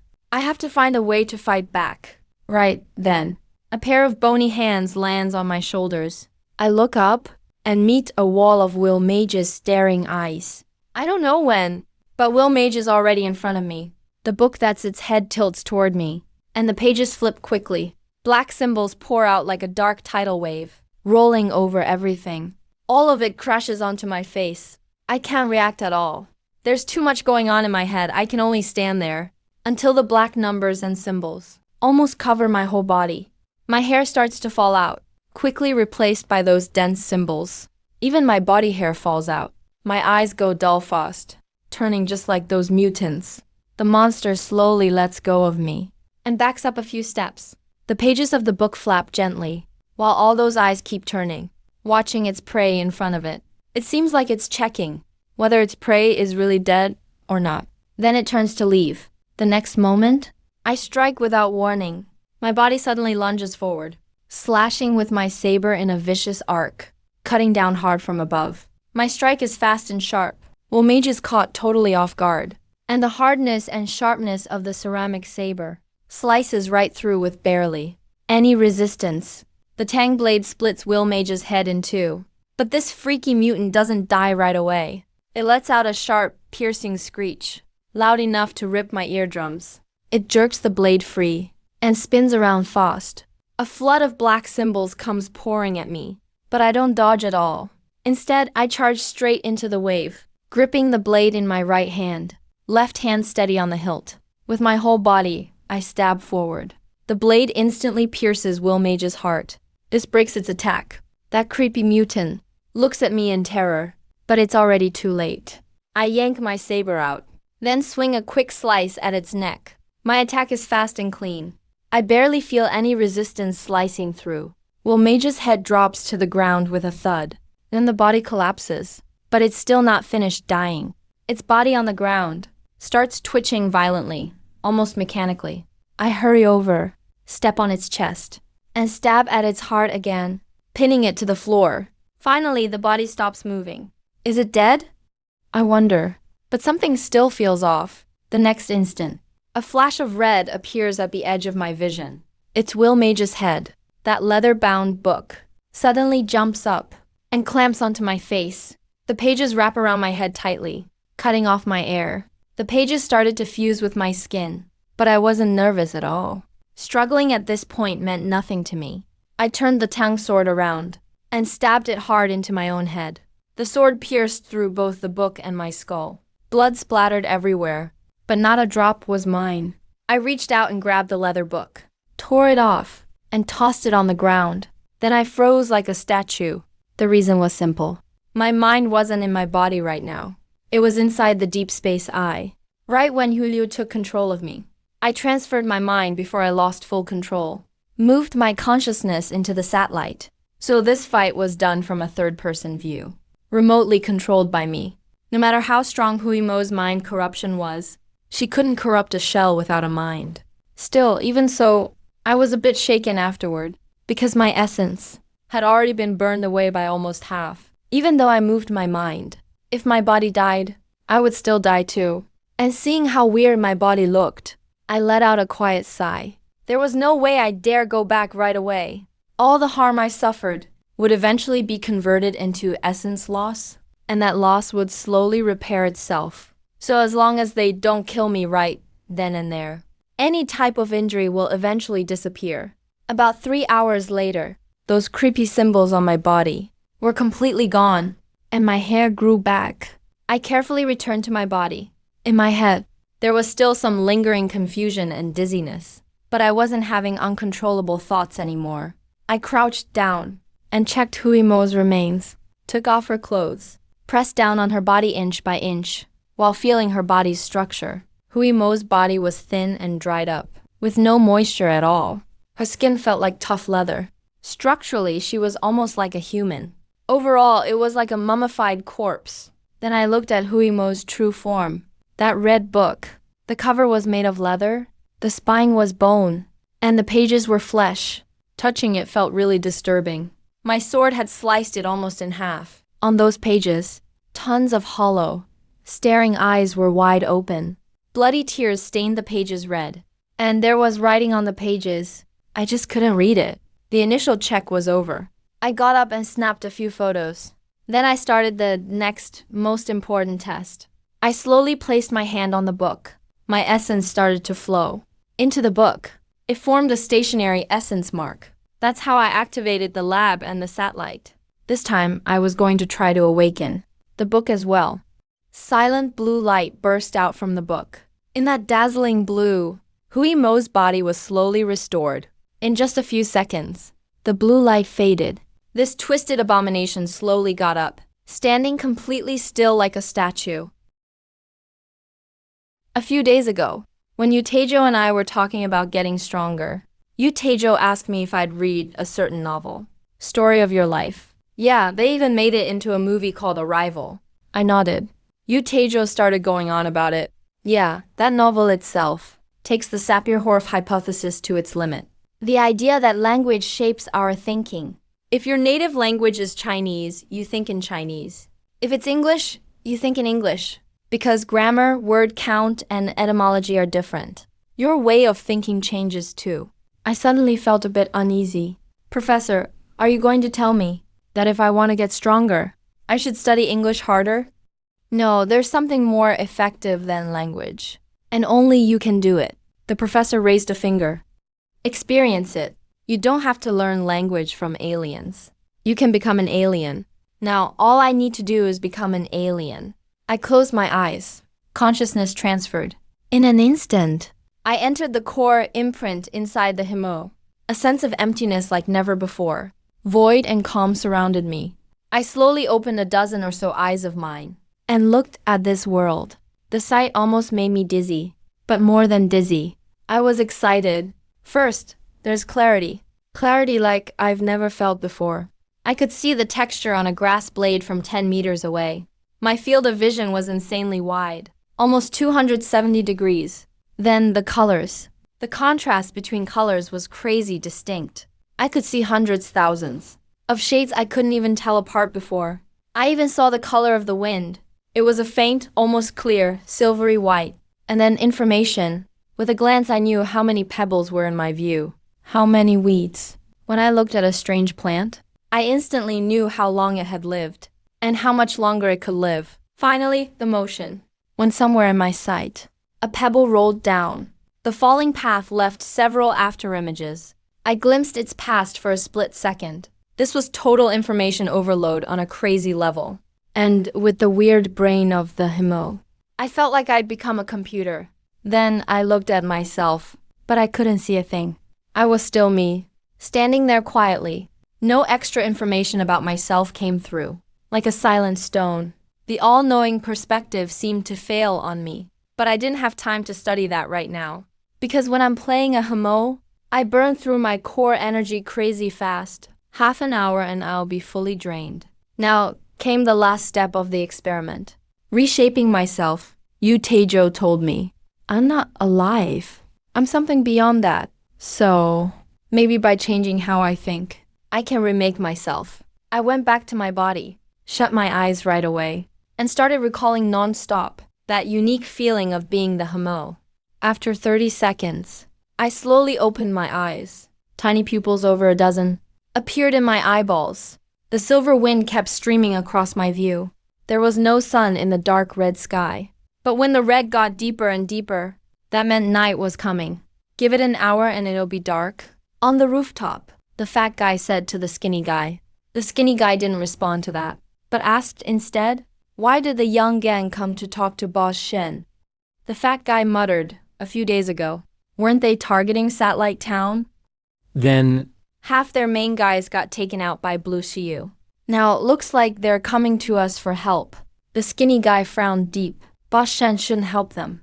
They're just a bunch of scumbags trying to survive. My friend, we're all out here just to survive. Only the methods differ. The fat guy squeezed out a weird tone. And this time they're paying a lot. Almost giving up half what they've got. Did boss say yes? The skinny guy asked, still checking it out. Since it's a big deal, going against Satellite Town is risky. The skinny guy sighed and didn't say more. Right then, he looked deeper into the city. There seemed to be a little figure out there, just barely flickered in his side view. The skinny guy frowned, put up the binoculars, looked down that street, waited quietly for the figure to show again. But after a few seconds, still didn't see it. See anything? The fat guy asked. No, maybe I saw wrong, the skinny guy said, but didn't put down the binoculars. But just then, the figure showed again. The skinny guy instantly focused. And when he saw the guy's face, he was totally shocked. No way. What's wrong? The fat guy quickly asked. It's him. he's back? The fat guy also grabbed the binoculars and was completely stunned. No, that's impossible. Nobody comes back alive from the himo, unless he never went into District 13. The skinny guy clenched his teeth. then said, "Let's go down and ask." When I went back, it was almost the same as when I came. Had my camera, my backpack, and a tang saber at my waist. Night fell again. Just as I was thinking about resting or heading out, two figures showed up in front of me. The same fat and skinny guys I'd met before. Two grave diggers. They leaned against a junk car and looked my way. From how things looked, they'd obviously been waiting for me. "Oh, it's you too. Didn't expect to see you again." I gave a polite smile. This area is Shen gang territory. We've always been watching if you pass by here. We'll know for sure. The skinny guy explained seriously. The fat guy checked me out with a curious look, like he hoped to find something weird. "I thought you were a goner. Didn't expect you to come back alive." "What, the door was locked?" "No, I went in. Even took some photos," I replied. "So you didn't run into the Himo? Folks with your luck are super rare. Or maybe it was gone?" I shrugged. Actually, I did meet it. The fat guy's jaw dropped, and he didn't know what to say. We all went quiet for a moment, until the skinny guy just asked, "And then?" "I killed it," I answered. "How can you prove that?" Skinny asked again, "Do you want to see the photos?" I opened the camera album and handed it to Skinny, but Fatty snatched it away halfway and started looking. Himo, the madman's howl, one of the scariest mutants. How could someone like him kill it? He flipped through the photos one by one. The first few are just normal street views. Then there's one showing the sign at the entrance of District 13 with red graffiti. He really went to District 13. But so what if he went? Going doesn't mean he killed Himo. He kept flipping through, then found the photo I took of that mutant. The mutant was squatting under the building ruins, covered in symbols. He started laughing. "You got it wrong. That's not Himo. It's just a regular mutant. The least aggressive kind." Things like that. We don't even bother with them. Sometimes we mess with it when we're bored. He kept talking while flipping through, then suddenly stopped mid-sentence. Next photo. A broken, shriveled gray corpse. An almost split leather book. Both neatly arranged. Photo looks really professional. Humo's corpse. Fatty started breathing faster. Cold sweat ran down his forehead. Humo is really dead. Are you done? Can I have the camera back now? I asked, and Fatty hurried to return it. Then said, I'm Dujuan. This friend here is Shanyi. We're both gravediggers from Shenkru. Didn't you say you wouldn't tell names to the dead? I joked. Times change. Everything's different now. 30 years by the East River. 30 years by the West? Dujuan put on a fawning grin. I couldn't help laughing and crying at him. But I actually liked these two. After all, they warned me about Himo yesterday. About Himo? They were just being nice. So wanna come hang at Shenkru? Fatty continued. No thanks, I really gotta get back soon. Sleeping on the street isn't great. I said, that's why you should come with us. We've got rooms you can stay in.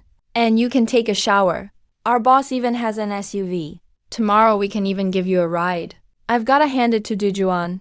A few words from him and I'm tempted. As for safety, I'm not worried. Killing me isn't an easy job. Alright then, I'll take you up on that. Hey, it's no trouble. Come on, let's go. I'll introduce you to our boss Shen later. I've heard about Shen Crew from Lin Nyanian. It's got a pretty good reputation. Fair trades. They don't mess with others. And they don't use dirty tricks. Their base is in an abandoned mansion. The mansion is pretty big and has been cleaned up a bit. A little run down, but actually very tidy. Just right. Gravediggers patrol around inside. Maybe 10 people or so. And they have electricity here. They've got their own generator. Since the place isn't that big, the cost of electricity isn't. Hi, Dujun and Shanyi took me to a banquet hall in the mansion. Just as we got to the door, I heard people talking inside. Loud voices. But Dujuan didn't bother waiting. He just pushed the door open. There were 2 long tables in the meeting room, and people sitting on either side, clearly from different factions. You could tell by their faces. In the middle were 2 main chairs. Boss Shen He of Shen Crew sat in one. Shen He, the boss of Shen Crew, a man in his 40s, broad face, with a beard, a long scar on his face, but not a fierce one. He saw Dujuan come in, and frowned just a little. Asked, what's up? Something urgent? No emergency, sir, but I brought an important guest. Dujuan replied, Shen He gave me a quick look. I'm pretty young. He didn't know me, but he knows Dujuan, and Dujuan never acts without purpose. Alright, let the guest rest first. I have business to discuss with Yang Bang's guest. Shen He said. Hearing Yang Bab got me interested. I remembered. The ones who attacked my lab days ago were from Yang Bang. Dujuan cleared his throat. Boss Shen, why not talk a bit with Mr. Zhao first? It's not cool to make Mr. Zhao wait. Not really nice. Shen He got what Dujuan meant right away. I'm the more important guest. Dujuan didn't want me to feel slighted, but Yang Jufeng wasn't happy about it. He glared and said, Shen, are all your guys this rude? No respect at all. Shen He just smiled. They're brothers who risked their lives together. He was in a dilemma. Then I broke the silence. No need to hurry about me. But can I stay and listen in? Everyone looked surprised. Then Yang Jufeng smirked. You want to listen in, huh? Sure, why not? But I'm blunt. If you hear something you shouldn't, I might have to kill you. I smiled. Then wish me luck. As a big shot of the madman, one of the top gangs, Yang Jufeng didn't care about me. He just shot me a cold look and kept talking to Shen He. I've explained the situation. Simply put, we in Satellite Town have a little problem. Things aren't so peaceful, Yang Jufeng said coldly. Yeah, I know. Shen He nodded. I know your crew has a good rep nearby. So here's my offer. I want you to be the mediator. Help us talk peace. Payment is 50 gold coins. 50 gold coins. I did the math in my head. From what I know, most gold and silver coins now are 20 grams each, and gold is worth 100 times more than silver. So 100 gold coins equals 10,000 silver coins, which means 100 kilograms of silver. Before I came here, the top price for silver was about $10, so that's about $1 million. I'm a bit shocked. Who knew grave robbers were so rich? But when I think about it, this actually makes sense. After all, if the rewards weren't this high, why would anyone risk so much to be a grave robber? But the review didn't approve right away. He leaned back in his chair and said, that's not easy to handle. You guys clashed directly with Satellite Town. Even hurt some of their people. That's never happened before. So Yang Jufeng looked annoyed. We need some time to look into this. See if 50 gold coins are really worth our risk? Shen He laughed. Then I'll add 10 more coins. Yang Jufeng didn't want to give Shen He any time to think. Thanks, but all our business depends on Satellite Town. You could just hire other grave robbers. If you make us fall out with Satellite Town because of this, for us, the loss would be too much. Yang Jufeng's face grew dark. 60 coins. That's the max. If you don't agree, then we'll have to walk away. Go home and just wait to die. But I'm not the type to just wait for death. If it comes to that, I'll go totally nuts. No telling what I might do. Shen He's smile slowly faded. He caught the threat in Yang Jufeng's words. If he says no, maybe Yang Bang would take revenge before dying? Even though Yang Bang was seriously hurt, Yang Jufeng is a psychic himself, and he's tough to deal with. But maybe they get no money at all, and still end up losing big. He struggled inside for a moment. Shen He shook his head. This is about the Yang gang's survival. How could I say no? We're basically neighbors after all. Yang Jufeng's face eased up a bit. He waved his hand. One of his guys handed over a wooden box. The box was opened. Inside were 10 shiny gold coins. Yang Jufeng pushed the box toward Shen He. This is the down payment. Once the job's done, the remaining 50 coins will be sent right away. Shen He motioned for his men to take and check the box. He picked up his teacup and took a sip. He said, but I'm curious. What did you do to piss off Lan 15 so badly? To make him go this hard on you? He didn't leave a single survivor. That's not how he usually is. As soon as he heard that, Yang Jufeng's expression turned fierce. This isn't going to end so easily. That bastard. I'm going to kill him sooner or later. And his whole crew. I'll show them. Messing with Yang Jufeng never ends well. And they'll die horribly. Shen He didn't look surprised at all. This guy was never here to talk peace. He's just trying to survive. But Lan Xiu is even more dangerous. Just then, I, who'd been silent, spoke up slowly. Can I say something? Yang Jufeng was the first to speak. You'd better just sit there quietly and pretend you don't exist, or you'll regret it. No, what I have to say is really important. I couldn't care less about Yang Zhufeng's threats. I kept going. Lan Xiu didn't go that far. Those grave diggers from the Yong gang. Lan Xiu didn't kill them. Yang Zhufeng froze at first. Then his eyes turned playful. You're actually defending that bastard? I'm not trying to defend him. I'm just stating a fact, I said with a bright smile. Yang Zhufeng let out a cold laugh, his look growing even more dangerous. All right, then go ahead and state your case. If it wasn't Lan Xiu, then who was it? Remember, if you dare say you don't know, I'll rip your tongue out. Of course I know. I kept smiling. I killed those people. The whole meeting room suddenly fell dead silent, and Yang Zhufeng's face looked terrifying. A red glow started flashing in his pupils. It was a sign his physical powers were activating. He felt chills on his scalp. None of them were ready for a fight. In a situation like this, Yang Zhufeng could rip everyone here apart. He got up quickly, trying to calm things down. But I kept talking, not worried at all. Must have been 5 days ago. That night, Lian Yuan brought a dozen young gang people to rob me. I actually tried to reason with them. But there was a dumb girl named Shao Yu. I really had no choice. So I killed them all. But don't worry, they probably didn't suffer too much. It was all over in a second. The mood got more and more tense. And more dangerous. The Yang gang people all stood up. Someone started reaching for their gun. Shen He and his people were already shocked. They didn't know how to get involved. In this sudden conflict, I went on. Actually, I never wanted to take revenge on the Yang gang. I've been busy. My work schedule is fully packed. But after sitting in on this meeting today, I suddenly thought, sometimes it really is necessary to wipe everyone out. I just want to live a peaceful life. Yang Zhufeng suddenly jumped up.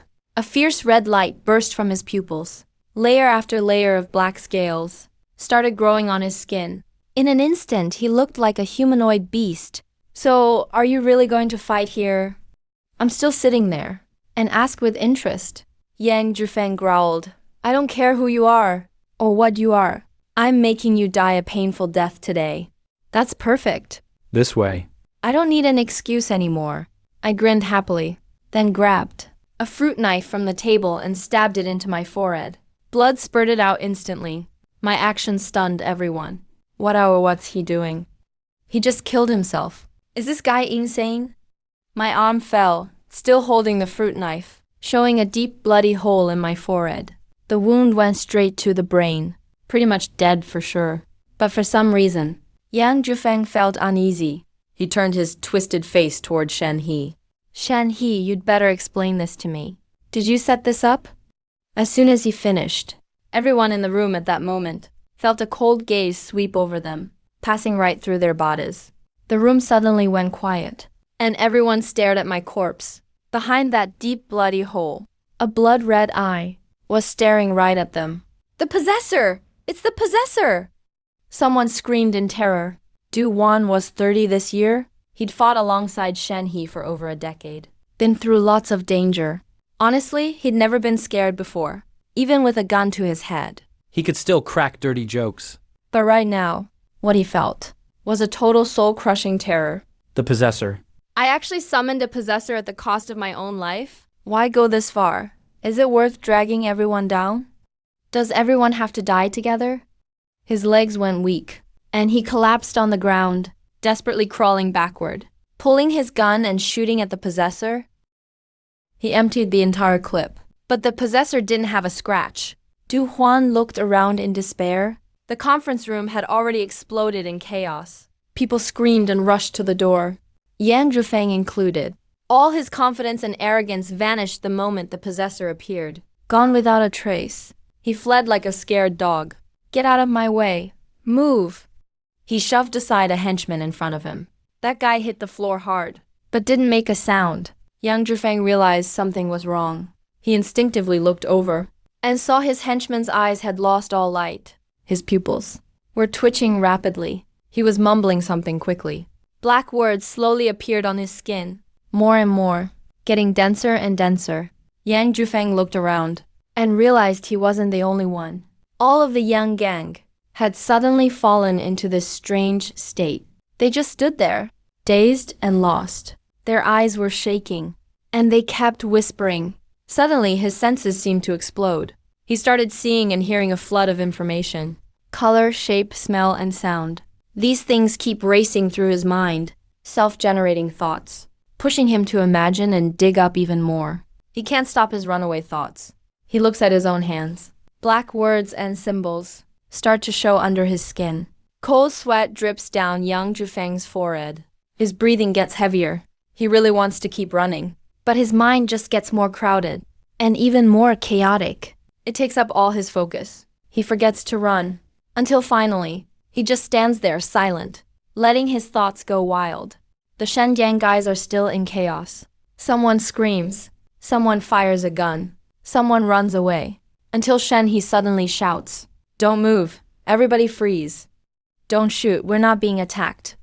His strong voice calms everyone down. Then they notice that only the Yang gang got hit with mental pollution. Their own guys, aside from a few injuries in the panic, are all fine. So this isn't a random attack. It's targeted. Himo never attacks at random. The person in charge still sounds shaky. What does that mean? Dujuan gulps. He thinks of a crazy possibility. Himo wasn't just summoned here by chance. Himo is controlled. Shen, he says Himo is controlled. Even with all his imagination, Dujuan can't connect those two ideas. But the one who summoned Himo is already dead. So who's controlling it?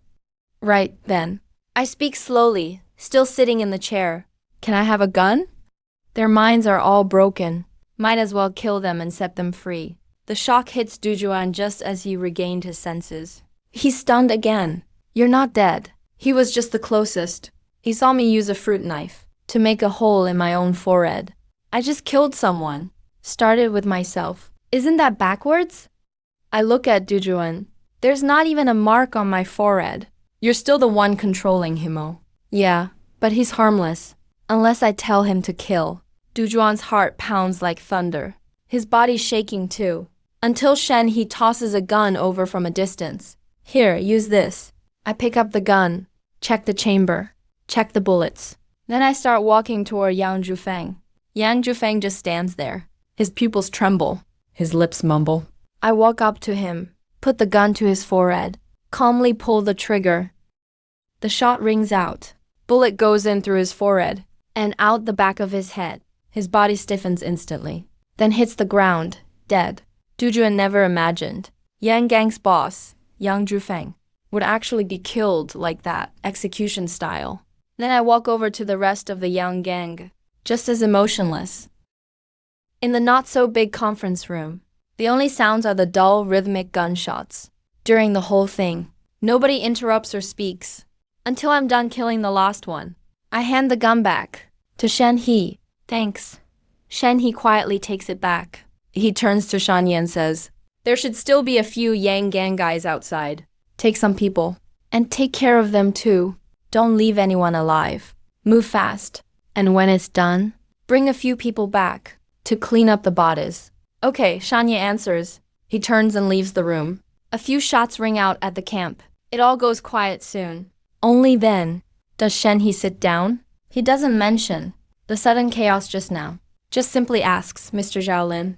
So may I ask what you need from the Shen Gang? It's nothing major really. Dujuan chimes in from the side. Mr. Zhaolin took out Himo and is heading back now. It's just too late to travel tonight. So I invited him to stay here. We'll drive him back tomorrow. I nod. Yeah, that's about it. Is that okay with you? Of course, no problem. We have plenty of empty rooms. Would you like a room now or later? Right now would be great, thanks. I'm a bit tired. I say, and Shen He nods right away. Okay. Dujuan will show you to your room. Oh, right. One more thing. He picks up the box of 10 gold coins from the table and slides it over to me. This should still be yours. Isn't that the deposit the Yang Gang gave you? I open the box and see the coins. But Yang Gang doesn't exist anymore. So the deal's off. Plus you wiped them out. These are your spoils. Alright, I'll take them then. I stop refusing. Then I add, by the way, the rest of the Yang Gang stuff goes to you guys. But I want 30%.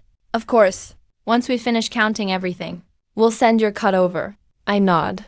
Himo beside me starts to move quickly, turning into a little ball, then disappearing. Come on, I'll show you your room, Dujuan says.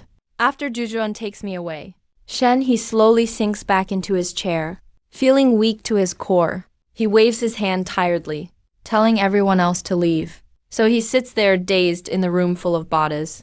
Shock still fills his heart. He's never seen anything that terrifying before. So scary it makes you despair. Wow, that young guy must be incredibly powerful. But how is someone like that here in Madman Trench? And not a whisper got out? How come he's never heard of him? About 20 minutes later, Dujuan comes in. He lights a cigarette and hands it to Shen He. Shen He takes it Takes a drag. and slowly relaxes. Is Mr. Xiaolin settled in? Yeah. I asked if he wanted dinner, but he said no. Shen He looks out at the dark sky. Yang Gang. I really thought they'd never die. Didn't expect them to get wiped out just like that. Life sure is unpredictable. You're not upset? Anyway, I'm pretty happy about it. Yang Hurricane always thought he was unbeatable. Well, he really hit a wall this time. Dujuan started laughing quietly. Shen He didn't continue the topic. All right, have Shanyi see Mr. Zhao off tomorrow. Pick a decent car for the drive. Tell Shanyi not to ask weird questions. What about me? I did something huge. I should get a reward, right? Dujuan grinned playfully. Of course there's a reward. Your reward is no sleep tonight. Work all night. Shen He stood up, loosened his shoulders a bit. Tonight's a good chance. Move all the Yang Gang's assets over to us. Also, for the next week, try not to rest too much either. Hunters will be out on the hunt. Right now, we're the only ones with this intel. District 13 has some valuable resources. Form a few more squads. Get ahead before others catch on. Grab the most valuable stuff first, and make sure it's ours. Hope we can tough it out these days. Or just die of exhaustion. Dujuan sighed, but you could still see excitement deep in their eyes. This time, the Shen Gang is about to score big. Next morning, bright and early, the Shen Gang camp was a lot emptier. For a second, I thought maybe they skipped town overnight. But Shanyu was still there. He told me most people in camp had gone to District 13 to scout around. Besides that, he also brought me 30 gold coins. That was my share after they counted up the Yang Gang's assets. My cut. After a quick breakfast, Shanyi drove me to Satellite Town in an off-road vehicle. Normally, it's a 7 or 8 hour drive, but we made it in just 2. Still, I didn't let Shanyi get too close to the lab. I got out 2 kilometers away. As I got near the research institute, my phone reconnected to the network. A security alert popped up. I opened the notification. Turns out Yanji had come by. He waved at the camera, then stuffed a letter into the mailbox out front. Finally, he pointed at the mailbox. He moved very stiffly. I almost wanted to laugh watching him. I opened the mailbox, opened the envelope. On it in messy handwriting, it said Mr. Xiaolin. Mr. Bai has arrived. Came to visit at the East Gate. You weren't home. If you return, please reply. Mr. Bai is in Satellite Town now. I still remember that name. He owns Blue Dragon Mining. He's Lan Xiu's boss. I've met him once online. A brief encounter on the mental web. Yu Teijo wants me to investigate if this world has a promotion system. If anyone might know about that, the most likely one would be Mr. Bai, a transcendent. Alright, I'll go meet Mr. Bai first. Gather all the info I have, then report everything to the professor. That was my plan, but I didn't go right away. Instead, I went back to the institute first, dropped off what was in my backpack, took a shower, ate, and changed. Only after getting ready did I head out. By the time I got to the government building, it was pretty empty. Only Su Guang from the law enforcement squad was on duty, sitting on a bench in the lobby. He's about 5'7", with a baby face that looks really young. He seems like the type who gets along with women. When he saw me, he gave a big, friendly smile. Mr. Xiaolin, I thought you were out. When did you get back? He talked while, awkwardly pulling a cigarette from the pack. Handed one to me. Thanks, but no. I don't smoke. I politely refused and replied. I came back about an hour ago. Saw your captain's note and came over. Our captain's handwriting is super ugly, right? I didn't answer, just kept quiet and nodded. Yeah, it's pretty bad. Su Guang didn't smoke either. He closed the pack, put it away, and said, "Too bad you picked a bad time. Everyone's over at the mine. No idea when they'll be back. Why don't you go upstairs? Wait a bit and I'll let them know." "No need, I'll go to the mine myself. Do you know the way?" "I have satellite maps. I can find it." "That's not necessary. I'll take you over. Just wait a second. Let me arrange their work first." Before I could say yes, Su Guang had already rushed into the office. He came out after a while. We walked toward the mine, chatting along the way. "Why did Mr. Bai show up all of a sudden?" "Is it because of me?" I asked. "No, not really. It's about something at the mine." Su Guang shook his head honestly, sighed, "But I can't tell you yet. Mr. Bai hasn't decided if you'll be involved." "Stuff at the mine. Well, it's pretty serious." Su Guang answered honestly again. Then he finally realized. Maybe he'd said too much. He asked back Mr. Zhao where. "Have you been these days? Why'd you disappear all of a sudden?" "I went to the Madman's Trench for research." "Did research at the Madman's Trench?" Su Guang looked surprised. "It's actually pretty dangerous there, especially District 13. There's this corrupted thing called Huimo." "Yeah, that's what I was investigating. I took care of it too." Su Guang suddenly got quiet. "What's wrong?" I asked.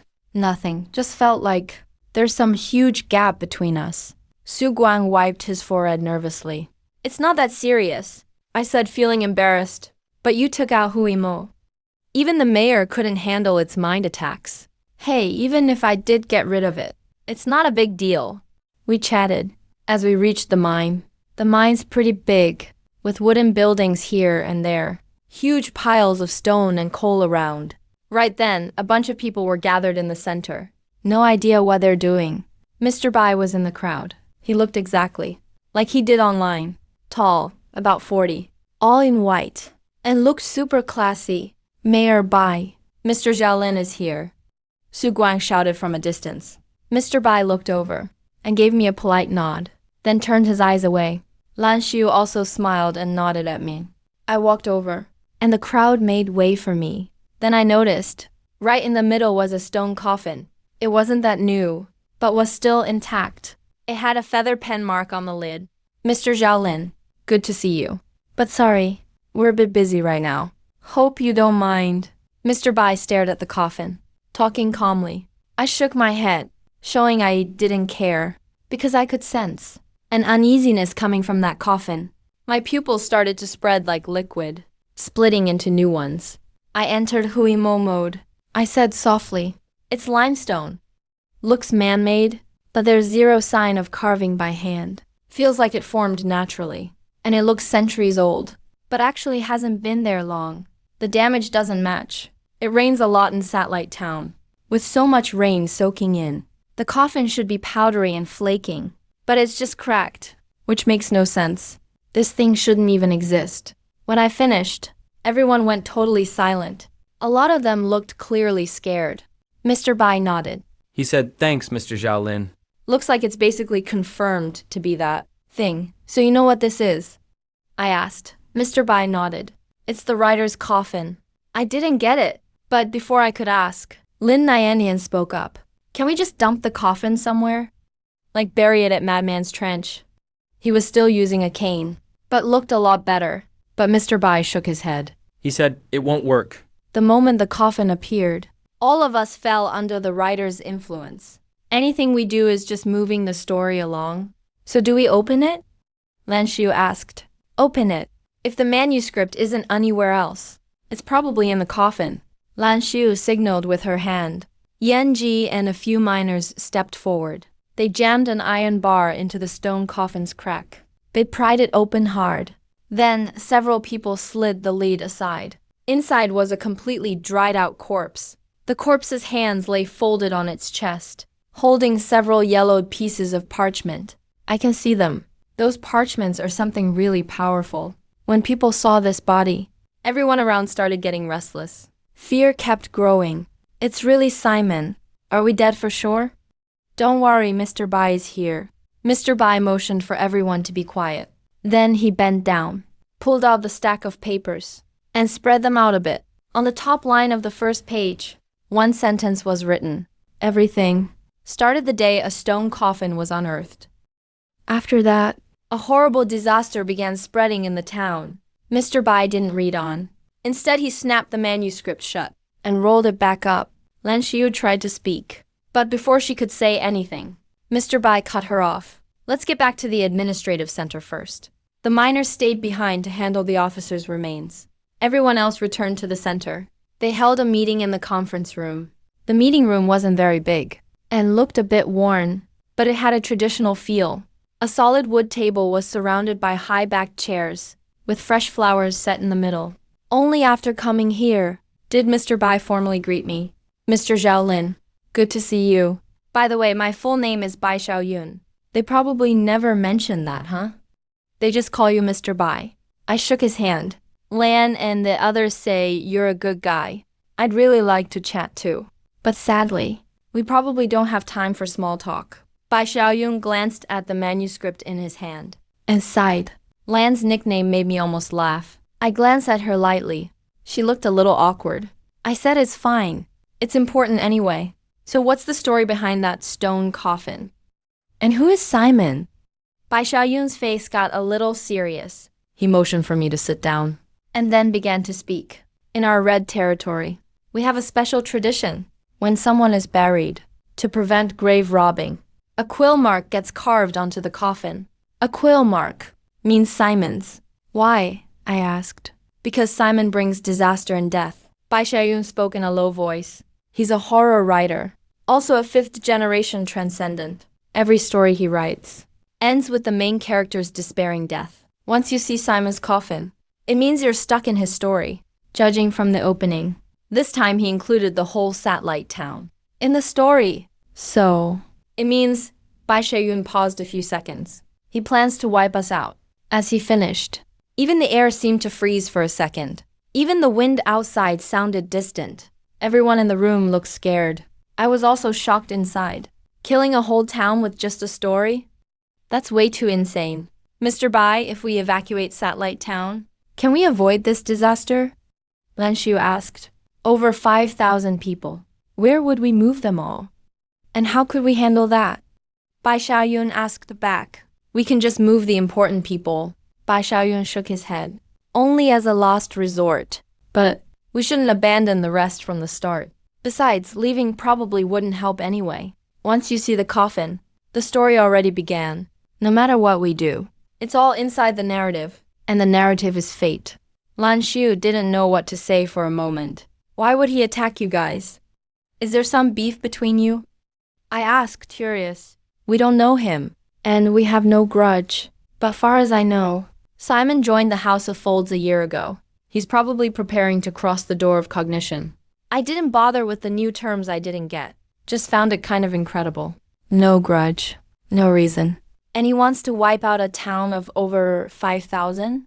Besides, I actually like this town. It's peaceful, united, and organized. The people here, I like them too. After a moment of silence, Bai Xiaoyun finally spoke up again. Right now, facing Simon head-on isn't smart. Negotiation is the best move. Then I'll check online. See if I can find Simon's contact. Nyan jumped in, got it. This one's on you. But We've got to prepare in case the negotiation fails. Bai Xiaoyun nodded, kept giving orders. Yanji, go to Fengrenjihao soon. Contact those grave diggers. Get more weapons and ammo. See if we can get support. Also, have law enforcement patrol the town more. Report any unusual findings immediately. Got it. I'll finish as soon as I can. Yanji responded right away. Xiu, go talk to all the big groups in town. Let them know what's up. If they're willing to stay, good. If not, we won't. Force them, make sure they know. Running away isn't worth it. Got it. Lan Xiu nodded seriously. That's all I can think of for now. Once the meeting ends, let's all start working. Bai Xiaoyun leaned tiredly against the chair back. He pinched his nose, then finally looked at me again. Sorry, Mr. Zhao. You've been busy since you got here. Sorry we didn't treat you better. I didn't mind at all. It's fine, nothing urgent for me. I just have a few questions. Do we need a private spot for them? No, it's pretty simple. I just want to know, does this world have a promotion system? Bai Xiaoyun didn't answer right away. He sat there, with a bit of a smile. Mr. Zhaolin, how many days have you been here? About 7 days, I think. I answered honestly. Just 7 days. And you've already dug this deep. In such a short time. Mr. Zhaolin, you really surprised me. Bai Xiaoyun sounded impressed. So it exists? Not exactly. But there's something like it. Remember, we just talked about Simon's attack. I said, it's probably about crossing the door of cognition. I got it right away. So the door of cognition is the way to advance? He's chasing advancement. Bai Xiaoyun nodded. Yeah, exactly. Ever heard of the 9 realities theory? I shook my head. It's a pretty complex theory. But simply put, our world is a single whole. But reality is split into 9 layers. Most of us, regular people, live on the first layer of reality. On this level, the world we see and know is incomplete. If you want to know more, the only way is through the door of cognition. Reaching a higher reality only then? The missing pieces show themselves. He glanced at me and started gesturing with his hands. Here's an easy example. Lower levels see plains. Higher ones may be mountains. Low level is the ocean. Higher up could be a continent. The higher your reality, the more complete the world you see, and your supernatural powers. This answer really surprised me. I froze for a second before I asked, what exactly is the so-called gate of cognition? Is it an abstract concept or an actual place? You can think of it as the intersection of 2 neighboring realities. But most people don't choose to ascend. Because it's dangerous? Bai Xiaoyun nodded. The safe gates of cognition are already under control of major organizations. Like the House of Sages Simon joined. They have one, but the ones not under control are all extremely dangerous, almost certain death. That's why Simon suddenly decided to pursue ascension. I sighed to myself. Fighting over and monopolizing resources never really changes no matter the era. Mr. Zhao, any other questions? Bai Xiaoyun asked. Not for now. If you have more questions, just ask me anytime. Then let's wrap up today's meeting here. Oh, one more thing. I suddenly spoke up. When Mr. Bai negotiates with Simon, remember to let me know. Bai Xiaoyun looked at me. His eyes were calm and gentle. Of course, that's exactly what I want, but I wouldn't recommend it. Mr. Zhaolin, Simon is going after this town, not you. If you join our negotiation, and things go south, you might end up making an enemy of him. I smiled. Don't worry, I'm just going to be a number, just to back you up. I actually like this place, so I want to help, even if it's just a little. Bai Xiaoyun stared at me, stayed silent for a moment, then nodded. All right, I'll let you know when that happens. The office was brightly lit. It felt quiet. Only the sound of Yu Taizhou flipping through papers. He was reviewing the reports I turned in about the mechanism of ascension.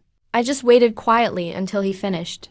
Yu Taizhou finished the last page, then said, we're on the right track. Role play really is your best way to get stronger. He looked up, his gaze focused and deep. But there are 2 things to watch out for. Don't create too many connections.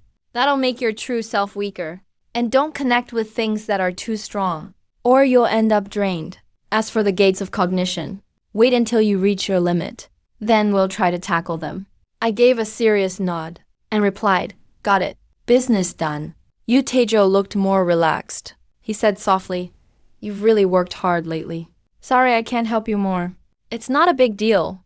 I'm just doing what I need to survive. I smiled to comfort him, then recalled something. I didn't put in the reports. Oh, there's one more thing. But it's not about me. I want your opinion on this. Go ahead. Yu Taizhou raised an eyebrow slightly, folded his hands on the table, and got serious again. It's about Satellite Town. They were attacked by a powerful transcendent. So I told Yu Taizhou everything about the writer. After I finished, Yu Taizhou stroked his chin, thinking, killing with stories. That's a pretty unusual ability, right? And this one's totally broken. He can kill from miles away. Almost impossible to stop. I sighed, but Yu Taizhou shook his head. Actually, it's not as strong as you think. I was stunned, Professor. Do you have a way to beat it? Yu Taizhou shook his head. Not at the moment. But we can try a simple analysis. Bai Xiaoyun said, narrative is destiny, right? That's why the writer is so strong. He can control the narrative and guide fate. No, that's not quite it, Yutejo said. Stories are just one way to narrate, and it's a limited one. I was lost at these weird, strange terms, so my face went blank. Yutejo smiled and shook his head. All right, let's start from scratch. He held up a finger. First, there's infinite narrative. Here's an example. The town is destroyed. That's infinite narrative. It doesn't need a process. No restrictions. It just states a result. Saying it makes it real.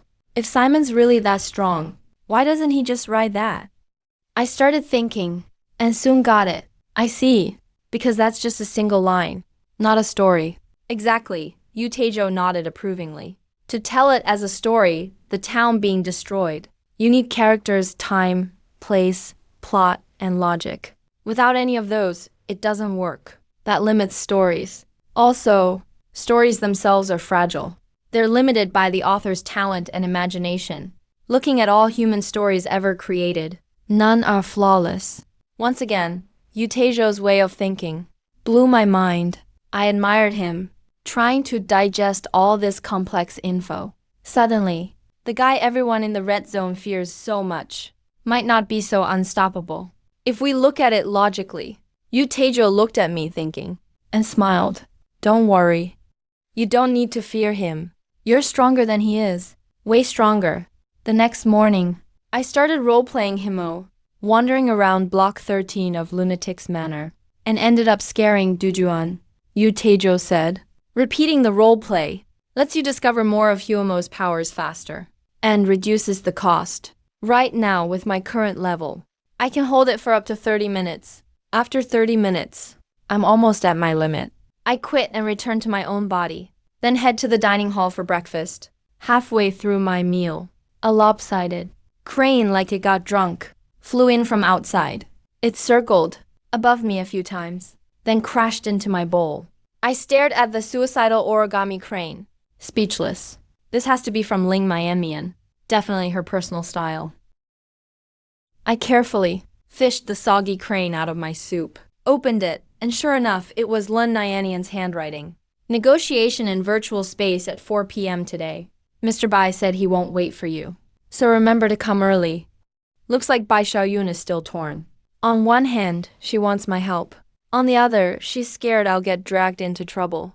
After thinking for a bit, I took a few bites and headed out. Even if it's not for Satellite Town, I want to learn about this world. I also want to meet this so-called killer writer. Mr. Simon, today, the Satellite Town administrative building feels pretty deserted.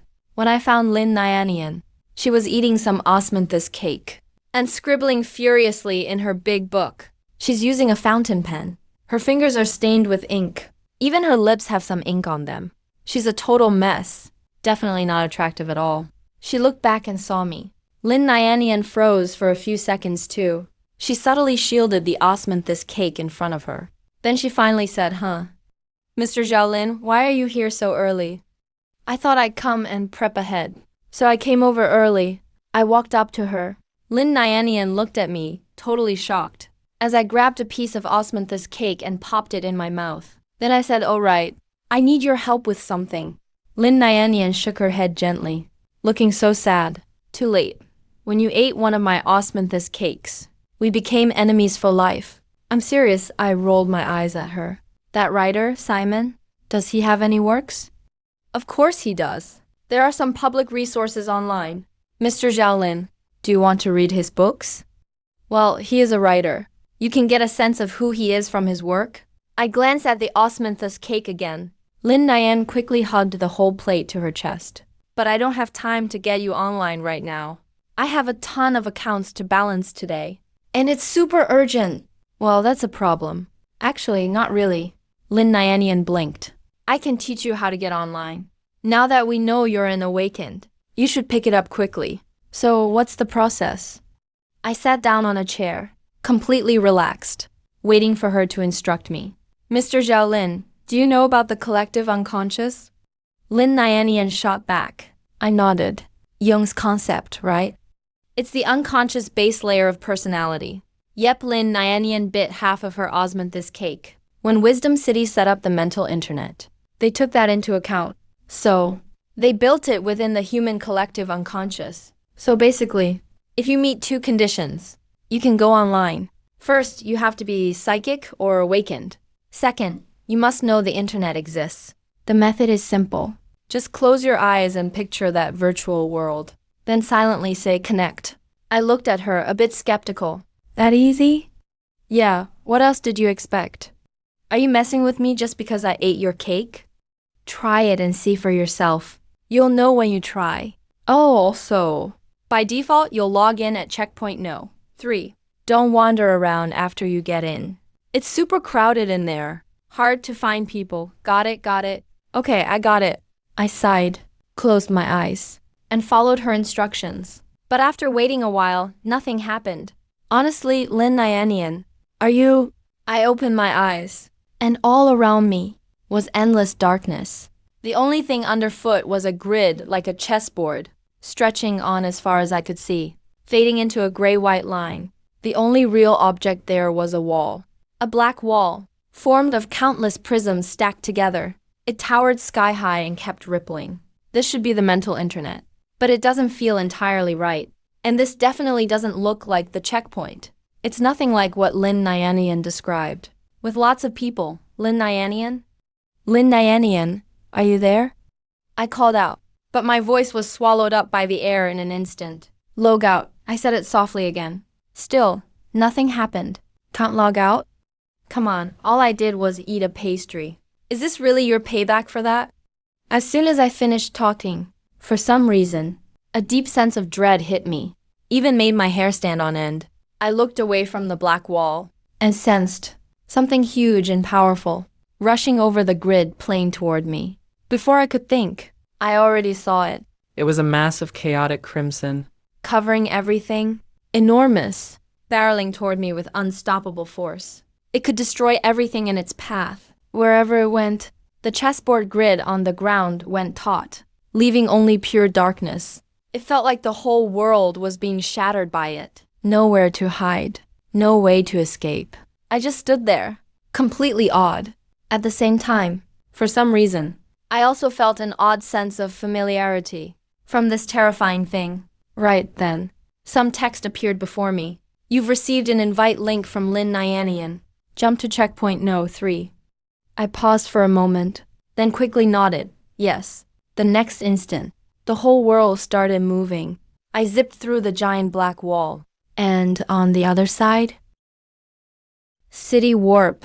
In a second, I was at a huge plaza. This plaza stretched as far as I could see. Packed everywhere.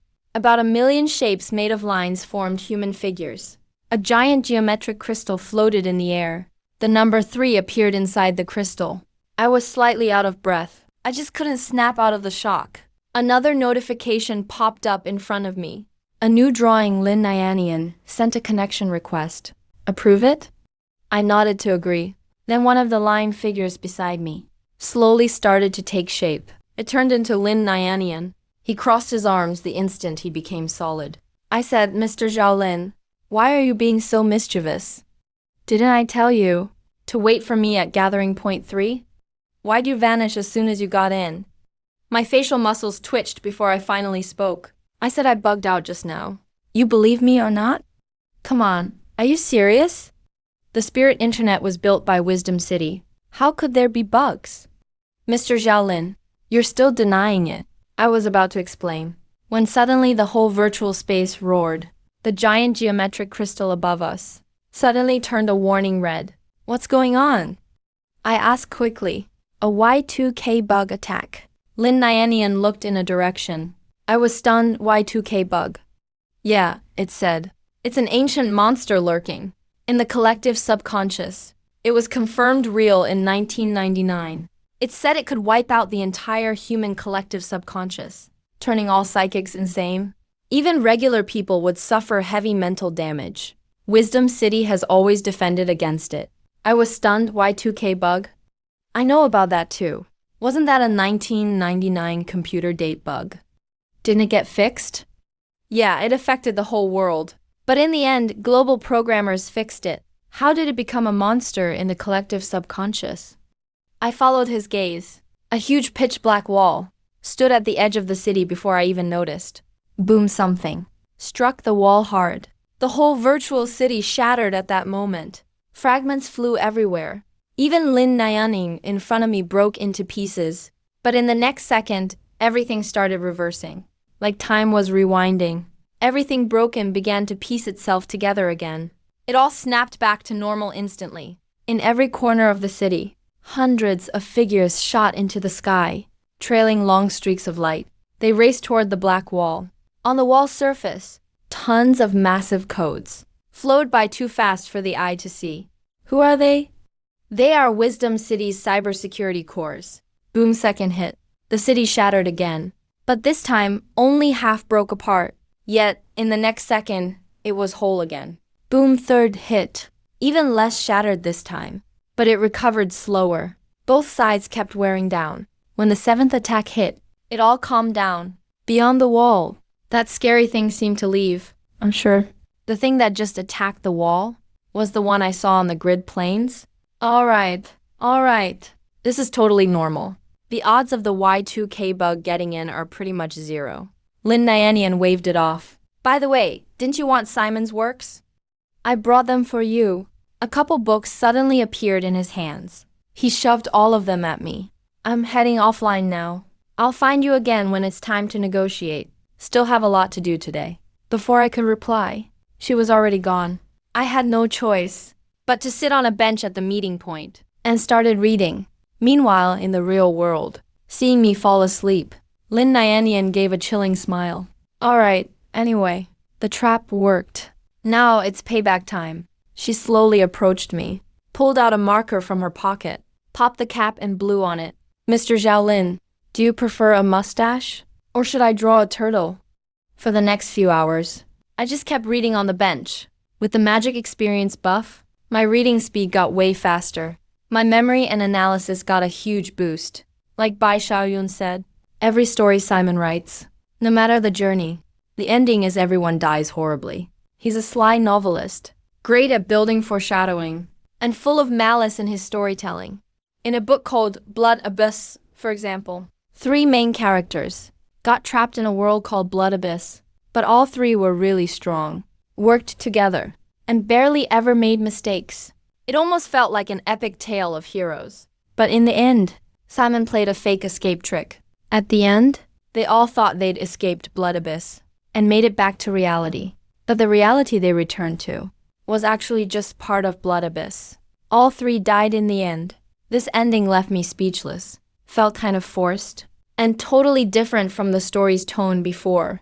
When I got to the 3rd book, 2 figures randomly popped up near me. It was Bai Xiaoyun and Lin Nyanyan. That's when I realized it's already 5 o'clock.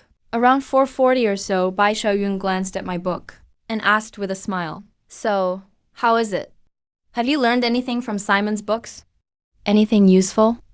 I closed the book, smiled and said, "Not sure it's much of a takeaway, but honestly, he writes pretty badly. How about you guys?" "All set."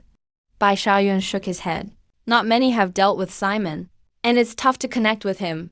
All we can do is take it one step at a time. Anyway, let's head out first."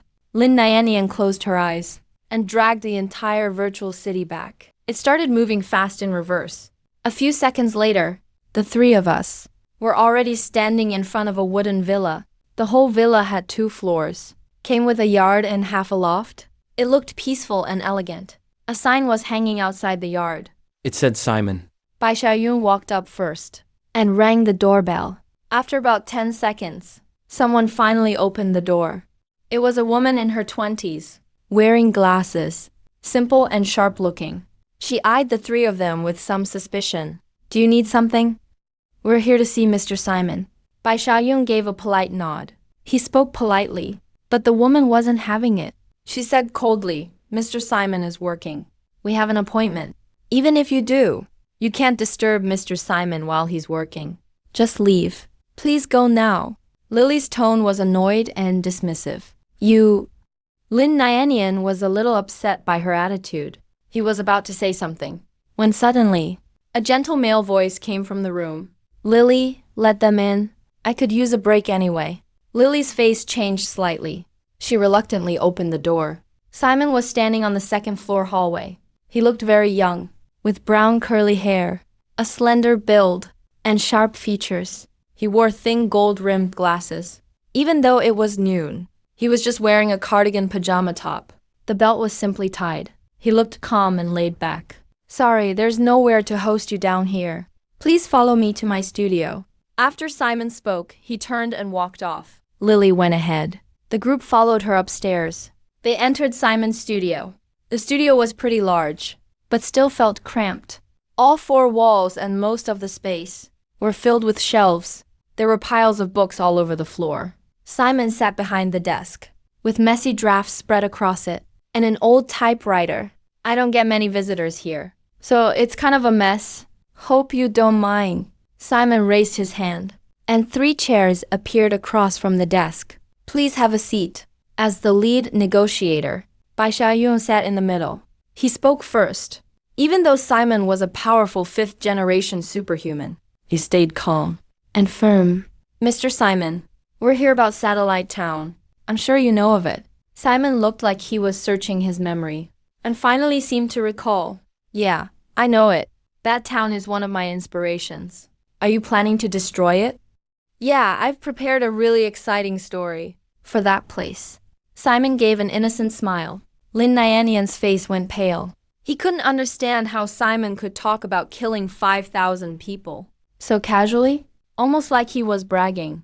It made him furious. Bai Xiaoyun's face darkened a bit too, but he didn't react. I stayed calm and just watched Simon silently.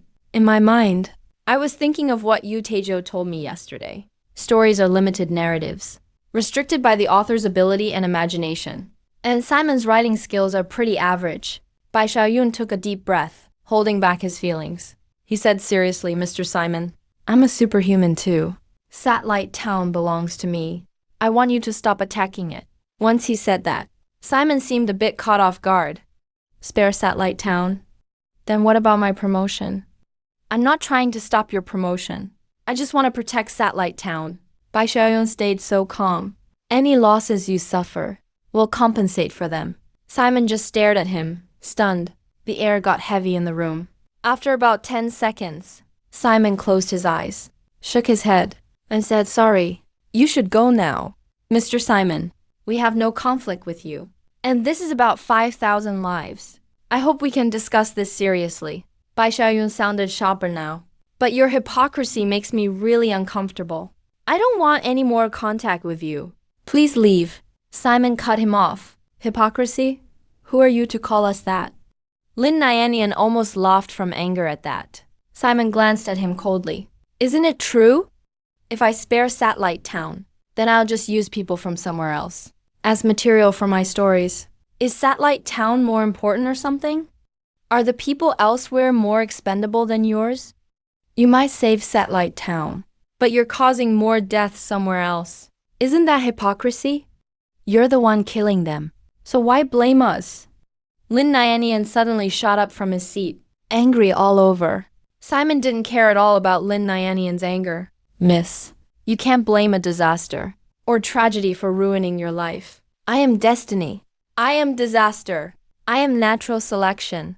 Simon pushed his glasses up, with a warm smile at the corners of his mouth. I kill because fate says so. It is absolutely right. Seeing Lin Nianian starting to lose it, Bai Xiaoyun stepped in to stop her. He stopped her from saying more. Simon glanced at Lin Nianian with a hint of contempt, then waved his hand. If you don't mind, I'd like to get back to work. You may leave now. Bai Xiaoyun looked torn. He didn't know what to do. He was experienced in negotiations. But Simon wasn't someone you could reason with. He was just a twisted fanatic. At that moment, I tapped the table softly, getting everyone's attention. Mr. Simon, when I visited you today, I took some time to read a few of your books.